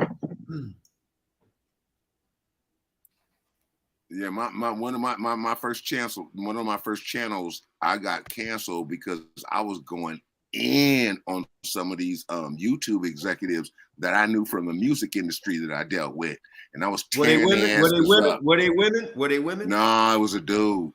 I was tearing his ass up. Pause. I was tearing his ass up. Pause, bro.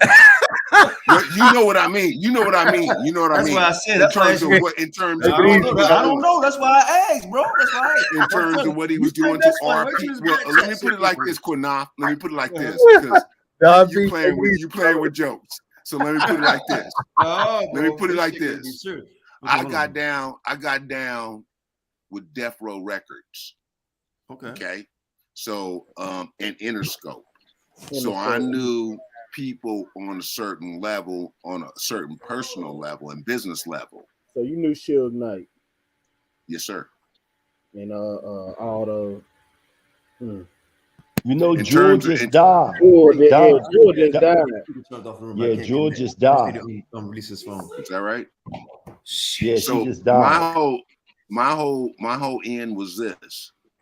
I work with the vice president of marketing, and some of y'all might know, what I do, some of the things I do. But one of the things I do is apparel. So I had the whole Death Row, in terms of what was being put out to be worn. Man, it was killing the industry.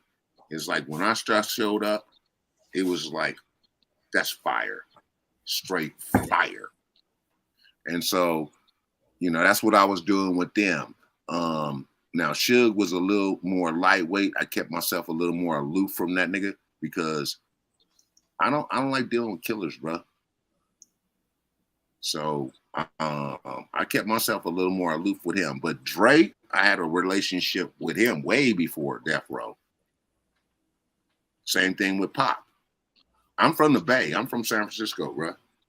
So my relationship with Pop was when he first jumped off. So I was deep in that music thing, man. But I understand the whole satanic stuff on that, bro. It's like and even with what you might consider gospel music and stuff like that, it's all the same people, man. It's all the same people. It's all the Don't same matter. People, like these Kirk Franklins and Dunham. It's all the same people, man. These gospel singers and stuff like Look that. who they're distributed. Look who they're distributed by. It's all the same people. I go to all the same. When I realized after coming from Nashville, coming back, it's all the same people I got to talk to. All right, y'all. Here we go. I'm gonna close out with a couple, maybe one song with Don, the Prince, and then we go in the back chat so everybody can see, so y'all can see me and call away, have a friendly discussion. Bluetooth disconnected. I thought he said he was gonna close out with a song from Don P. You got some music. You said your artist was Genuine, was it? Hey, Elder, Genuine was one of my main artists that I worked with. Yeah, Genuine was one of my main artists that I worked with, but I also worked with Death Row and Dr. Dre. All right, here we go. Anyway. Oracle coming on too. All right, I'm glad you got on, Oracle, because we about to jump off here. You got on just in time. Hey, Carl, my sister go ahead going to defend me if you come too hard at me. Here we go. Be careful. This on tracks, vicious, dark eclipses on. Qanath, where'd the music go? Start that from the beginning. Is your music on title, man? Hebrew on title? Huh? Is it on what? Is your album on title? Yeah. Hold on. It's everywhere. It's on YouTube Music. It's on YouTube Music. But we can hear it good though. Okay. I was saying we can hear it good though. All right, He just got to start it from the beginning. You got to start it from the beginning.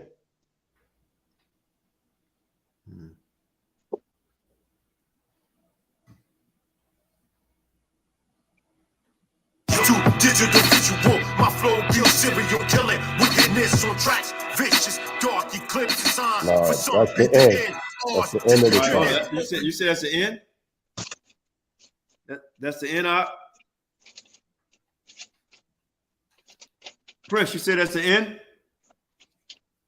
I said that's the end of the first song. That's not the beginning of it. What song you want me to play? Okay, play for this Daughters of Zion, since we've been talking about the sisters. Play Etana.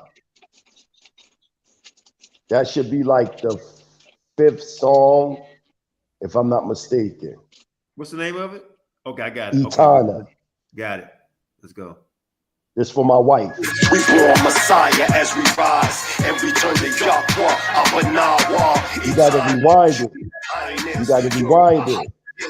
But hey, Prince, all these songs are intros. It's not the full song. You need the full album. You gotta just type in the Mighty Hebrew. Just type in the Mighty Hebrew mind. No, I'm playing what you gave me.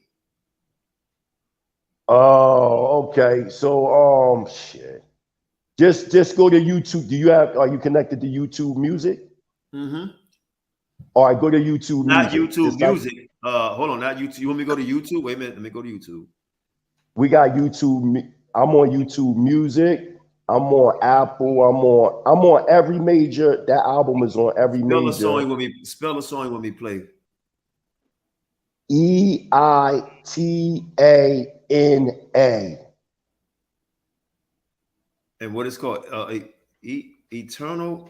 What? Etana? No, Etana. That's my wife's name. Etana what?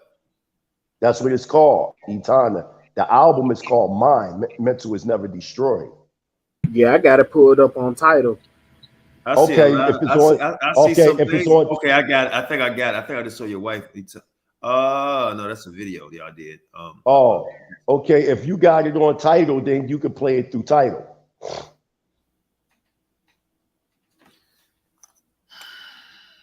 Not working out. You say you got it on title, Sharshan? No, Sham is not on. It's just going up. I'm looking at. I see your video. I don't see the music. Wait a minute. I got it. No, I got it. Hold on. I think I got it. Let me wait a minute. Here we go.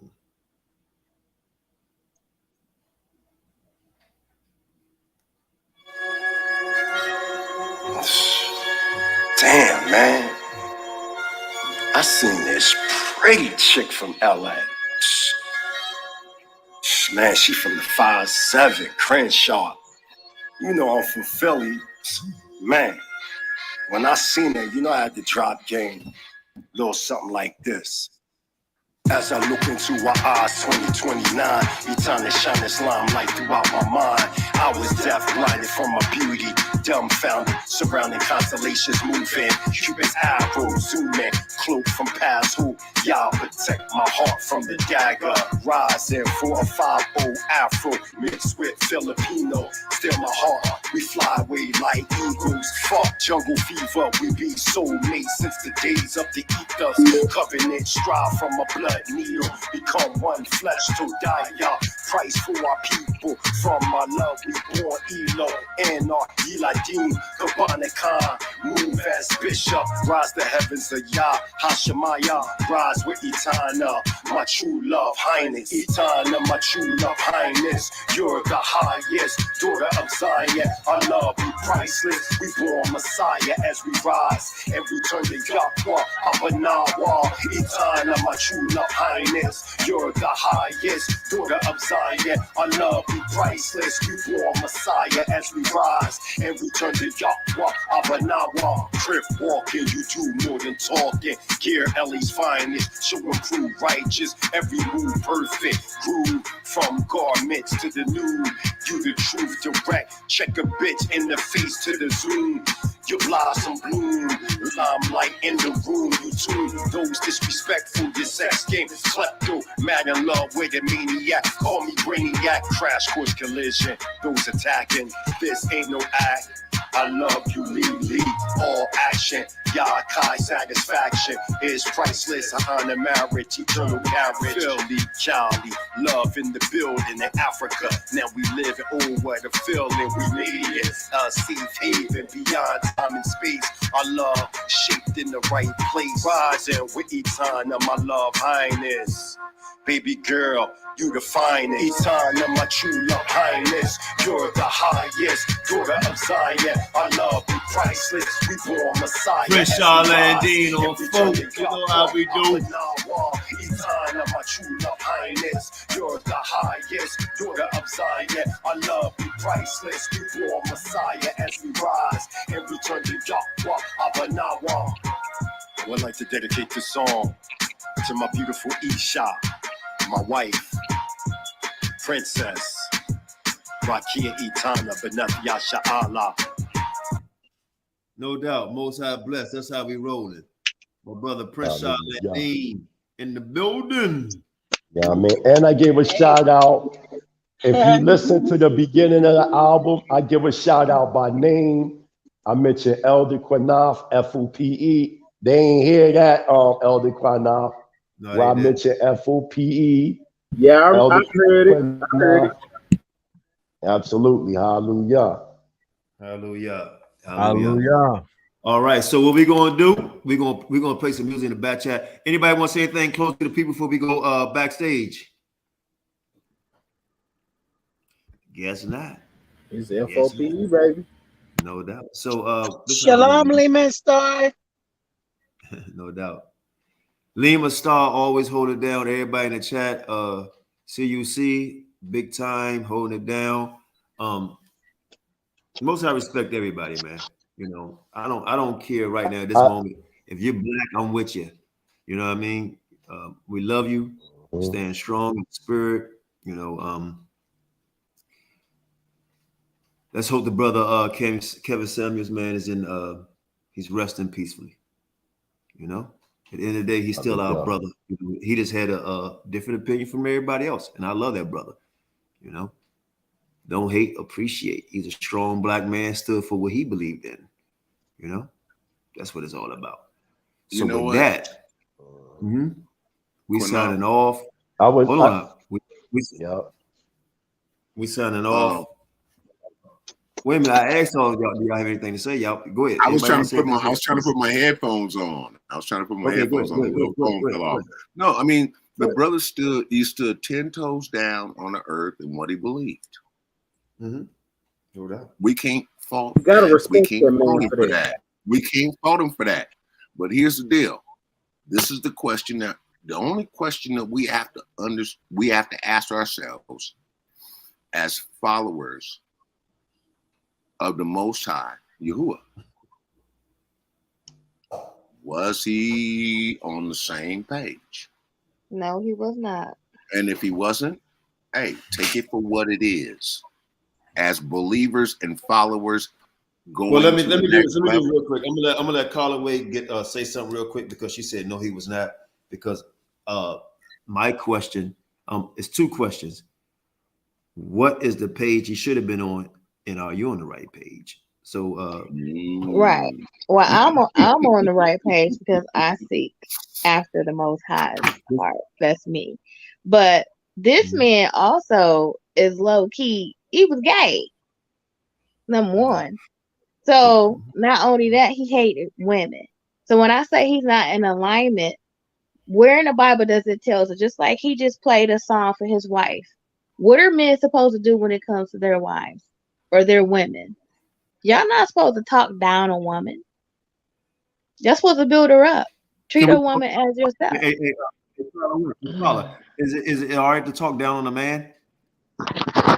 It go both ways. There's nothing in the Bible that support abusing. Let's deal with short, quick answers. Let's deal with short, quick answers, right? I've never seen you naked. I'm sure you are gorgeous naked. Have you ever seen that brother naked? That's a yes or no answer. Have you ever seen him naked? No. Why would I see him naked? Have you ever seen him sleep with anybody? Hold on. I'm answering. I'm not trying to be funny. Have you ever seen him actually sleep with somebody? A video, anything? No, we know that he was gay. I'm asking you a question. Have you ever seen him sleep with anybody? No, I have not physically seen him sleep with anybody. So have anybody ever said, I saw him and I got the video evidence to prove it, that he slept with somebody? Nope. Well, wait. He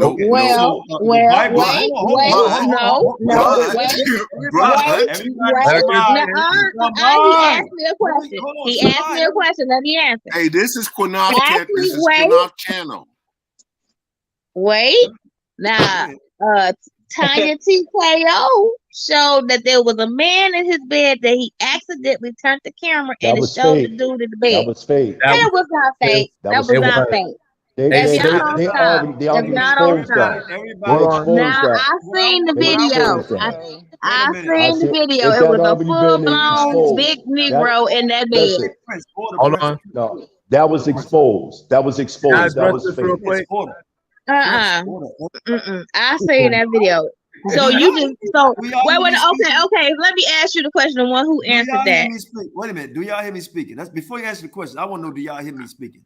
Yes, sir. Okay, so if y'all hear me speak, wait a minute.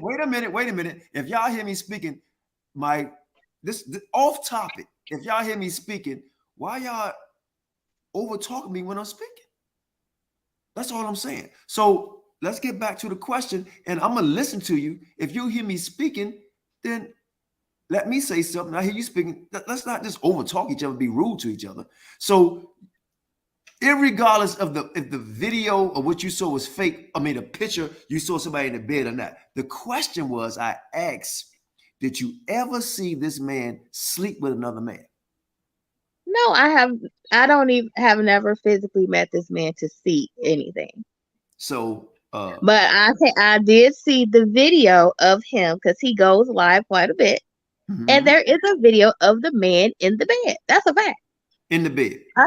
Yes. He turned the camera. He thought the camera was the other way. He turned accidentally. It turned the other way, and he hurried up and turned. So that raised what is a grown man doing in the bed? So the gentleman who claims that it was exposed and it was wrong, you tell me, would you have a grown man laying in your bed while you having a conversation doing your podcast? Why is he in the bed? Okay. Question. Hold on. I'm not going to speculate or anything. The question was, and that's a yes or no. No, I'm being honest. What grown man have another man in the bed? That's the question. Okay. Now you in your room. This is his room. This is a bedroom. Would you have Shasham in your room? Yes or no? What you doing is no. Let's be real. Come on, Qanath. If we're gonna have this discussion, let's be real. Would you have Shasham in your room?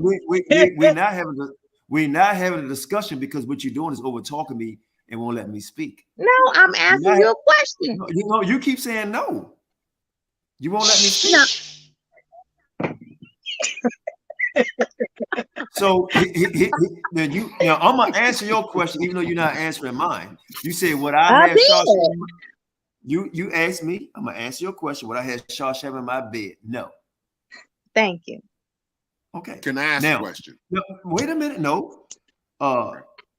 If you saw a picture of me and Shasham, right? We went on vacation or whatever, and we in a hotel room and laid across the bed. Did me and Shasham have sex? Well, what? Why would you and Shasham be laying on the bed? Okay, now I'm glad you said that, right? Now watch this. Watch this. I'm just saying, like, okay. Well, have you ever been on a I mean, I'm gonna just say this. There's certain things I wouldn't do, and I'm a woman. Carla, I'm being patient. I'm being patient. What you're doing is hold on, don't you're over talking me, and when I try to elaborate on anything, you talking about what you're saying, you're not letting me elaborate. So let me ask you another question. Have you ever went on a vacation or anything with any sisters and y'all laid across the bed? I ain't never laid in no bed with another female. You never laid across the bed with no friend. No, I have not. I don't lay in beds with females. Okay, so would you consider if females that's on a vacation with their sisters or whatever, or they at a party and they go back to the hotel room and they may be twisted, whatever, and on the floor sleep, or they go in the room, crash, lay across the bed? That you don't think that's possible? That could ever happen to anybody? Well, I can only speak for myself. I've went on vacation with my female friends, and they are in their own bed. Right. They're not in my bed. We do know this, that you did not see Kevin Samuel stick his private or somebody stick their private. No, but I seen Kevin Samuels with a purse. That's not no. You see, right? You see with a person, and you and his pants. Come on now. Okay, I seen him. That man was in that bed, laid down, and he hurried up and flipped the camera. That's a fact. You're not being honest. Okay, was he fucking? You're not being honest. No, he wasn't. He was getting ready to do a podcast. He was in a suit, sitting in the chair. Was he fucking that man? No, it's not a video of him actually doing an act, if that's what you're asking. No. So why are you calling him gay? So why are you calling him gay? Because I had that man, okay? Honestly, that man, y'all just see the suit. Y'all don't see the other pictures of this man. I know dang well, Qanath, you wouldn't wear what if I showed you some pictures, what was that with a purse? You wouldn't. Put it up. Share the screen. Because I'm not at a computer, I'm on my phone today. Can somebody bring just Shalom, Most High, and you I'll post those pictures on my Facebook page. Caller, okay, we're gonna back chat. No bad. Sarnetta, what's popping? Oh no, peace, Qanath. No doubt. Peace to the panel, peace, Qanath. I'm just sitting here listening. And a lot of times what we do is we make up our own stories on a person without even seeing it. I'm not going to be on the panel with a person who is caught lying. Hold on, let that man I'm being honest. If this Negro going to be on here, I'm not going to be on here with him. Caller. What? You're a six-figure woman. You could not get a job making six figures by interrupting somebody. I don't give a fuck about no goddamn Sarnetta. You know damn well he lied on me. Can she be respectful? Because my patience is running. Please. Come on, man. I want everybody chill, to listen sister. to me, please. Hey, listen. I'm going to end the whole program. I'm asking everybody listen to me and let me handle this. I know you don't give a shit about Sarnetta, and one time I didn't. But we're gonna be adults and show some support and respect me. You respect me, right, Carla? So I respect you, and you can take me out, let him talk, and then bring me back in on my platform. Then take her out. We're gonna do it at the party. I want you to respect me and allow Sarnetta to speak. Whether you disagree or agree with him, it's my platform. Let him speak. Then we go in the back chat and we're gonna chop it up. But let this man speak on my platform. That's all. Go ahead, Sar. God. Yeah. I just sat here and I really don't even want to talk on her or speak on her, but I sat here and listened to her make a lot of excuses about Kevin Samuel and the respect due. But you have women out there who don't show that same respect, man. You know, who disrespects men all day, all the time. What I liked about Kevin Samuels is that he kept it a buck. He just had a spark for conversation, and a lot of black people hated him. Women and men, some of them hated him because of the truth that he spoke, and because he was successful in doing it. See, I said this on my program today. There's a woman by the name of Cynthia G, who's the opposite of Kevin Samuels, who would tell black women to get abortions and you don't need to be with black men. But I don't see women over there just going in on her or tearing her down. I'm saying, see, to me, it didn't hurt me because I knew she wasn't talking to me. That shit went over my head. But when you take a rock and throw it in a crowd of dogs, the only one that bark is the one that got hit. So the reason why a lot of females feel bad about it is because they felt that he was directly talking to them. You see what I'm saying? They felt that he was directly talking to them. And that's why a lot of women can't take what he was saying. Because he spoke a lot of truth. And I don't agree with every goddamn thing he said. But come on, man. He spoke a lot of truth. Women need to be married. He was talking about women need to start losing some weight. Get some self-esteem about yourself. Get some order. Get some discipline. And women couldn't take it because my thing is he was talking to older women. He should have been attacking and targeting more of the younger generation coming up because you can't teach a old dog new tricks. You see what I'm saying? They was already stuck in their way. So can you imagine women coming out of college and they hear that talk about make sure you get married? Make sure you get married before you lay down with a man. Don't be having 5 and 6 baby daddies. That's real talk right there. He's trying to teach younger women how to respect themselves first. Now, of course, I don't agree with everything the brother said, but goddamn, I agree with a lot he said. And I don't think that we should be glorifying or anybody should be glorifying another man's demise or death. It tells you that in the scriptures, man. You're not even supposed to be joying, making fun of someone deceased or passing away. Since when we started doing that? And Qanath, the people loved you on the show earlier. They was like, yo, get Qanath back on. When Reggie came in after you, they was like, brother, get Qanath back on the show, man. You know, for real. So I just wanted to say that. Hey, Saul, don't go nowhere because I want you in the back chat if you can hold up. You know, we both up. Yeah. So. But I appreciate that. And Carla came at me, and Carla Shemai, right? Because I'm gonna give you the opportunity. Carla Way respectfully came at me, and I respect that because I love my sister. You know, because she's like, why the fuck you going back on Sunday to show? You told everybody not to go on Sunday to show, blah blah blah. And now she said, how you think JJ feel about you going over there? And you told him not to go over there. And I said, you know what? She got a point. And I'm going to address that shit, you know. But here's the thing that I would say, right? Before we get into that, because we're gonna handle that in the back chat. But this topic is about Kevin Samuels, right? Irregardless of how we feel about him, what I find disrespectful, the man is still in the morgue. Not the man, the body is still in the morgue. And the hatred is so deep for a brother. He only had an opinion. But the opinion is that rock Saudette is talking about, right? It must have hit a motherfucker upside the head because I can't understand. People die every day, and I'm trying to figure out. Guess what? Guess who died the same day Kevin Samuels died? Who? Anybody can say it? Way more famous than Kevin Samuels. That dude on Friends? Nope. The most powerful. Watch this. The most powerful, hold on, I'm gonna say this shit. Hold on, Shemai. The most powerful black man ever on TV supporting his family as a strong black man. Who's that? Come on, y'all. Y'all ever seen Good Times? Oh wow. Oh yeah. He died the same damn day Kevin Samuels died. Wow. James Evans.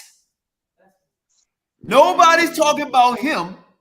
And he's a strong black man, but everybody want to talk about Kevin Samuels because he's trying to tell black women, if you want to level up 6 figures, right? Level up. But everybody talking about Kevin Samuels, YouTube star, but everybody forgot about James Evans. It's a character, but it's true. Because a lot of black men in poor neighborhoods want to be that father, right? That strong black figure, right? And all he did, first of all, I never heard Kevin Samuels say, fuck you, bitch. Sucker, whatever. Kiss my you know what. I ain't never heard him say that. I heard it, first of all, Kevin Samuels started out going against black men. tearing their ass up. I was That's like, right. That's what I was like, this dog, he keep on talking about black man. Who is this nigga?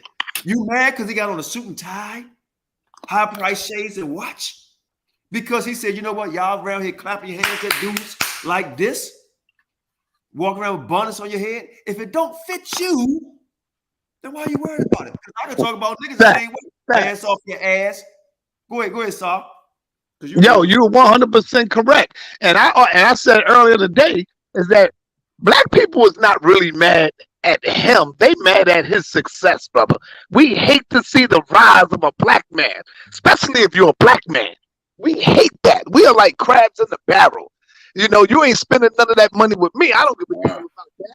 You know, as far as him being gay, I heard people say that, but nobody never came with proof. Nobody. Don't you know that video would have been all over the world if it was a man in the bed? Who he died with? A woman. He died with a woman. That video with a did woman. not Hold cut on, I'm y'all gonna tell you off. Elder Quinn. Hey, watch this real quick. Hold on, brothers. Hold on. I got you. I promise let y'all speak. He would forever live. I'm gonna tell you why this man would never die. I'm gonna tell you why he never died. I'm about to tell y'all some deep shit right here. This is coming from Qanath, your brother. Only way the women that disagree with him can make him truly die if you change your life. If you that bitch out here, 4 or 5 baby daddies, right? Living off of Section 8, taking away the black man out the household, right? That's walking around with a bonnet and the pajamas on your ass in the street, that's fighting in Walmart, right? Now, I'm not talking about the women on this panel because y'all not doing that, right? He was telling the women to elevate yourself. But if you want him to die, if you truly want him to die, change your life. So you know what, Kevin? Them women that you talking about not out here. But if your black ass out here doing what he's saying, then you out here. You're gonna ever keep that man alive. Tracy and Carla, hold on, Saul. I'm gonna give y'all the platform real quick. Go ahead, then we going in overdrive. Carla, I'll let you go. You gonna go first? Oh yeah. Okay. I just listen. I'll wait. Kevin Samuels have called women bees on his show. There's a show that There's nothing wrong with calling a bitch. If you're a bitch, you're a bitch. Well, go ahead. Well, kind of like a heavyset woman came on there, and she disagreed with him, and he said he got off, and he said, "You don't tell me what to do on my show," and then he played something that said, "Bitch, bitch, bitch." So he does call. Yeah, oh yes, he does. True. Yeah. Hold on, time out. Hold on. Everybody, time out. Hold on, Tracy. Wait a minute, Tracy. Do women call men bitches? Of course. Okay, I want to take a spiritual. But why you want? Hold on. How come when I ask the question, y'all want to like just go skip fast that shit? Okay. I said yes. Okay, I you said said yes. Because it's always going to be the blame with men. Men always want to point the finger at somebody else. Ladies, 1 second. I'm gonna give you a chance, Carla. But if what I'm trying to accentuate with me and Tracy real quick, Carla, you got next. If we live in a world where they say everybody's equality, right? We all got the same muscles, same strength. We could do the same thing. We all equal. That's what everybody say, right? And creation and building and knowledge and athletic ability and everything. We all equal, man. And when we equal, we got the same script, everything. We just equal, right? So, so he said that. So women say it too. So what's so wrong? He say bitch. Women, I've had women say, you bitch ass nigga, fuck you. So I seen women say that to men. So he said, women say it too. So what's the problem? The problem is that she didn't call him any names. Exactly. That's the problem. She never called him anything. She just disagreed with him. And he got upset. And he said, basically, I don't have to listen to this big fat woman. And then he played his little thing and called her a bee. You got to show me that video where he said, I got to listen to this big fat woman. I surely will. Right, it's a lot of videos where he was disrespecting black women. I seen that video. This is the problem that I have, because Israel is supposed to be set apart, right? So as a man, y'all are really supposed to lead the women. Point blank, period. There is no equal, there is no looking at it from a worldly perspective. And that's part of the problem, is that we lack the leaders in the household. Who do you blame if the women are not doing what they're supposed to be doing? You blame the man. Carla, But that's everybody not is fair. putting it. That's No, not let me fair. finish. I That don't is let not y'all rock. fair. Let me finish. Let me finish. Let her finish. Go ahead. Let me finish. Mm-hmm. Now, the first thing, what y'all don't know, if y'all look this up, he only made $800 a month. Mm-hmm. A month. Prior to him getting a divorce from his wife, who was the breadwinner in his family at the time, and they do have a child. So I know his history when it comes to him is because everybody wants to wake up and create a YouTube page and become this relationship guru, but don't have the credentials. So you're speaking to a six-figure woman. And shout out to Tracy. Tracy made good money as well for the other females that's on the panel that makes money. So what I'm saying is not all Black women fits that category that he's trying to portray. So to a person such as myself and Tracy, we think differently. So when we see a man speaking on Black women in general, now keep in mind, I have dated men who are six figures or even seven, right? Before, and that's what he's trying to tell them.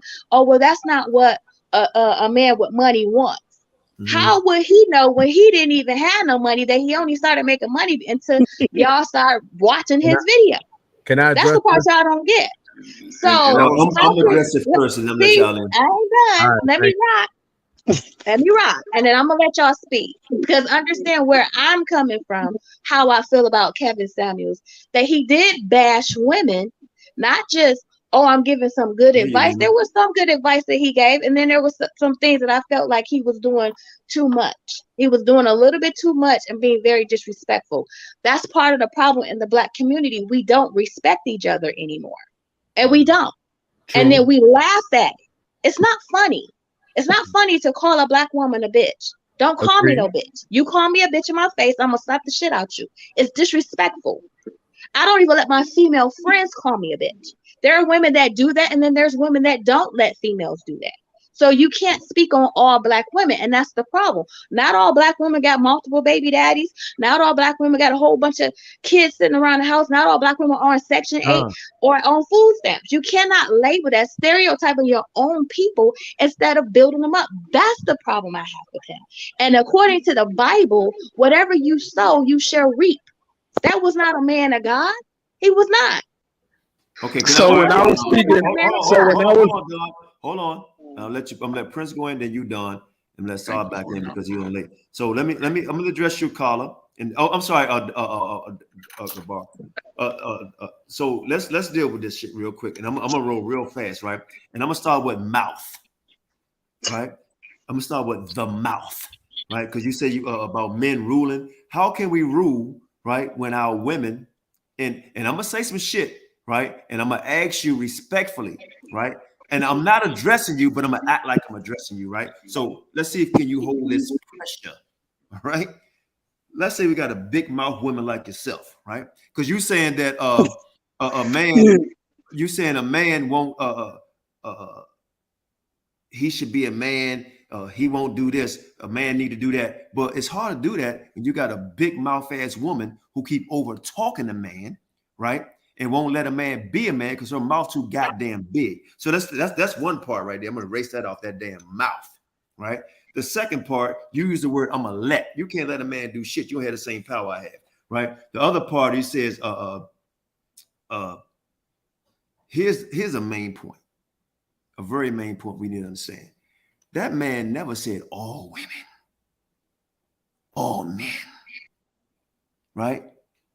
Like Sarnetta said, when he throw the rock and you jump in there and get your head hit, it's talking to you. Now let's deal with the word. He always talked about leveling up and status. You just mentioned that you and Tracy make money. You dealing with a status person, right? If status don't matter, I want you to go out tomorrow. If you don't have a man, I want you to go out tomorrow and when you go walk through an alley and you see that man out there with crackle feet with no shoes on his feet, right?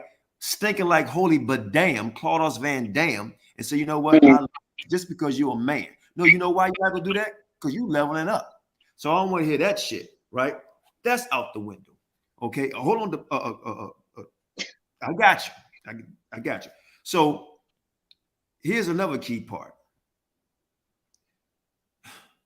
I'm trying to figure out for myself, what the hell do you really want in a man, right? Because are you asking a question? I will. What do you really want in a man? Because you mentioned figures, right? Me as a black man, I want you to tell me about me. I've been married to my wife 23 years. I never said a curse word to her. I never hit her. I never called out her name or disrespected her. No way, shape, form, or fashion, right? And I make good goddamn money, right? I mean, real good money. So I'm trying to figure out where you're going with this with a black man, that he has to be a certain way, and you don't have to be that way. But I'm a hold on. I'm gonna fall back, right? I'm gonna fall back. Let's see if you're gonna have. You want a man to lead? Let's see if you're gonna see if you can have that discipline and let a man speak. Go ahead, DeBar. Thank you. I appreciate you. Hey, sisters, I just want to say I appreciate the commentary, right? And Prince and the South and the sisters. I want to caution y'all that your compensation and your status does not change the order of God, right? We got to really look at that.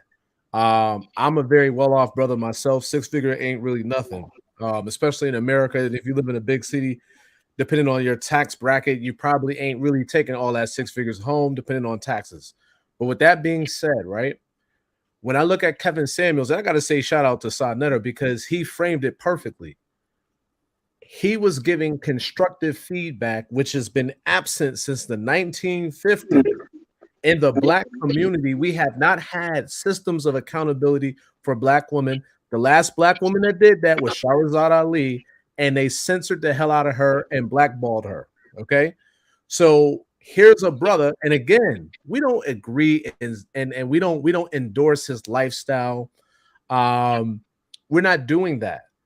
But what we are saying is, right, the constructive feedback, and I like what one of the people said on the audience, you spit the bones out and you take the meat. So the constructive feedback he gave on unruly women, and you got to understand this is programming. Why is it that a woman looked down on a man making $40,000, right?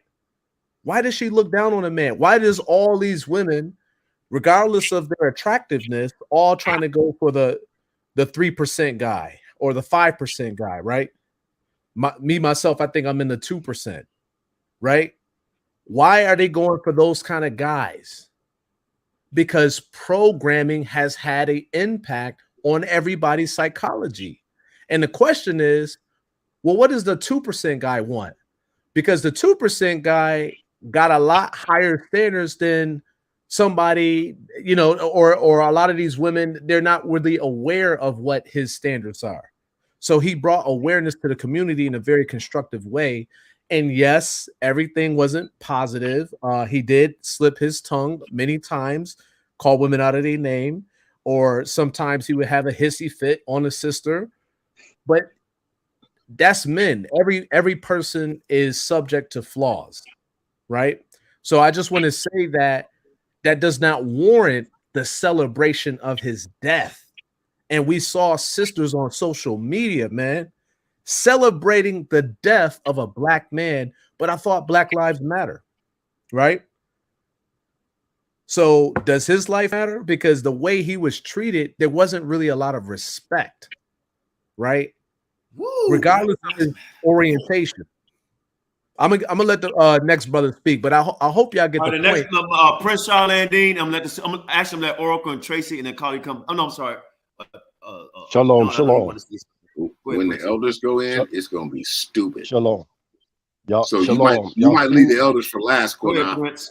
Go ahead, Prince. Shalom, Bahashem Yahweh. I just came out here so y'all can see the beauty of my land. You know, y'all can see some of the cattle and the goats. I'm coming. Lamb. Bruh, we there. We there. See all that? Come on now. You see the fire? Yeah. Look at that. Yeah, and I'm a little more worth more. I'm like a little 8-figure, but that's a different story, a different topic, right? But again, when I did that live on Kevin Samuels, and I did it on Facebook, and I just went back up, almost 1,000 people watched it, right? And my objective of doing that had nothing to do with Kevin Samuels as the man. The problem is that they're not answering the questions that he posed. That's the challenge. The challenge isn't about, oh, he was gay, he was this, he was that. I thought Deuteronomy chapter 19:15 say you need 2 to 3 witnesses. And furthermore, we got to stop blaming the men when the Most High showed us in the 3rd chapter of Yeshayahu, falsely called Isaiah, that it was the men and the women. And how did the Most High break this down? First, he broke down our governmental structure as Hebrew Israelite sovereign nationals and took away the bread, the state, the staff. That was our sovereign power that he took from us. Then from there, he started crunching down the men. Then he started crunching down the women. So Yahweh never said, oh, it was the man or it was the woman.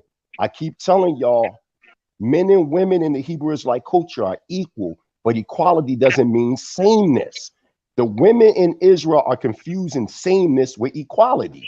Our roles are different. Our perspectives are different, but the responsibility is shared. And furthermore, no daughter of Zion that upholds the law, statutes, and commandments should even be defending the women that Kevin Samuels was talking about. If a woman in Israel is walking according to Yah Yisrael under Torah Constitution, what is her argument against Kevin Samuels? That's where I believe when women in Israel, because remember, Elder Qanath, I put the post up there on purpose to bait the women in Israel to see if they would jump on the bandwagon of the worldly so-called black woman. And a lot of you sisters fell bait for it. And it showed me y'all character. It ain't about upholding the law, statutes, and commandments. Y'all running around here just like y'all saying we set apart. So why are the sisters in Israel, not all of them, but a lot of the sisters in Israel, why y'all jumping on the bandwagon with the typical black woman? He wasn't coming at sisters that uphold the laws of the Most High. Because if you uphold the laws of the Most High, then the things that Kevin Samuel said don't even apply to you.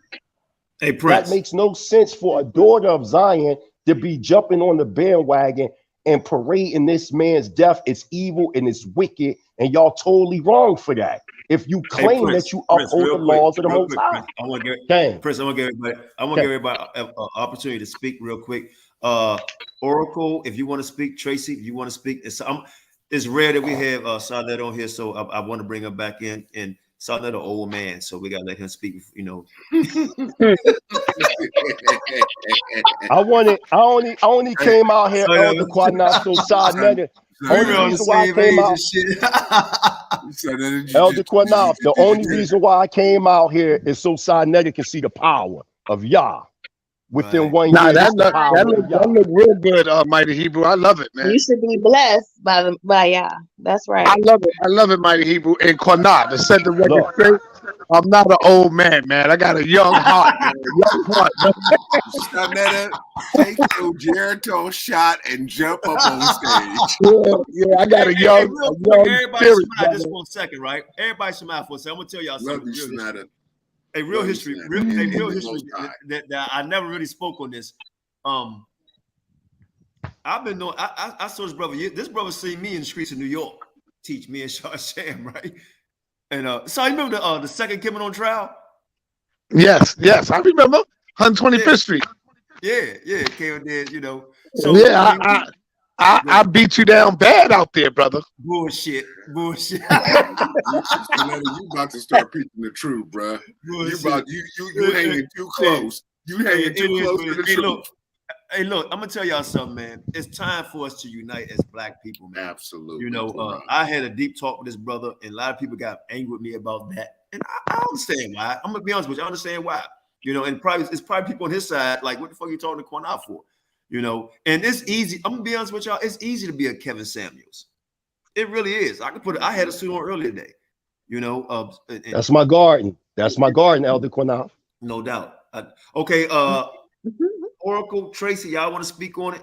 Because I'm trying to figure out with Kala, what is it that Kevin Samuels that's so unlikable? Because tell me what Well, he said first of that's all, not. is he a man of God? Yes or no? Tell me something he said that's not true. Is he a man of God? Yes or no? No, I said, tell me something that he said that's not true. Don't answer the question with a question. Tell me something he said that's not true about the women that he was talking to. Because I've seen him help women. It's So not tell his me place something. to talk about them women. I ain't So say, what does the Bible tell? But I thought the men are supposed to be leading. Like It's not his place to talk about them. You said the black man need to take control, and as I'm trying to Yeah, do their that, you household, over me. not somebody else's woman. You Your up there in the household. That's the same only room that authority Kevin y'all got. Samuels talking about. You over talking me. You won't answer my question. You Yes, answer what because you know why I what overtalk is it you? that Kevin Because Samuels lied about? Call What is it it he out. lied about? What is it that he lied about? Tell me what did he lie about? Yeah, when he forget about the obesity and all that, because I agree, or the or rating the woman on like giving her numbers. Are you a 7, 8? He was dead wrong. Other than that, tell me what is it that he lied about? Well, first of all, he was given it. First, you understand what he does when he gets on calls with the women, right? Because all y'all see is, oh, he went in on the woman. First of all, this is what's wrong with the society today. Why does it matter whether we're not talking about why does society. what does We're it not talking matter about him what getting the on the woman's phone. I make? asked you a No, specific question. I'm about What to is it answer that if he you let done? me. What is Stop it he said interrupting wrong me. to women? Can you have Go some ahead. decorum? No, If you're I'm talking, disrespecting. like, You're Dawn, it's okay, disrespecting. Right. It's I'm okay. not disrespecting him. I was This is talking his first. channel. Dawn, This is it's okay, his Dawn. It channel. You're has right, nothing Dawn. to do Dawn, with you're his right, but it's channel. okay. I'm talking. He want me to respect him. You respect me too. Dawn, Period. me and Carla, we good. We do this. But it's all coming right. off combative. It's coming off combative. It ain't Right. coming off. You see, That's Kevin why Samuels' it's the statement same is damn true. time. Kevin Me and Qanath Samuels' is the same statements is time, true. and he know dang on well how we rock. But go ahead. I just want to know, what did he do? What did he say was wrong? Not about how he took women calls. Tell me exactly. The only here is his history. Tell me exactly. It's wrong to talk down a woman. Period. What, you don't see that? That's abusing the woman. So if a woman, Period. No. You're not answering the hold question. on. You're not I'm about to go. Wait a minute. So if she's sticking pool sticks in her asshole and telling children to do it, I shouldn't tell her it's wrong? It ain't your place. Who is you to tell somebody what to do? So why are you telling me then? Is it your place? It is my place when we sat there with It's them your place to goddamn tell me, scriptures. but I can't tell you. I can't. Did you? First of all, if you want to talk about me and you, let's talk about me and you. What I talked about was you sitting your behind on this panel and holding Apostle accountable for scripture. You went 2 hours, and then you took your behind. That's contradicting what you just went through the whole scripture. Did you not? That's what I was talking about. Yes, you my brother, and I'm gonna say, yo, you know, at the end of the day, I don't care how cool you try to be with Qanath. Qanath not your damn friend. He's not. He disrespected you. He disrespected your wife, talking about she was a pass around. He did all of that. I understand you trying to be. Hey, let's No, not let do me this in finish. public. Let me finish. You did, son. Let's not do this in public. Let me finish. Let me finish. Can you Because just end the understand live? why I feel the way that I do, right? I feel the way that I do. I'm gonna keep it real with you because I love you for real, right? So I'm telling you, people are looking. The House of Consciousness is looking at the heroes and laughing. The point of Qanath is to prove that what? We're not, these Hebrews, they ain't doing this, they ain't doing that, they this and that. This is the same person that exposed something that you repented to the Most High to. He exposed it to the people. And you gonna sit up here and be cool with this man? No. Tell it. You tell it. What do you expose? I don't need to tell your business. That's not what I'm here to do. Thank you. No. I'm not here to do that. But that's what this Negro did. Hey, That's what he did. Qanath, you gotta let me speak. Let me speak real quick. Everybody be quiet. Everybody be quiet. You had to turn. Let me speak real quick. Hold on. Everybody be quiet. Qanath, you called me, and what did you say about what you said about my wife? What did you tell me? Yes, number one, I definitely apologize. And we're gonna stop making it look like Qanath is the only one that caused all this beef. Right. All of us got in this goddamn pot collar. and we all started going, hold up. I was never in no pot. You been in your damn feelings about JJ, and now Let me that's the finish. thing. Let me Excuse finish, me. man. Let me finish. We No, all I'm of us, not trying to be all cool. of us. All right, you ain't gotta be cool with me. I don't need you to be cool with me. You're the most disrespectful woman on the panel right now, and you're talking about we need to respect each other. When I got on that panel with Judah Nazareth a couple of days ago to have a one-on-one, man-to-man conversation with him, you jumped your ass in it, and I asked you 3 times. I said, Carla, please, I'm talking to him. Let me deal with him. And you just kept saying, no, fuck that, hell no, we doing with you. And that's when I started going off on you. So come on, man, stop acting like I'm the one that started the beef with everybody. All of us was going in on all of us, everybody. I said some bad things to Qanath. I said some bad things to a few people up there. But God damn it, y'all definitely said some bad things about me, about my wife, about my personal life. So we got to keep it a buck. And what I did, what Qanath did as a man, I called this brother. I called Qanath and I humbly bowed down and I said, yo, brother, I want to tell you, Qanath, I never apologized to you for what I said about your wife. I wasn't looking for an apology from him. I just wanted to clear it from me. And I did the same thing with the mighty Hebrew. He will tell you. I said, mighty Hebrew, please, I need to speak to your wife. He put her on the phone and I told her, I said, sister, I want to say, I apologize to you. I wasn't looking for an apology from nobody else. I wanted to clear it from me. I wanted to clear my conscience. And that's what I did. So we're going to stop acting like because somebody make mistakes that you got to hold them accountable for the rest of their goddamn life. What do the scripture says? The scripture teaches, tell you to go out there and build amends with your brother. How can you say you love God whom you have never seen? But hate your brother. You ain't no brother. You the enemy. What you talking about? You mock our God every goddamn day. You ain't nobody brother. Interrupting. I am not no damn enemy, Carla. You started all of this shit with me. So you need to stop acting like you a damn angel. You need to cut it out. This is a fucking lie, bro. That's bottom line. Long as the most high knows, he gonna take care of you and her. Lying on me. Let's start discipline. Somebody real quick. Somebody, everybody. I'm gonna let somebody else go in. Trust me. Hold the on. wrath gonna come on y'all. Y'all slandering. Hold on. The Bible says, "Blessed be the peacemaker." I know and if everybody's a Bible stumper. It says, "Blessed be the peacemaker." Right? That's what New Testament is called. You New Testament like me. Blessed be the peacemaker. Now listen, whether his apology is genuine or not, I accept it. Right? No, he gonna do it again. That's how Qanath rock though. Watch. But maybe. That's how he rock. Trust me.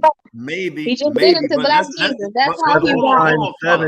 No, Qanath rocks where he defends himself and his family and his wife. That's how Qanath rocks. Whatever. So you mess with people who ain't even did nothing. I ain't got nothing to do with JJ. Hey, y'all got to remember. This is Qanath's channel. Thank you, Don. Yeah. I'm get the bar the floor. So sis, it's nothing but love, So I just want to give you some feedback here. The scriptures talk about don't interrupt men in the midst of their talk. And we see a lot of interrupting, right? There is an order of God too, right? So, for Torah keepers or people that's keeping the law, our performance has to be higher on a higher level than those who we quote unquote say don't believe. And the other thing that I want to bring out, right, is the scriptures tell us to forgive our brothers 7 times 70. So what if a brother offends a brother 100 times, 7 times 70? All right. So we can't be holding grudges. When you hold a grudge in the Israelite movement, we look at that. And he apologized. Excuse me. I hear you. I know the scriptures very well. I am a scholar. Because you how did you hear? No, I hear him. But until he never apologized to me. He apologized to everybody but me, and he know he lied on me, bro. So it's one thing about knowing the scriptures and living the scriptures, Carla. Anybody can know them. We all know it. But can you live it? Hold on, the bar saw that. Hold up. The brother said this. The scripture said, never interrupt the man in the midst of his speech. You just interrupt him. You have a point. You may have a point, but you interrupted him. And the bar been quiet the whole time. You talk to me, saw another everybody. You interrupt this man. It's only his opinion and let him finish. You can disagree, but let him finish. He just gave you a scripture. Never interrupt the man in the midst of his speech. And you did exactly what the Bible told you not to do. So I'm going to unmute you again. And I'll mute you. I said I'm going to unmute to give a chance. I'm going to unmute you, caller. Just listen. Let's just have an honest dialogue. Just relax. And whether you agree or disagree, just let him finish. That's all. Con. Go ahead. I'm going to unmute you. Let me be real quick. I'm going to unmute you. Go ahead, DeBar. Because I know Don P, you want to get in. So my apologies, King. I'm going to give it right to you. No, I love you, son. Hey, I love you, my brother. So listen, sis, like, you know, you're an intelligent woman. I can see that you're very talented and gifted. We want you to not ruin the talents that you have by coming off as a little combative, right? I don't think you're intentionally doing it. I think you're just passionate, but we got to temper our passion. So the last thing I want to say is, listen, you know, we love our people. We love our people, all right? So whether it be Sonnet or anybody, if we offend each other in the Israelite community, we look at men, when men hold grudges and stuff like that, that's called being effeminate, right? Because the Yahawashi told us to forgive men of their faults and their trespasses. So that's what we got to actually teach that and practice that. So no matter how many times, whatever beef is going on, whatever the case may be, if brothers is making up, we supposed to celebrate that. We're not supposed to be sitting up here stirring the pot, saying, oh, remember when they did this, and remember when such and such did that, because all that does, it's a white supremacist tactic. It divides our people. And the last time I checked, this whole Israelite movement is all about one body, the body of Yahawashi. So that's all. I'm gonna give it to you, Don P. Go ahead, King. I'm boiling. No, I know you're boiling. Keep it respectful, though. No. You know, I was always going to keep it respectful. I was going to go to the Maccabees. I was going to go to the Maccabees. Go ahead, brother. Man, wow. I love how, you know, like was said earlier. I love my sister Oracle. Okay. And it didn't start out that way, but that's okay. But I see something, Sister Carla. I see something that I saw in Sister Oracle. You have a passion, but the focus is off. See, our sister Judith, her focus was right on. Okay. After she dealt with what she dealt with, the Most High had a mission for her. So she suited and booted up for that mission, okay? As a daughter of Yasharel. She did a space that the men of Yasharel could not accomplish. And she wrought a victory for the nation of Yaakov that the men of Yasharel couldn't do. You understand, sister? We all have a place. We are not, see, you don't realize how close you are. That's how you crazy. To the camp that you're visiting, or that the camp that you're already in. You don't realize. You know, these sisters, hey, like I said, when I met Oracle, we went head to head. But I love that sister, and I know what she's talking about is true. No doubt. Hey, Don, let me interrupt. Hey, Don, let me interrupt real quick, because I'm gonna let yes, sir. Go ahead. No doubt. I'm gonna let Oracle in here, but I want Carla to see something real quick, right? And this is very important. You got Oracle on here and Tracy on here, and they're quiet as shit. They quiet as shit, right? And me and Tracy, I love Tracy. We didn't head it out in private conversations, but Tracy know, and I know I'm gonna respect her. She gonna respect me on this live. You know, Oracle gonna respect me, and I'm gonna respect her on this live. We may disagree, but we're not gonna overtalk one another, right? Anything, shape, form, fashion. They are being a prime example right? Oracle went on Sarnetta show, right? And they was not combative, but going back and forth. It was fun. Not no disrespect. Saw didn't disrespect her, and she didn't disrespect Sarnetta. They both can say that, but this don't look too good. Nah, I respect Oracle. I respect that sister. All right, can I speak now? So, Okay. hold on. I say Oracle next, then you next. Oracle next, Tracy, then you. 3 women: Oracle, Tracy, and Carla. Oracle, Tracy. Brother, Hold on, Don. Let me know when I can go back in. Let me know when, because I wasn't finished. I will, Don. I will. Okay, Oracle, Tracy, and then Carla. Go ahead, Oracle. Okay. Like you said, Sonetta, not Sonetta, Elder Qanath, nobody ever saw this man commit any homosexual act. People are insinuating, but I noticed that's the go-to thing for a lot of Black women when Black men say things and do things that are contrary to the upliftment of Black women. They're gay.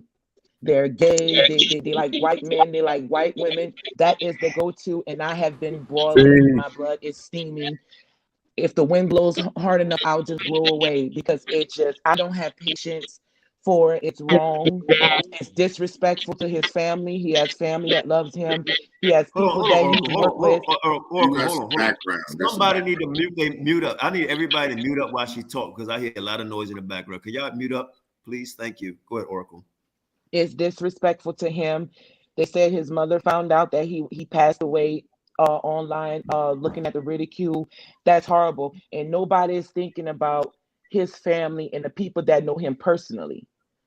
Nobody's thinking about them when y'all come out and y'all say these egregious things and things that are wrong because no one liked what he said. No one can disprove what he said. And I'm a woman. What he was saying was 100% truth. It's too many dogs hollering. It's too many. And Elder Qanath asked, what did he lie about? He never got an answer about that because he didn't lie about anything. What he was saying was dead on. And the over talking and the clamorous. I wanted to ask somebody to please get that scripture with the loud and clamorous woman. Get that up. That's ridiculous. You have to know when to stop speaking. When someone tells you to be quiet and they're trying to speak, be quiet. Be quiet. You can't claim to be a daughter of Yah and claim to, you want the men to lead, and when they tell you to be quiet, you can't be quiet. You're a poor example of what you're trying to represent. This is Proverbs chapter 9 and 13. A foolish woman is clamorous. She is simple and knoweth nothing. There you go. Tracy? Well, I don't think that describes Carla. Carla's just passionate, just like me. They say I was combative too. I didn't agree with it. So, as far as with Kevin Samuels, he lied because Kevin Samuel was found dead in a room with a woman that he wasn't married to. So, but he was telling everybody else to be married, right? Don't give your goodies up, get married. Obviously, he didn't respect the woman he was in the room with. So he lied about that. No, hold on. This is the problem I'm having. And I'm not trying to interrupt. We keep on saying he lied and all that. I want to know, I'm asking everybody. Okay, he fucked a woman. Okay? And she let him do it. That's fornication. It's fornication. Okay. But what I'm saying to you, right? Listen, you ever heard the saying in the Bible, don't do as they do, but do as they say? See, I read the Bible. Don't do as they do, but do as they say. You ever heard that? And I need to back up. I need to back up what the sister said. I need to back up what the sister said. Hey, Don, please. Yes, sir. Don't say that, Paul. Let he who is out sin cast the last stone. I'm listening to Yep, I'm about to get it. Let he who is out sin cast the last stone. Thank you. But the matter was Don. Yes, sir. Thank you. Let me finish. I keep asking the question. Can somebody tell me verbatim I'm gonna how answer his history, if he's a faggot, how he dressed, right? How he smelled, how he walked his life. I'm asking you, what did he say on his program that was a lie about the women actions that they were doing? I want to know where the hate come from. You say he lied. Show me, what is it that makes you hate Kevin Samuels? What is it that he said that was a lie? I don't hate him. What? Yeah, and I didn't hate him either. I didn't even follow him. He wasn't worth following. What is it that he said that was a lie? Well, he definitely wasn't telling women the truth as far as, let's go with scripture. If a man lay down with a woman, you're supposed to automatically take care of her, or you shouldn't be laying down with her.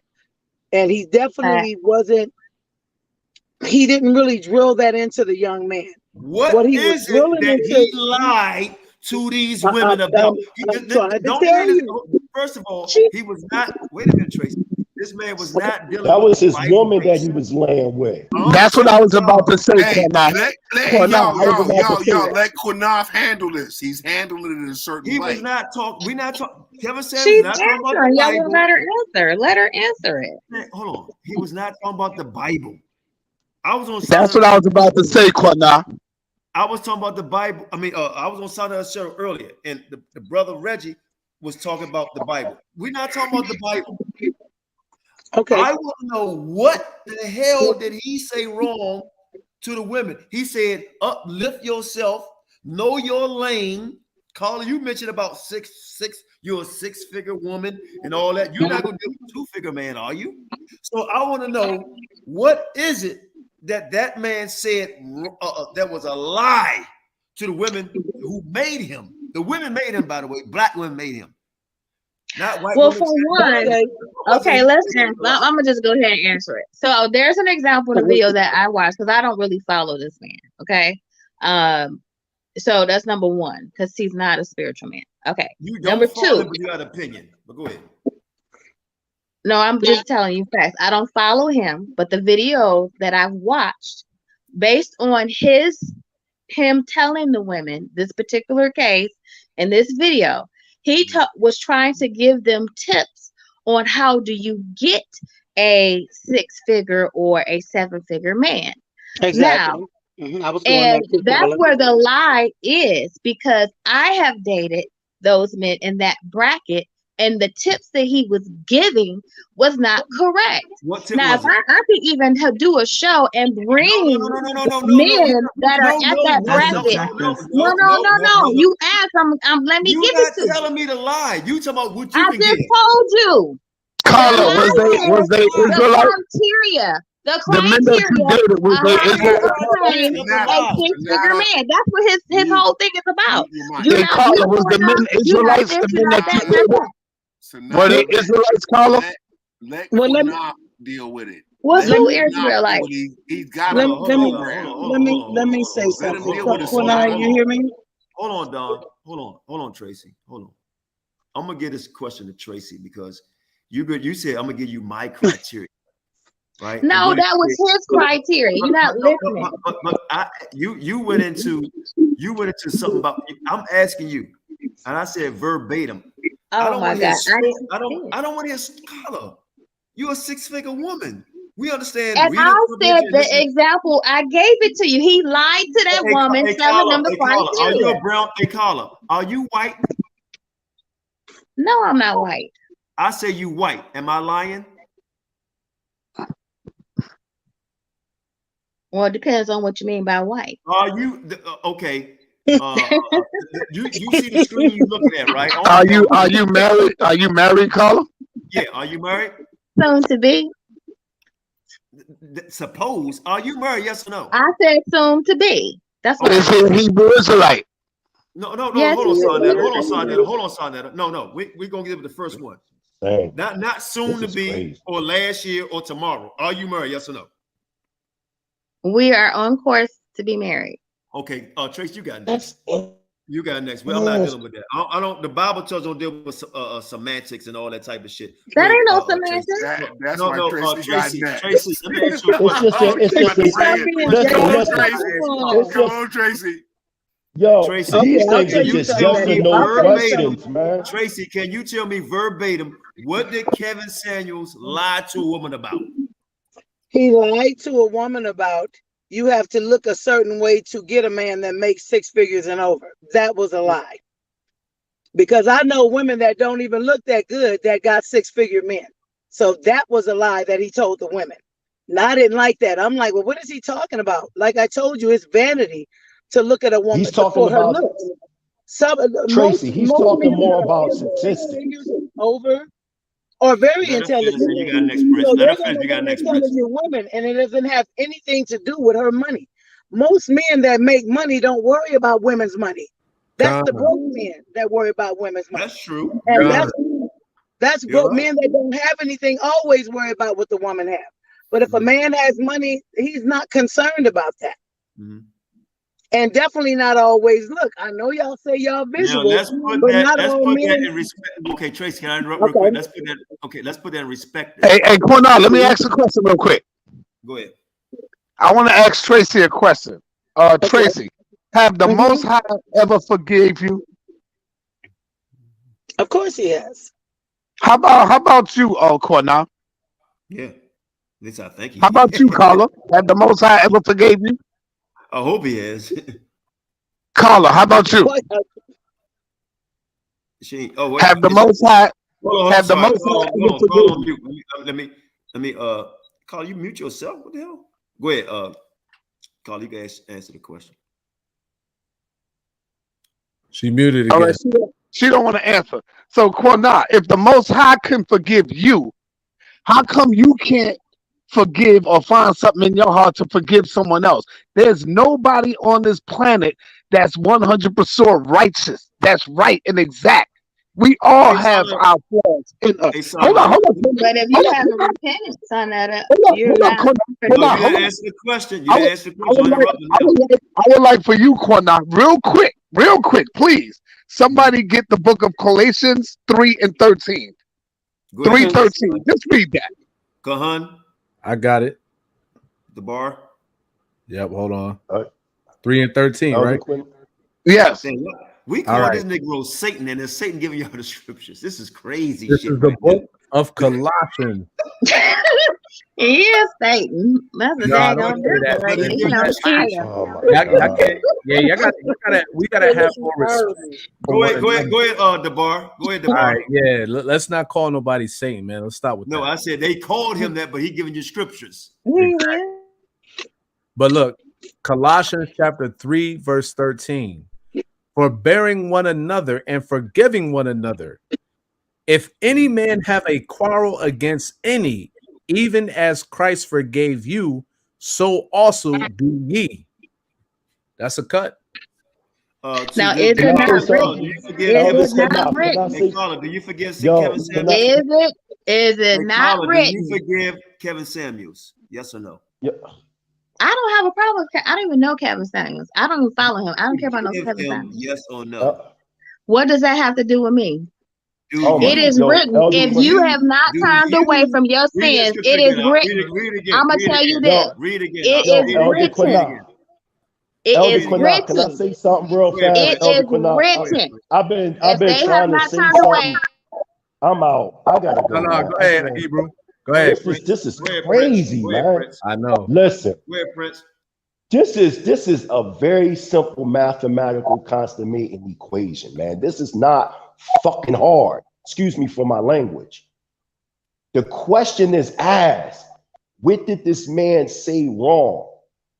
Much respect to my sister Tracy. Right.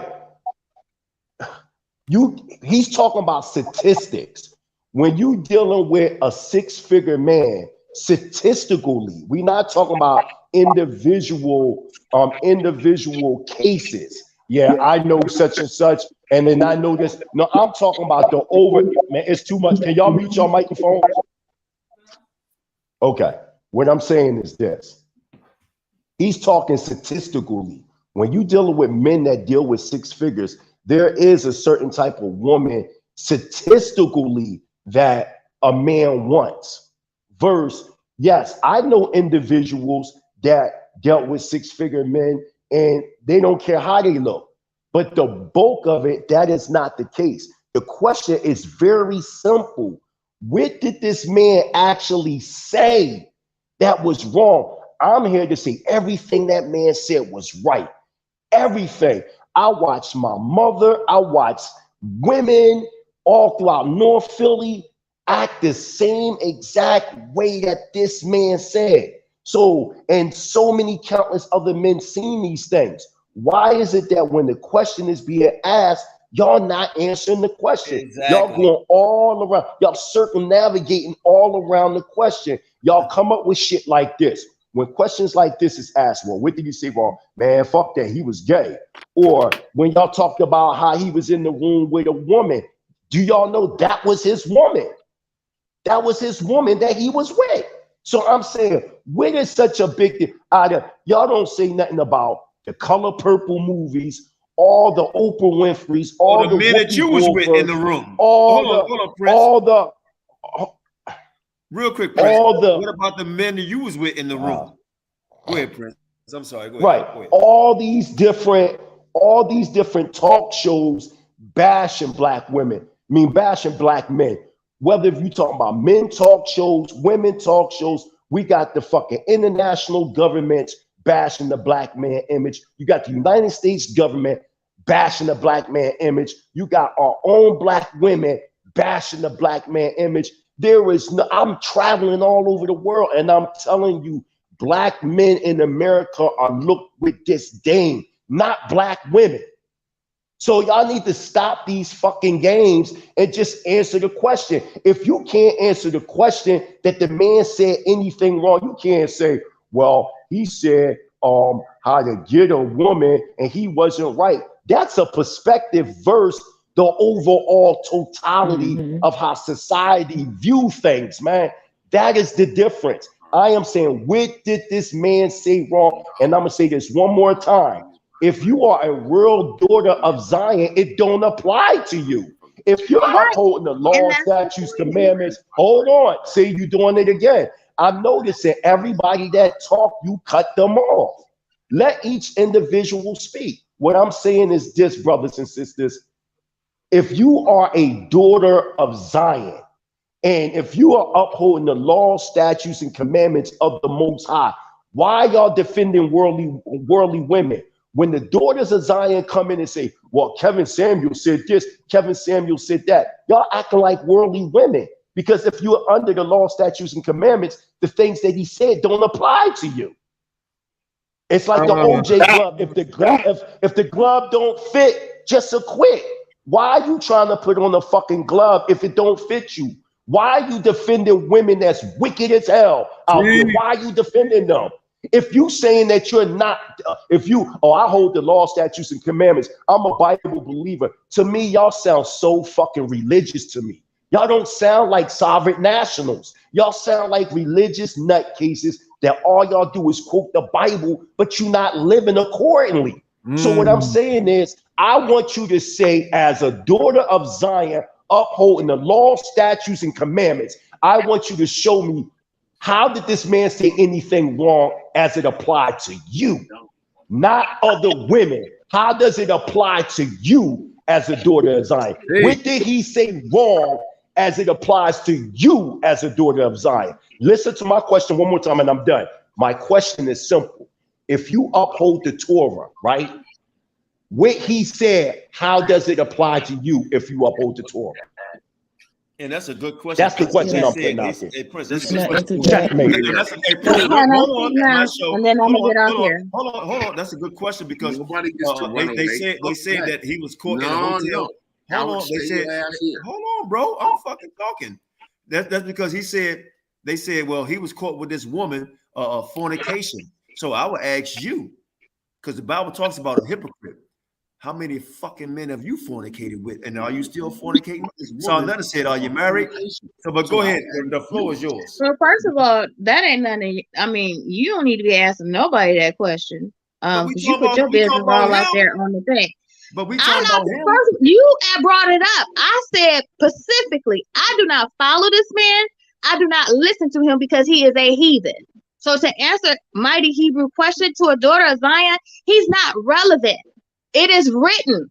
These heathens are being exposed point blank period. Thank you, Point Carla. blank There you go, right there. Thank you. Carla, you just answered my question. Thank you very much, Carla. You answer. That is it right there. Carla just said basically that shit don't apply to me because I'm a daughter of Zion and I uphold the law, statutes, and commandments. So in that retrospect, no daughter of Zion should be saying anything against Kevin Samuels because it don't apply to them.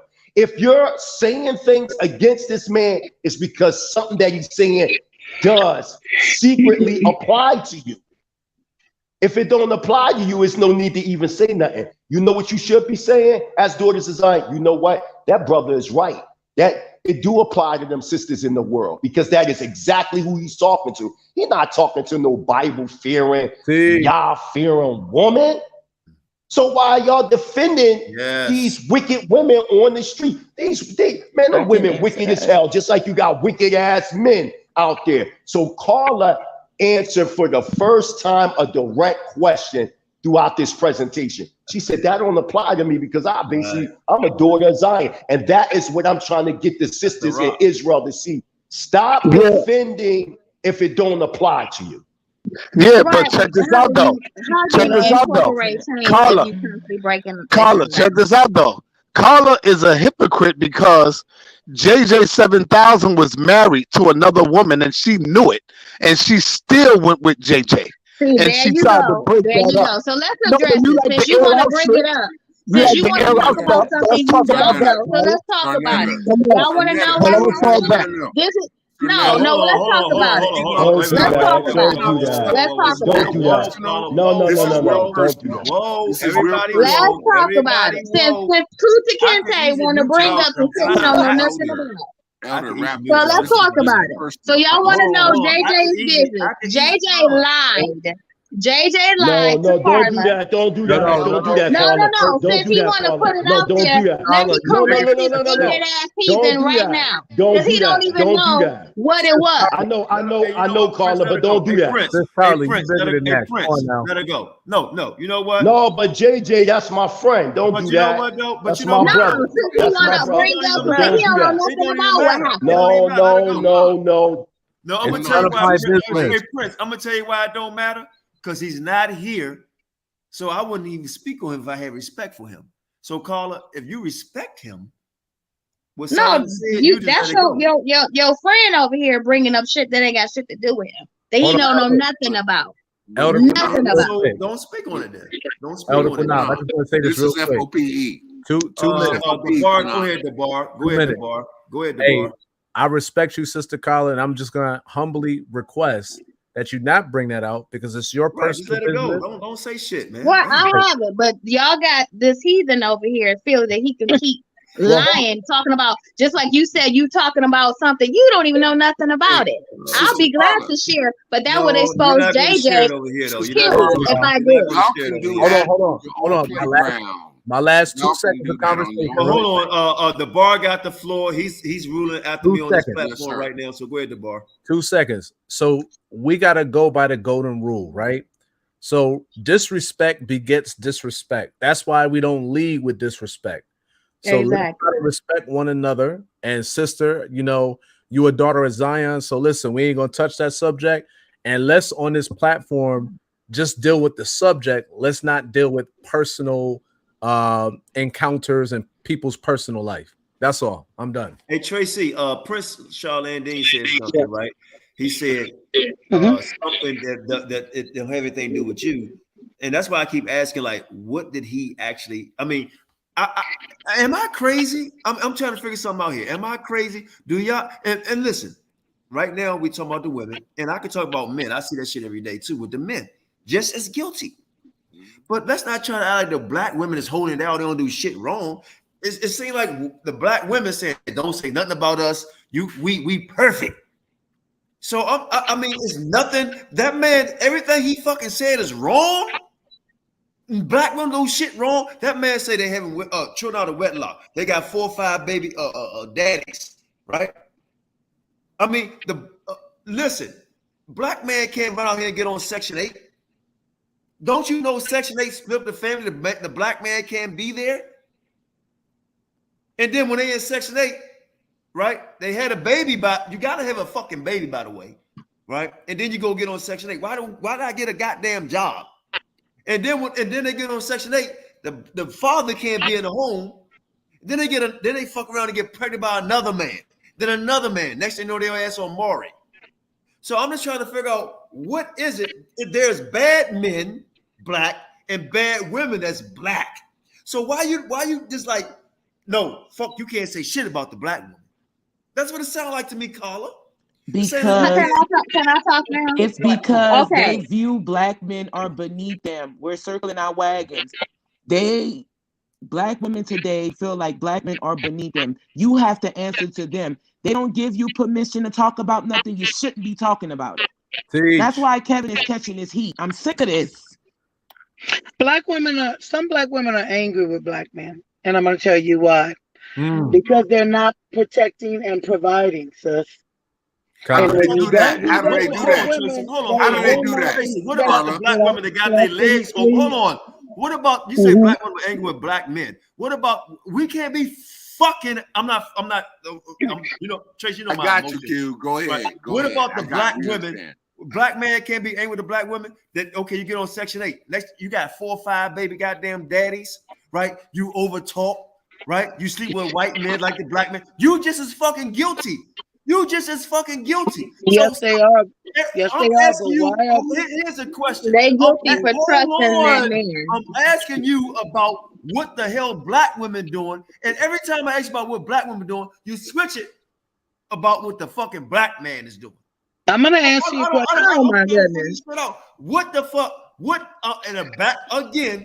Tell me what Kevin Samuels said that's wrong.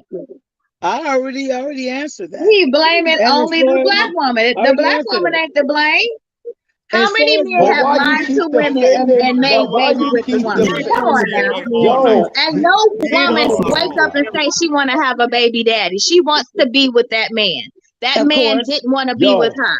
Yes, listen, Elder Qanath, my mother just hit me up. She watching. My mother. Shout out to my mother. My mother said to tell y'all, here's a secret. She said, regardless of what we saying about separating the daughters of Zion, I'm gonna read it to you. Verse the worldly women. She said that there is a secret amongst black women my mother said there's a secret amongst black women to defend black women no matter if they right or wrong. And that is going on right now. You would no matter if he's talking about worldly women. Notice y'all keep defending these women and they're not even Israel. You keep saying, Carla, he's not an Israelite man. He's not a man of God. But the women that he's talking about, they're not even women of God. So, Carla, but we're not supposed to hate our people. We're right. As elders, Carla, let me ask you. Hold on, Tracy. Tracy, hold on. Hey, Carla, what is the black woman doing wrong? I got it down. What's the black woman doing wrong, Carla? First of all, I'm about accountability on Carla, both ends. What's the black woman doing wrong? I'm about accountability on both ends. Carla, okay? Nobody is defending black women.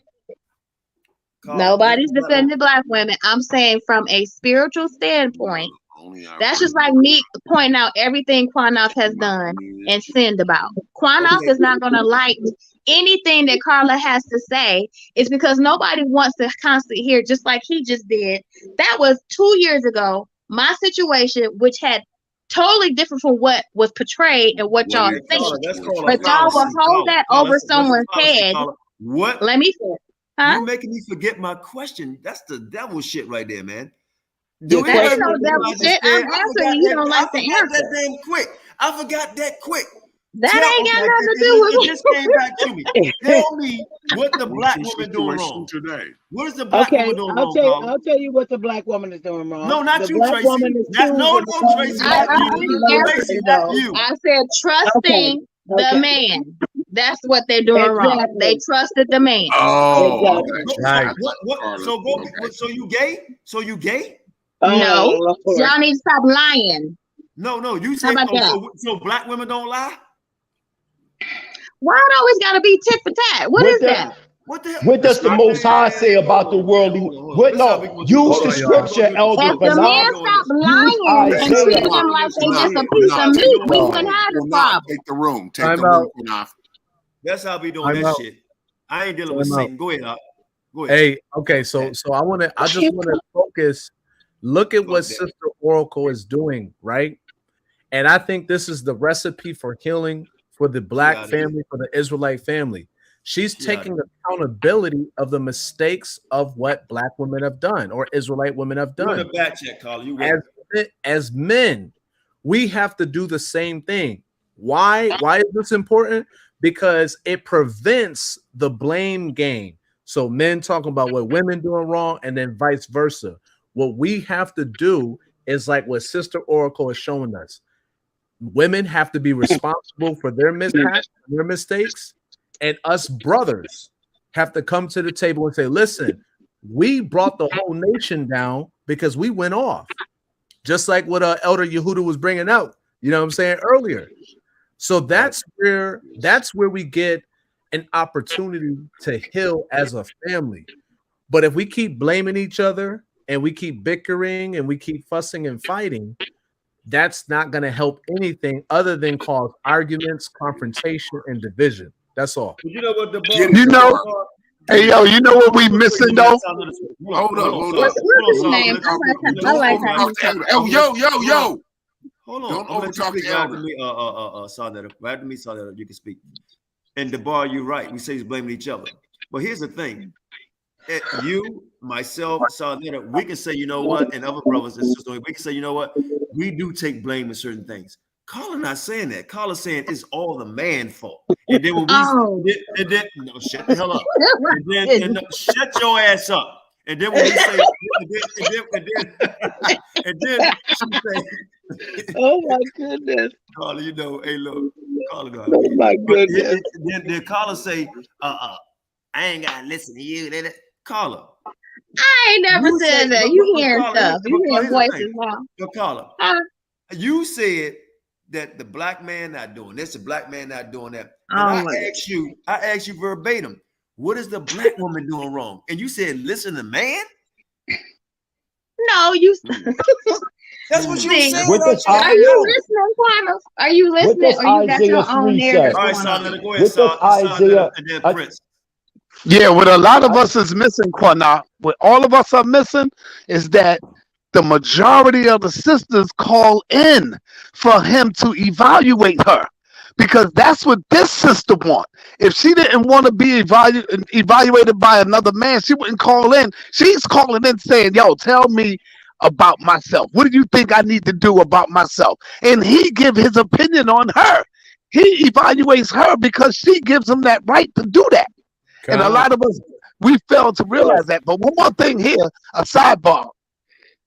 Qanath, you said they keep calling me Satan, Star Satan. I'm going to tell you how powerful that is. Y'all can laugh all you want to.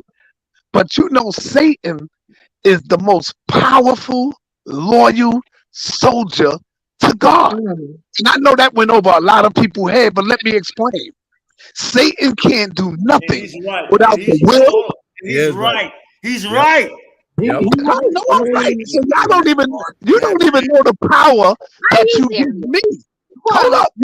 You don't know the power that you give me. You see what I'm saying? Satan will be here after your ass is long and gone. Satan will still be here. And he's gonna be cast down and burnt in hell. That's what that means. Nah, I mean, but how long would that take? I'm gonna get right back to you. Until that time, give it back to me. Let me go in. Let me go in. I think y'all missed it. Can y'all be quiet for a second? I think y'all missed it. Absolutely. Right? Yeah, let me go in. I want to finish.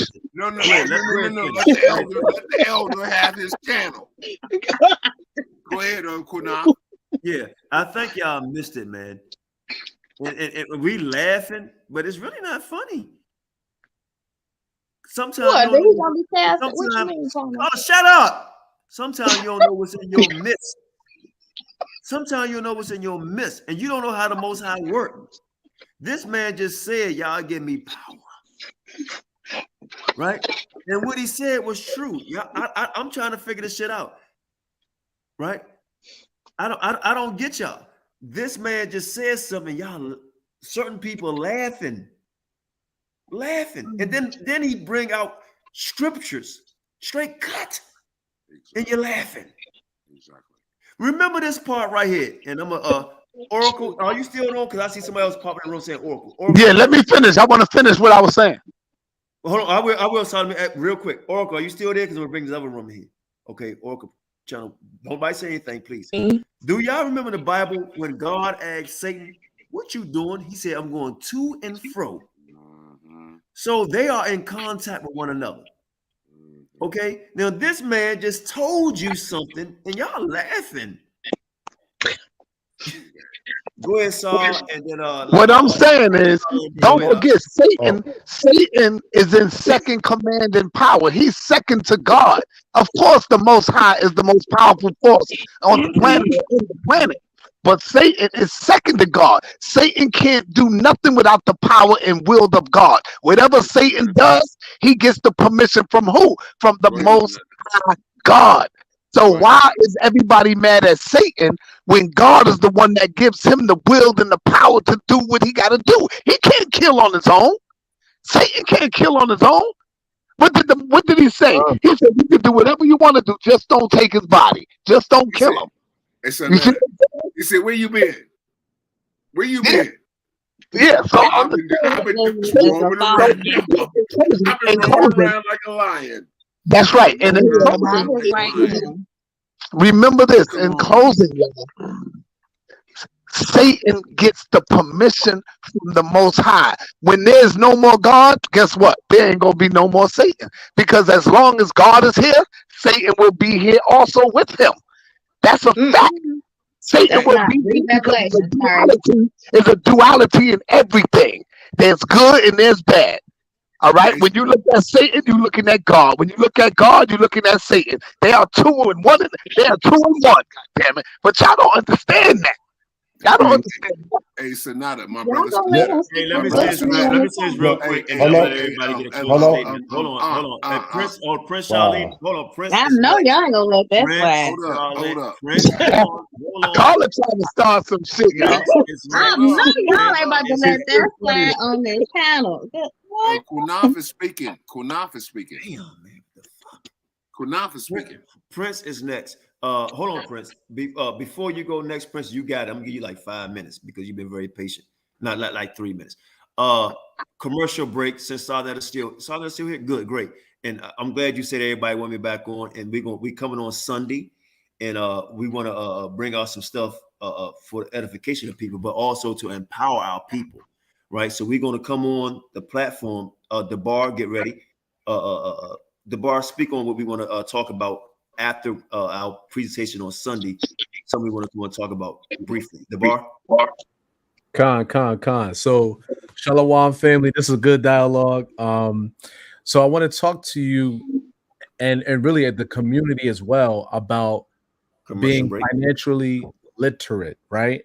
And taking advantage of investment vehicles that will give you a daily 3% compound interest return on whatever you deposit. I've been using this vehicle as a way to not only double but quadruple my investments. So we're going to talk, and on this platform, F.O.P.E, we're going to talk about how to utilize these investment vehicles as a way to empower your personal economy. So stay tuned on that. We got a lot to talk about, a lot to cover. And again, this is for our people's edification. And we're not just limited to scriptures, but we also talk about prosperity in a healthy sense. So that's all I wanted to bring out. No doubt. Prince. Okay, shalom.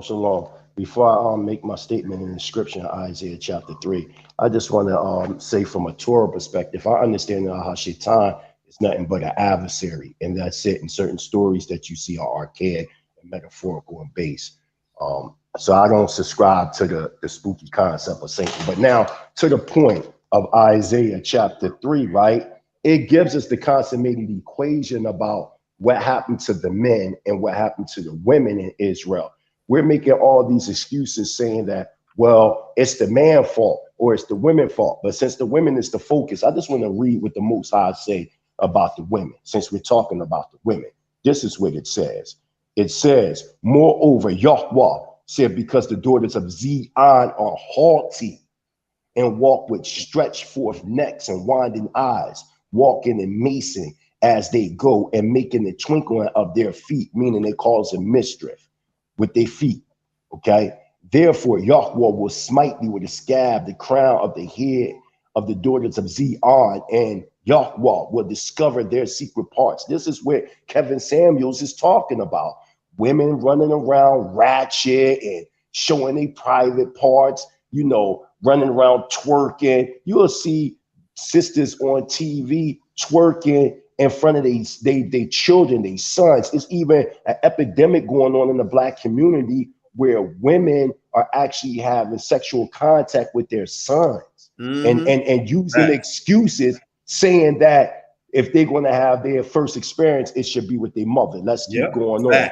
Now, verse 18, in that day, Yahweh will take away the bravery of their twinkling ornaments about their feet and their claws and their round tires like the moon, the chains and the bracelets, the mufflings, the bonnets and the ornaments of the legs and the headbands and the tablets and the earrings, the rings, the nose jewelry, the changeable suits of apparel, and the mantles and the wimpings and the clisping pins, the glasses, the fine lining and the hoods and veils. And it shall come to pass that instead of sweet smell, there shall be stench. Instead of the grinning of rent, and instead of well-set hair, baldness. All these things are attributed within the Black woman in the United States. You see it. And instead of the stomach, a grinning of sackcloth and burning instead of beauty. Thy men shall fall by the sword, and thy mighty in the war, and her gate shall lament and mourn, and she being desolate shall sit upon the ground. And then if you drop to verse 12, this is the one that really hits hard. As for my people, talking about the strong men in Israel, children are their oppressors, and women rule over them. O my people, which lead thee, or the women that lead thee, cause thee to error and destroy the way of thy paths. And that's inclusive with the precept Isaiah chapter 3, verse 4. So you have the answer right in Isaiah 3. Why is everybody, I'm not saying everybody on the panel, I'm speaking generally. Why is everybody on the panel making all these excuses? It's because of this, it's because of that. When y'all all, not everybody here, but we're hearing a bunch of contradictions as to why these things are happening to us, when Isaiah chapter 3 clearly tells us why these things are happening to us. And it has nothing to do with the things y'all saying. Let's just deal with the facts. We left the law, statutes, and commandments of the Creator, meaning our Constitution. And any nation that abandons their own Constitution becomes a prey to the other nations. It's just that simple. All we got to do is just return back. That's why I feel as though the only way the men and women in the United States is going to change, and y'all may disagree with me, y'all have to separate yourselves from that body politic government and separate yourselves physically and come to Africa. Because when the sisters in Israel come to Africa, especially Tanzania, y'all gonna have a rude awakening. The way y'all treating the men over there in America, it ain't like that over here. It ain't nothing like that. The men are in authority over here. The men over here, and the bar, he been over here to see me in Tanzania. He been over here, and he'll tell you, y'all don't have no power over here. The men is the one that control the whole situation. And that's how it's going down. Hallelujah. Hallelujah. Hey, Elder Qanath, real quick, I just want to clear up something because our brother Sarnetta dropped a nugget, and it kind of hits the wrong way. So I want to clear this up real quick about the Most High and Satan being one and the same. This is the book of Isaiah, chapter 45 and verse 7. Now, this is the Most High speaking. I form the light and create darkness. I make peace and create evil. I, the Lord, do all these things. One more verse, okay? Get ahead. This is Deuteronomy chapter 32, verse 39. See now that I, even I, am he, and there is no God with me. I kill and I make alive. I wound and I heal. Neither is there any that can deliver out of my hand. So what the brother was bringing out was accurate, okay? Hashatan does not do anything without the permission of the Most High God. The Most High is the one that wounds. He's the one that kills. He's the one that creates evil. All right. And Satan is just the angel or the energy that goes and does the will of God on the left-hand side. So that's all. And that's why I always say he's a loyal soldier and representative. And sometimes I go so as far as to say he is the hitman for God. He is the hitman. He kills at God's will.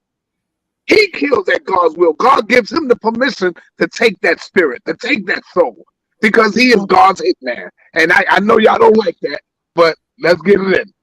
Hey, I ain't got Most High bless Sonetta. And anybody that is of the world is not of him.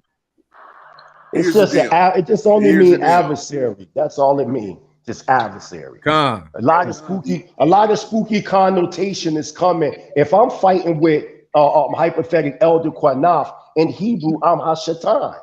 Yeah, I mean, it just only means adversary. We putting on the mythical spin to it. We doing that when in fact it just means the adversarial force. That's it. Hey, brother Rashad got a killer precept. Hold on, real quick. Let me read this because the brother in the spirit. This is Amos chapter 3, verse 6. It's still dealing with the subject. Shall a trumpet be blown in the city and the people? And I not do it? Yeah. Shall there be evil in a city and the Lord have not done it? That's right. Drop the mic. That's right. You see what you just, but I'm just saying, you see what you just read. That's my point. When you saying that, when you just read Isaiah chapter 45 and all that, and how the Most High create evil, the adversary force is the Most High. That's the whole point. When we're taking these things and putting on Hellenistic Greco-Roman twists on it instead of Hebraic thought. The Hebraic thought is just an adversary. Anybody can be an adversary. Anybody that is contesting against your will becomes Hashatan. And let me say something real quick. Let me jump in here real quick. We having a nice conversation, deep conversation going back and forth, and we all could take it. But I want to put some on all of y'all spirit, right? Can y'all mute up? Because I hear stuff in the background. I want to put some on all of y'all spirit real quick, right? That Kevin Samuels. And the reason why it's so big, because everybody's shocked that he's dead. Because it's almost like, how can he be dead? The dude, like, he in good shape, well-dressed, well-spoken. How can he be actually, was he sick? Like, what the fuck happened? He's gone. And everybody on this panel going to face that one day. So let me say this. I love all of y'all. So if I happen to meet my demise before any of y'all don't have to make no bad videos about me, because I love everybody. Even if you're wrong, I still love you. And I have a right to an opinion, just like all of you. And that's the point I've been trying to make the whole night with Kevin Samuels. We all have an opinion. And I done said this shit like 1,000 times to Sonetta. And I'm going to tell you, I know y'all like, how the fuck is Sonetta on F.O.P.E? Oh, Qanath sold out. Sonetta ain't giving no goddamn money. I ain't giving no money either. But we had a conversation. He called me. But I ain't sold out. Right? He called me, right? And we talked. And we had a nice conversation. And I said something to him. He said some shit to me too that was profound. And I said, bro, how you want to be remembered? Did I not say that to you, Sonetta? And that shit hit me. It hit me when you said it. And that's what made me say, man, you know what? Let me go ahead and make amends to a lot of the brothers who I fell out with. And I extend that offer to Carla as well. I don't hate Carla. I just felt that I needed to swing back at her. I don't hate that sister at all, man. Believe that. I have no hate for her. Hey, Qanath, can I Hold say on, this hold on, real time. quick? Hold on. We gonna see. Hold on. We about to test the spirit. That's We about not to test true. the spirit. Okay. Right. Okay. Whether you trust him or not. Right. 70 times 70. How you feel about what he says, Carla? It is written, anyone that slander against me and lie on me, God will take care. He will revenge for me. And that's Okay. what he Now, does. I understand that part. Hold on. Watch this. Watch this. And I'm going to see it through. But watch this. We both have said some things. I Carla, ain't you said said nothing about you. That's the difference. I all don't right, let me slander bring your people. attention to it. That's the Carla, difference between me and you, said brother. many times, Carla, that I had I herpes. don't sit up here in front You for never these said I people. had herpes to the Sonetta, people. I I was said nothing but video. nice to you, bro. I Hold on. never Hey, slandered you. All I right, never yeah. All talked right. about But you. anyway, And you I have brought me no in hate y'all against mess. her. And you have not apologized. You call me out my name. Bro, I don't have nothing to say to you. I've already prayed to the Most High to take care of you for your Oh, slandering and lying. Oh, Trust me, No. anybody has ever slandered But and guess lied, what? he take care of. It's Guess done. what? It is written. But guess what? Let me say this. But guess what? Hold on. That only works on people who believe it. You have no power, And Carla. whether I you don't gonna believe or not, trust me, I will see it. He gonna see it through. Trust me. Don't get caught in it. Carla. What? Wow. What? Sister. You should have got George Zimmerman, Carla. You ain't get him yet. Hey, Sonetta, don't do that. First of all, that was a Mason's ritual that was performed, sir. Hey, So Sonetta. sorry. I mean, Carla. Hey, Sonetta, don't say nothing more, bro. Respect my platform. Respect me as a man. Go ahead, brother. I'm sorry. My bad. Thank you. Carla.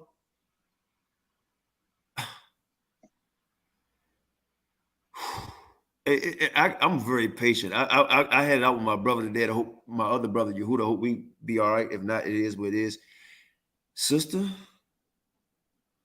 it seems like you're angry, and people talk about me. But sister, I done had people talk about me like a dog on this YouTube.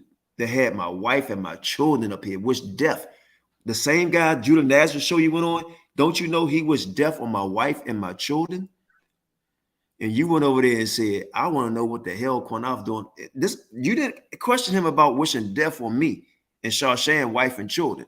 But you was over there. Well, and I didn't hear him say that. Did you see I know him you didn't, again? but I'm going to tell you something that you didn't follow. The scripture said, if you have a problem with a brother, what should you do? He not my brother, bro. I'm talking about me. If you have a problem with your brother, what the scripture say you're supposed to do? I'm supposed to come to you about it. So when you went on Judah Nazareth, you said, I want Qanath to bring his ass over here. Did you come to me first?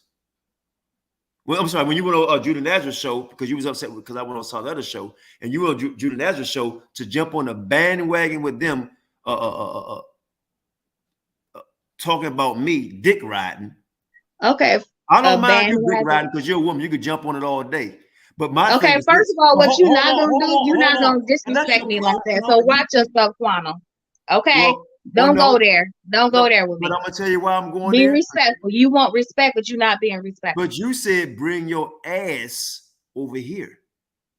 Yes. Did you not go through all them daggone scriptures with apostles? Did you not?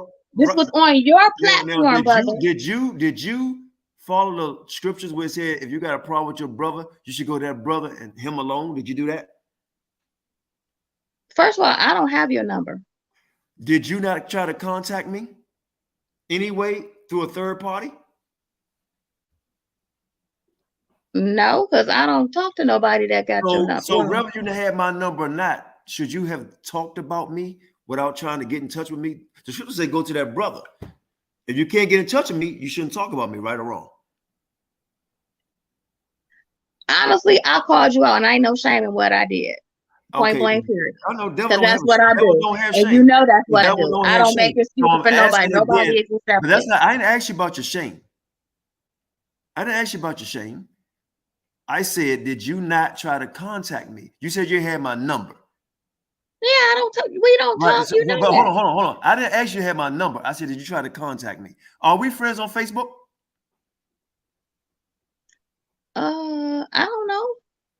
So you don't know because we are. I go live all the time. Did you ever come on my live like you on here Right, right but now? I'm on I Lions go Den. live all the time. Did you not say Qanath on the live? Hey, let me holler at you in a private chat. Did you not do that? But I'm not on the other account, and you Are know you on that. this channel right now?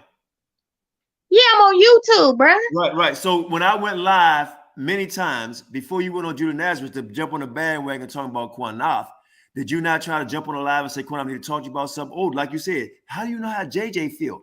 JJ get in contact with me. Did you contact JJ and say, I need to get in touch with Qanath? Did you do that?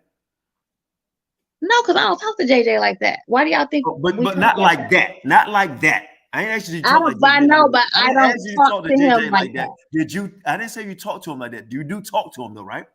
No, actually, I don't. Not like that. Okay, That's what I'm saying. He's on block on my phone. We don't talk like that. But you can, if you want to, like you did tonight, you can get in touch with me, right? Yeah, but I'm not always on here. I just So when happen you to hop start on talking here. shit about me, did you disobey the scriptures? Because you could have found the way like you found tonight, like Bernard would say, tonight. Yeah, and tonight, and I Did said, you not try you to wrong reach out as to me hell in any to be shape, form, hopping or on his fashion? platform when you holding everybody accountable and talking about them like a damn dog for going on there. It's wrong. You wrong, dog. Period. I'm not a dog. My name is Qanath Yahawashi. Well, Qanath, Kenneth. So you say don't disrespect me, but you call me dog, right? But I said you Yeah, could jump like on, but I homeboy. am. You You just can got jump on this offensive. dog. You could jump on this dog. But here's the thing about it. Did you not? There you go. There you go Because you again, being disrespected me, disrespectful. I Carla. don't need to jump. That's if calling you a homeboy dog, that's offensive. I'm not I don't disrespecting you in a recognize sexual that. way. I don't Don't recognize come at that. me stupid like I that. Don't don't come at me. I recognize ain't that. hopping I on don't nothing. recognize that. Don't play with me like that. I Don't don't play with me like recognize that. I don't recognize being called a that. dog. Okay, then say I that. said, Then say that. Carla, If that offended Carla you, Way. that wasn't Your name is offensive. Carla Way, and I respect you. I respect you, Carla. And if I got an issue with you, And is that not being a hypocrite by telling everybody going through scriptures like you just did on this whole I'm gonna reach out 5-hour to show? a third party, Yes Carla, or no? and call you, Carla. That's what I'm gonna do. That's what I'm gonna Anyway, do. I'ma keep it real regardless if you like it or not. You was wrong to That's your tell problem. everybody not to come on this You're not motherfucker keeping it real. and You're not holding keeping it everybody real. accountable, You're and not then you do keeping the it total real. opposite. And everybody on I this am keeping it platform real. You the one see not that keeping you're it not real. keeping You it the real. one being You a want the hypocrite. man to be in charge, but what you're doing right now is trying to What overtalk does a man. that? You're First of not all, in you your keep place. talking about what You I said want to don't. do. You You telling are me not my not to husband, tell you and to that's the jump part up and that down y'all on don't my get. rod. And y'all Where's your Hebrews man don't right like now? correction. Where's your That's the man? reason why we have been. Where's My your man? man is right Where's your up man? the street. Thank you very much. Anything else you want to know? And I don't talk to him like that. Why? Because we respect each other. Y'all are so disrespectful. It's not even funny. Okay, Carla, He's up do you the respect street. me? He ain't down. Dawn, let me handle this. Got you. I respect you, Carla, and I know you respect me. I know you don't. You just disrespected me twice. You disrespect and me. it's disrespectful not only You to me, disrespect but me also on your Judah wife as Nazareth well. show. Because I'm You here. disrespect me on Judah Period. Nazareth show. Did you not? I didn't disrespect you because I You called said, you out for Qanath, being a bring your hypocrite. That's not ass on disrespecting here. you, bro. Did you not say, Qanath, bring your ass on here? Is it not disrespectful? Because you do that with me. What the fuck you talking about? When I say, Carla, You bring do your not say that. Carla, when Stop have I acting like you ever don't say that asked in you to that chat bring when we be your on. ass on my show? Did you not do that today? When did I ever ask you to bring your ass on my show? Did you not just do that today? Yes or no? Carla, you came on the comment board. No, answer the question. Did he not say, Carla, bring your ass up on here? Did I not come on? Because no, you was in the comments section, was you not? But you said it, so stop acting like you don't say it. Why you ignoring the question?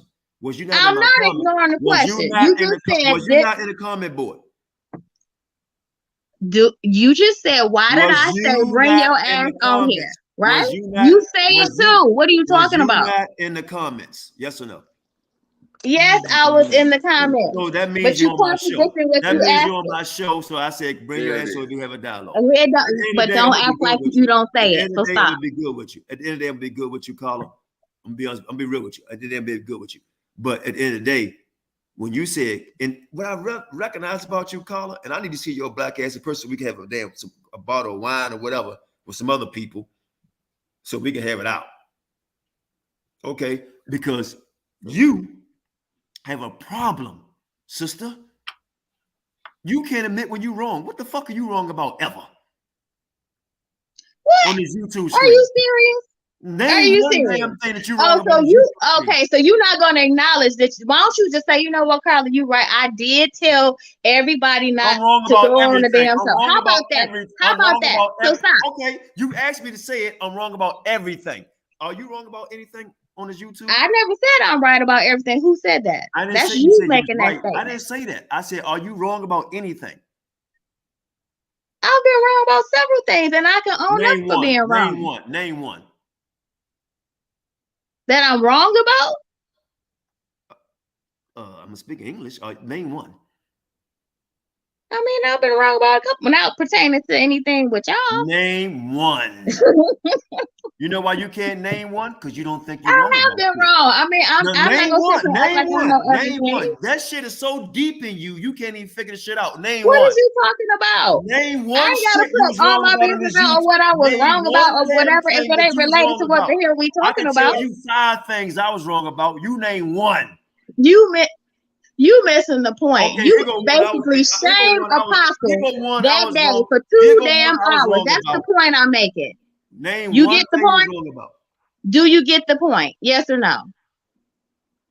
That's the point. That's why I said what I said. How can you do a 2-hour going scripture to scripture to scripture to scripture to scripture on this dude, and then I see you?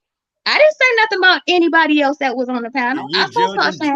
I didn't say nothing about Sam. I didn't say nothing about nobody else that was on there but you. You call me to trial, judge and jury. Bring your ass on here, hee ha ha, laughing. Yeah, because how can you sit up here and tell somebody not to go on there? We all got to sit together. These are your exact everybody watching you right now. These are your words, bro. Call away. Name one thing you're wrong about. Qanath, own up to your shit, bro. Now I'm going to name the shit you own up to your shit. Qanath. All of this. All of this was before we all sat down and made peace. Even Apostle made peace. Even me and Zion, we all made peace to this day. It's like colleges want to see Israel in contention. I know she's gonna say, "Well, you ain't no Israel." I'm holding my brother that he has to be mindful because people like you will take you to your show and talk about the Hebrew. That's the point. So this is between me and Qanath. Me and Qanath is having a brother and sister fight. Let us fight it out, and you have your business. Can you do that? Can you do that? You didn't let it be between me and Judah. I didn't ask you. I'm not talking to you. I'm talking to Qanath. Okay? Yeah, but you act like you want to see men at each other's throats. I don't say that. That's not what I'm saying. I'm saying people like you is going to take it to the show. Look at these niggas. They don't follow this. They don't follow that. He's giving it to them. And you're right. It's between you and I. But I'm going to tell you something, Carla. You're right. It's between you and I. Overall, you're right. It's between you and I. But overall, I want you to think about this. And maybe it's something that we shouldn't feel that way, but you know, society think when a woman just doing what you're doing right now, they're gonna say, "God damn, y'all the one." I mean, you look at all the women in the Bible. You think they'll do what you? Hold on, you think all the women in the Bible do what you're doing right now? Just running. Actually, it don't matter what people say. It matters what the Most High thinks. You know what, Carla? It matters what the Most High thinks. That's the point of me bringing it to your attention. This is crazy, man. We didn't have conversation. I respect you. You respect me. And I'm not trying to be, I'm not trying to brag, but I'm known in the Israelite community. That's a fact. And I'm known in the conscious community. Sonda said, came on here tonight and said, man, they want you. Sonda, tell her, because maybe you want to know what people on your channel said about me. What you mean? When? They said they want me back over there, right? Oh, hell yeah. They were saying they want you back over there. And real quick, I want my brother to pull Proverbs 22:14. Real quick again. Proverbs 22:14. And why they getting that? All I'm saying is this, sister, is that I respect you, and I'm not trying to. I hate this shit, but I'm respecting in the community, and I respect you. And some people like, man, I ain't talking to no damn woman. They will actually say that. Why are you going back for the woman? She the weaker vessel. But I'm having a dialogue, even though we going back and forth, you know, and I don't mind that sometimes, because sometimes I like that shit, you know, because I like trying to get your hair straight. I like that shit. I like that. I truly do like that shit sometimes, but you're going to look just a little bit too far. But Well, you know how I am. I'm being nice. So we'll talk about it. We'll talk about it. Get this out of the scripture, man. And we're going to end this. I'm going to let Prince Arlene, the Prince, and everybody get their final statement. And then we're going to wrap it. Get that scripture for the brother. And, yes, sir. Yes, sir. This is the book of Proverbs, chapter 22, verse 14. The mouth of strange women is a deep pit. He that is abhorred of the Lord shall fall therein. You know what? This is sad. So I didn't pull like 3 scriptures, Colin. I don't care about the son that God already spoke on him. We're good. Okay, no doubt. All right. Okay, Colin. Hey, Colin. You hit me up on Facebook. We'll talk. And I ain't mean no disrespect if you felt that way. You know, we talk shit. You know, it is what it is what it is. But anybody, and Prince, actually, I'm gonna give you the last word. You know, I'm not gonna let you go out first. And but anybody, no, the bar is gonna be Prince, and then the bar last word. But everybody else says something. I'm done. Okay, come. Don, go ahead, Don. Go ahead. 30 seconds. Come on. We out, man. I ain't know it was damn late. 3 o'clock in the morning. I got money to make. All right, Don, finish. Tracy? Yes. Go ahead, sweetheart. I'm gonna call you tomorrow too. Okay. I just want to tell everybody, yes, the women, some of our women are wicked and some of our men are wicked, but I want to see everybody get out of this. I don't want to see our people die in their wickedness. That's just my thing. And I understand what the mighty Hebrew was talking about. I'm a daughter of Zion, but I still have love for my men and women that are wicked. I do. I really want them to get their shit together. So I think we all should want our people to get this stuff together, repent, and follow the laws. That's my thing. That's it. No doubt, Tracy. And you know what? Anybody that's OT, that's the and listen, I'm not all OT. I believe in all of it, but I got respect for my brothers. But anybody that's strictly Old Testament, this your brother. And he said what he said tonight, how he felt about how the women talking and the men talking. And he came against y'all in respect, not no disrespect. And I like what you said, Tracy. Show some goddamn respect. And Tracy, you respected the brother here tonight, and I'm sure he appreciated it. And I do. It is what it is. Next up, let's give it to let me see. Don, he's not there. Kahan. Oh no, I'm back. I'm back here. All right, hold on. All right, go ahead, Don. 30 seconds. Okay. So wow. We traversed a whole lot of different topics tonight over a whole lot of different areas. Folks may think that it covered only one topic, but it didn't. It really didn't. Kevin was just one point on what's really going on between our internal nations relationships as it relates to men and women. Folks don't understand that really this is what they have. I told Judah earlier when you was off Qanath, they play chess at several different levels. And the thing, one of the things that we're talking about that as it relates to Kevin Samuels is procreation. They're not procreating, so their whole objective is to keep us from procreating, becoming the dominant portion of the society to be able to run the society. And that's why they're bringing in these buffer class. Time. I don't have the time to go into that shit. Time. All right. Yeah. Time. Caller? Yes, sir. Caller? No doubt. I want everybody to ponder on Jeremiah 23. Read it. Since it's Shabbat. Read No, it. I'm talking about the whole chapter of Jeremiah 23. Oh, I can't remember what it's about, sis. I'm sorry. You Ponder on that. You want to understand that this is not a time to be playing that. Some of us unfortunately, he had to die for whatever reason, and I don't know the story, but people would think that they can continue to do whatever.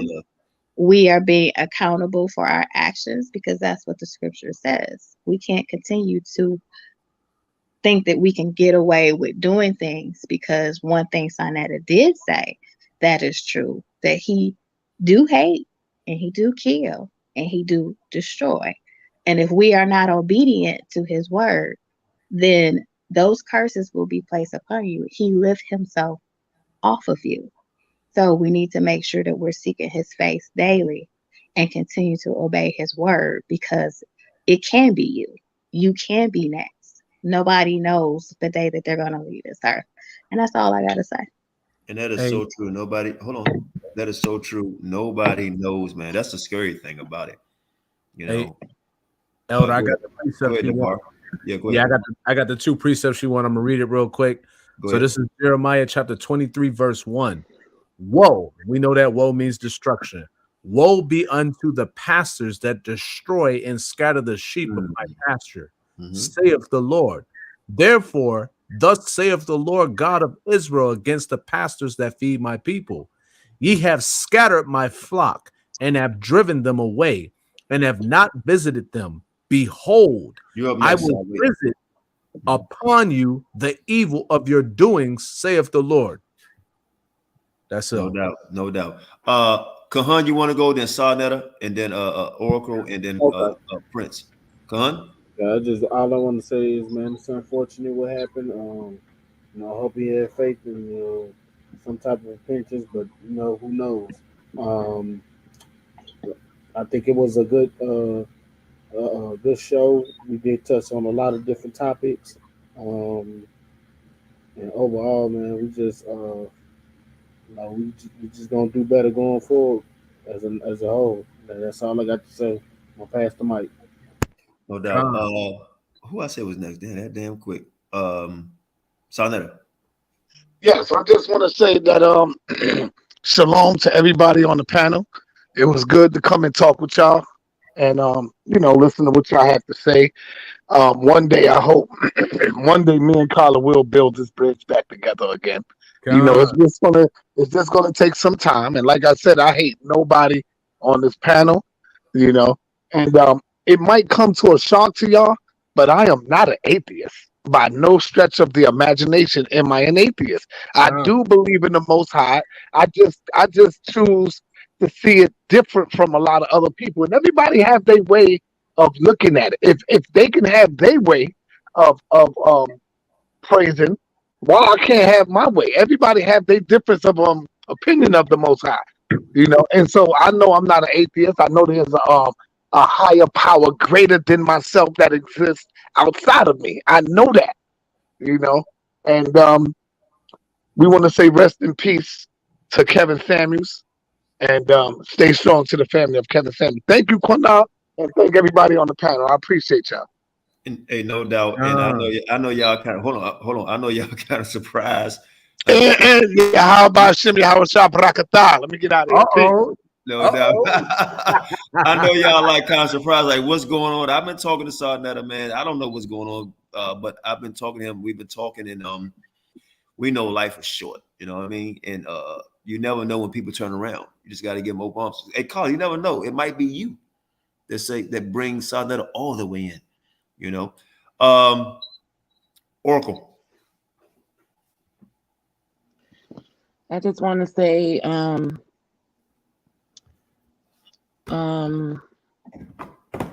my perspective, the only certainty in life is death. It's not karma. That isn't karma. That's the door we all going to have to walk through. Our forefathers died. What makes you think we won't die? For whatever reason, you perceive him to die. You're not God. You don't know why he died. And whenever we meet that moment, it could be today, tomorrow, 20 years from now, 100 years hence, it was our time. So don't perceive that he met karma. That don't make any sense. We all have to die. So the only certain thing in life is death. That's it. No doubt. Con. No doubt. Prince. Okay. Shalom Bahashim Yahweh Kodesh Israel. Yeah. Yeah, it's just a tragedy that, the late Kevin Samuel's mother had to see the things that she's seen on social media. You know what I mean? That we supposed to be the salt of the earth. And let's say if the mother came on and seen Israelite women, conscious Israelite women bashing this man, and she read hypothetical Israelite women bashing Kevin Samuels, we just turned that mother off from coming into the culture. Like, we not mindful about what other people go through in life. We just tend to just attack and don't understand that people have reputations and families and things of that nature. Just because you disagree with somebody, that don't mean that you have to blast them. And we all seen that his mother found out on social media. Could it have been possible that the people that the mother is talking about, who she's seen parading her son's death, could it have been possibly Israelite women doing that? Now, turn the sister off from coming into the culture. We never think in that retrospect. We only think in terms of selfishness. And I'm going to say this openly. There is no evidence that showed that this man was gay. There is no evidence, whatsoever. The only thing we got is this cornball so-called video, and we build off of that. But the question remains, the things that he said, were they true or false about Black women? And I'm not talking about the conscious Hebrew Israelite women. I'm talking about the worldly Black woman, the so-called African American woman in the United States that don't know Yah Yisrael, that don't know Torah, and they're not walking accordingly. Did them things apply? Hallelujah. Hebrew Israelite sovereign nationalism has risen. Rising. Con. Let me say this. Kahan, let me say this. Connie, did you speak? Oh, I already spoke. I'm done. Okay, let me say this. In closing, I'd like to thank all my guests and all the listeners. But let me leave y'all with this. Can you see smell? Can you see sound? Can you see air unless it's in the steam? That's why it's a difference. It's called steam, because you can see it. Right? What makes your heart pump? We know if you plug up a lamp to make it come to life, which is light, you have to plug it and give it electricity. So what makes your heart beat? I always tell people, why people work to live but die working? Right? Kevin Samuels was working to live, but he died working. What I'm saying in essence is that what you can't see or feel don't mean it's not real. Understand this. We all have a time that's coming. We don't know it, but we do know it's going to be real. You won't feel it. You don't know when it's coming, and you may not feel it. May not see it, but it's real. It's real. We've created a family on this YouTube. Whether it's enemies or friends, but we all are family on this YouTube. A lot of us has never seen each other in person, but we still a family. And we're going to mourn the death of each other one day. Understand this. And I tell Sanada this, and I tell anybody who don't believe, just because you don't see it, feel it, or smell it, don't mean it's not real. People say spooky, but if somebody blow on you, you don't see the air, but you feel it. Where's God? He's all knowing. We know he's there. So at the end of the day, man, brothers and sisters, what I like to call it, and the Bible called it, is faith. Faith. And I have that. I have faith, right? And I believe, because one day, why take the chance Why take the chance? Because I guarantee you,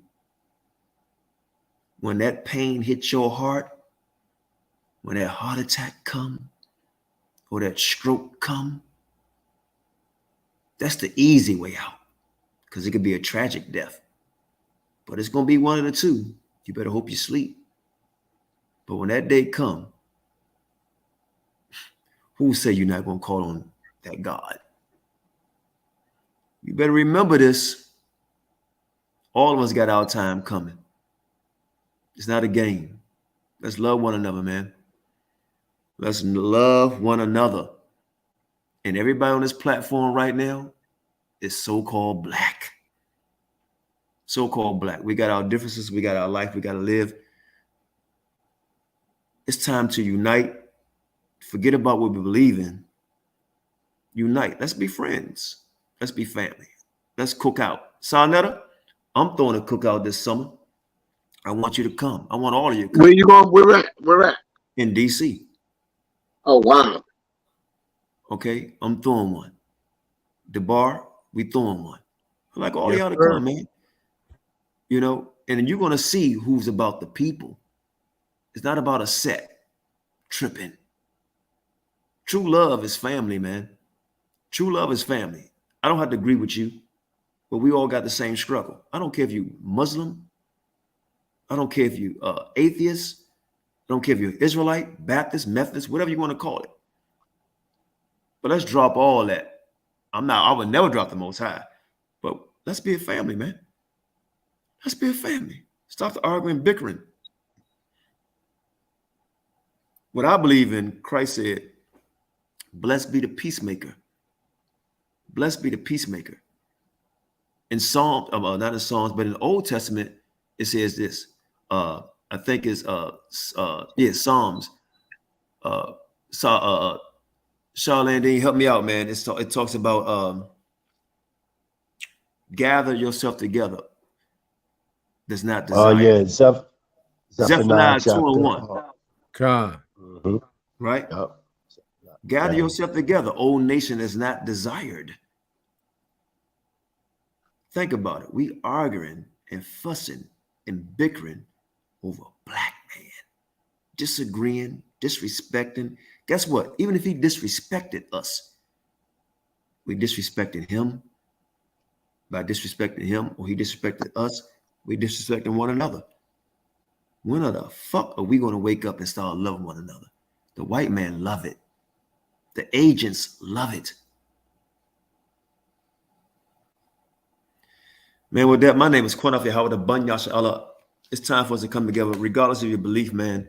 You know what? At the end of the day, Most High, whether you believe or not, truth gonna reveal itself. But how come we just can't be friends? Everybody led that Rodney King. How come we just all can't get along? True statement. Carla, Reverend Sarnetta said the shit he said, whatever. If he turned his back again, don't you turn your back, because if he turned his back, the God that you believe in, and say, you know what, my daughter of Zion forgave him, and if he turned his back, it's on him. But don't let the Most High look at you and say, you know what, why didn't you forgive that brother?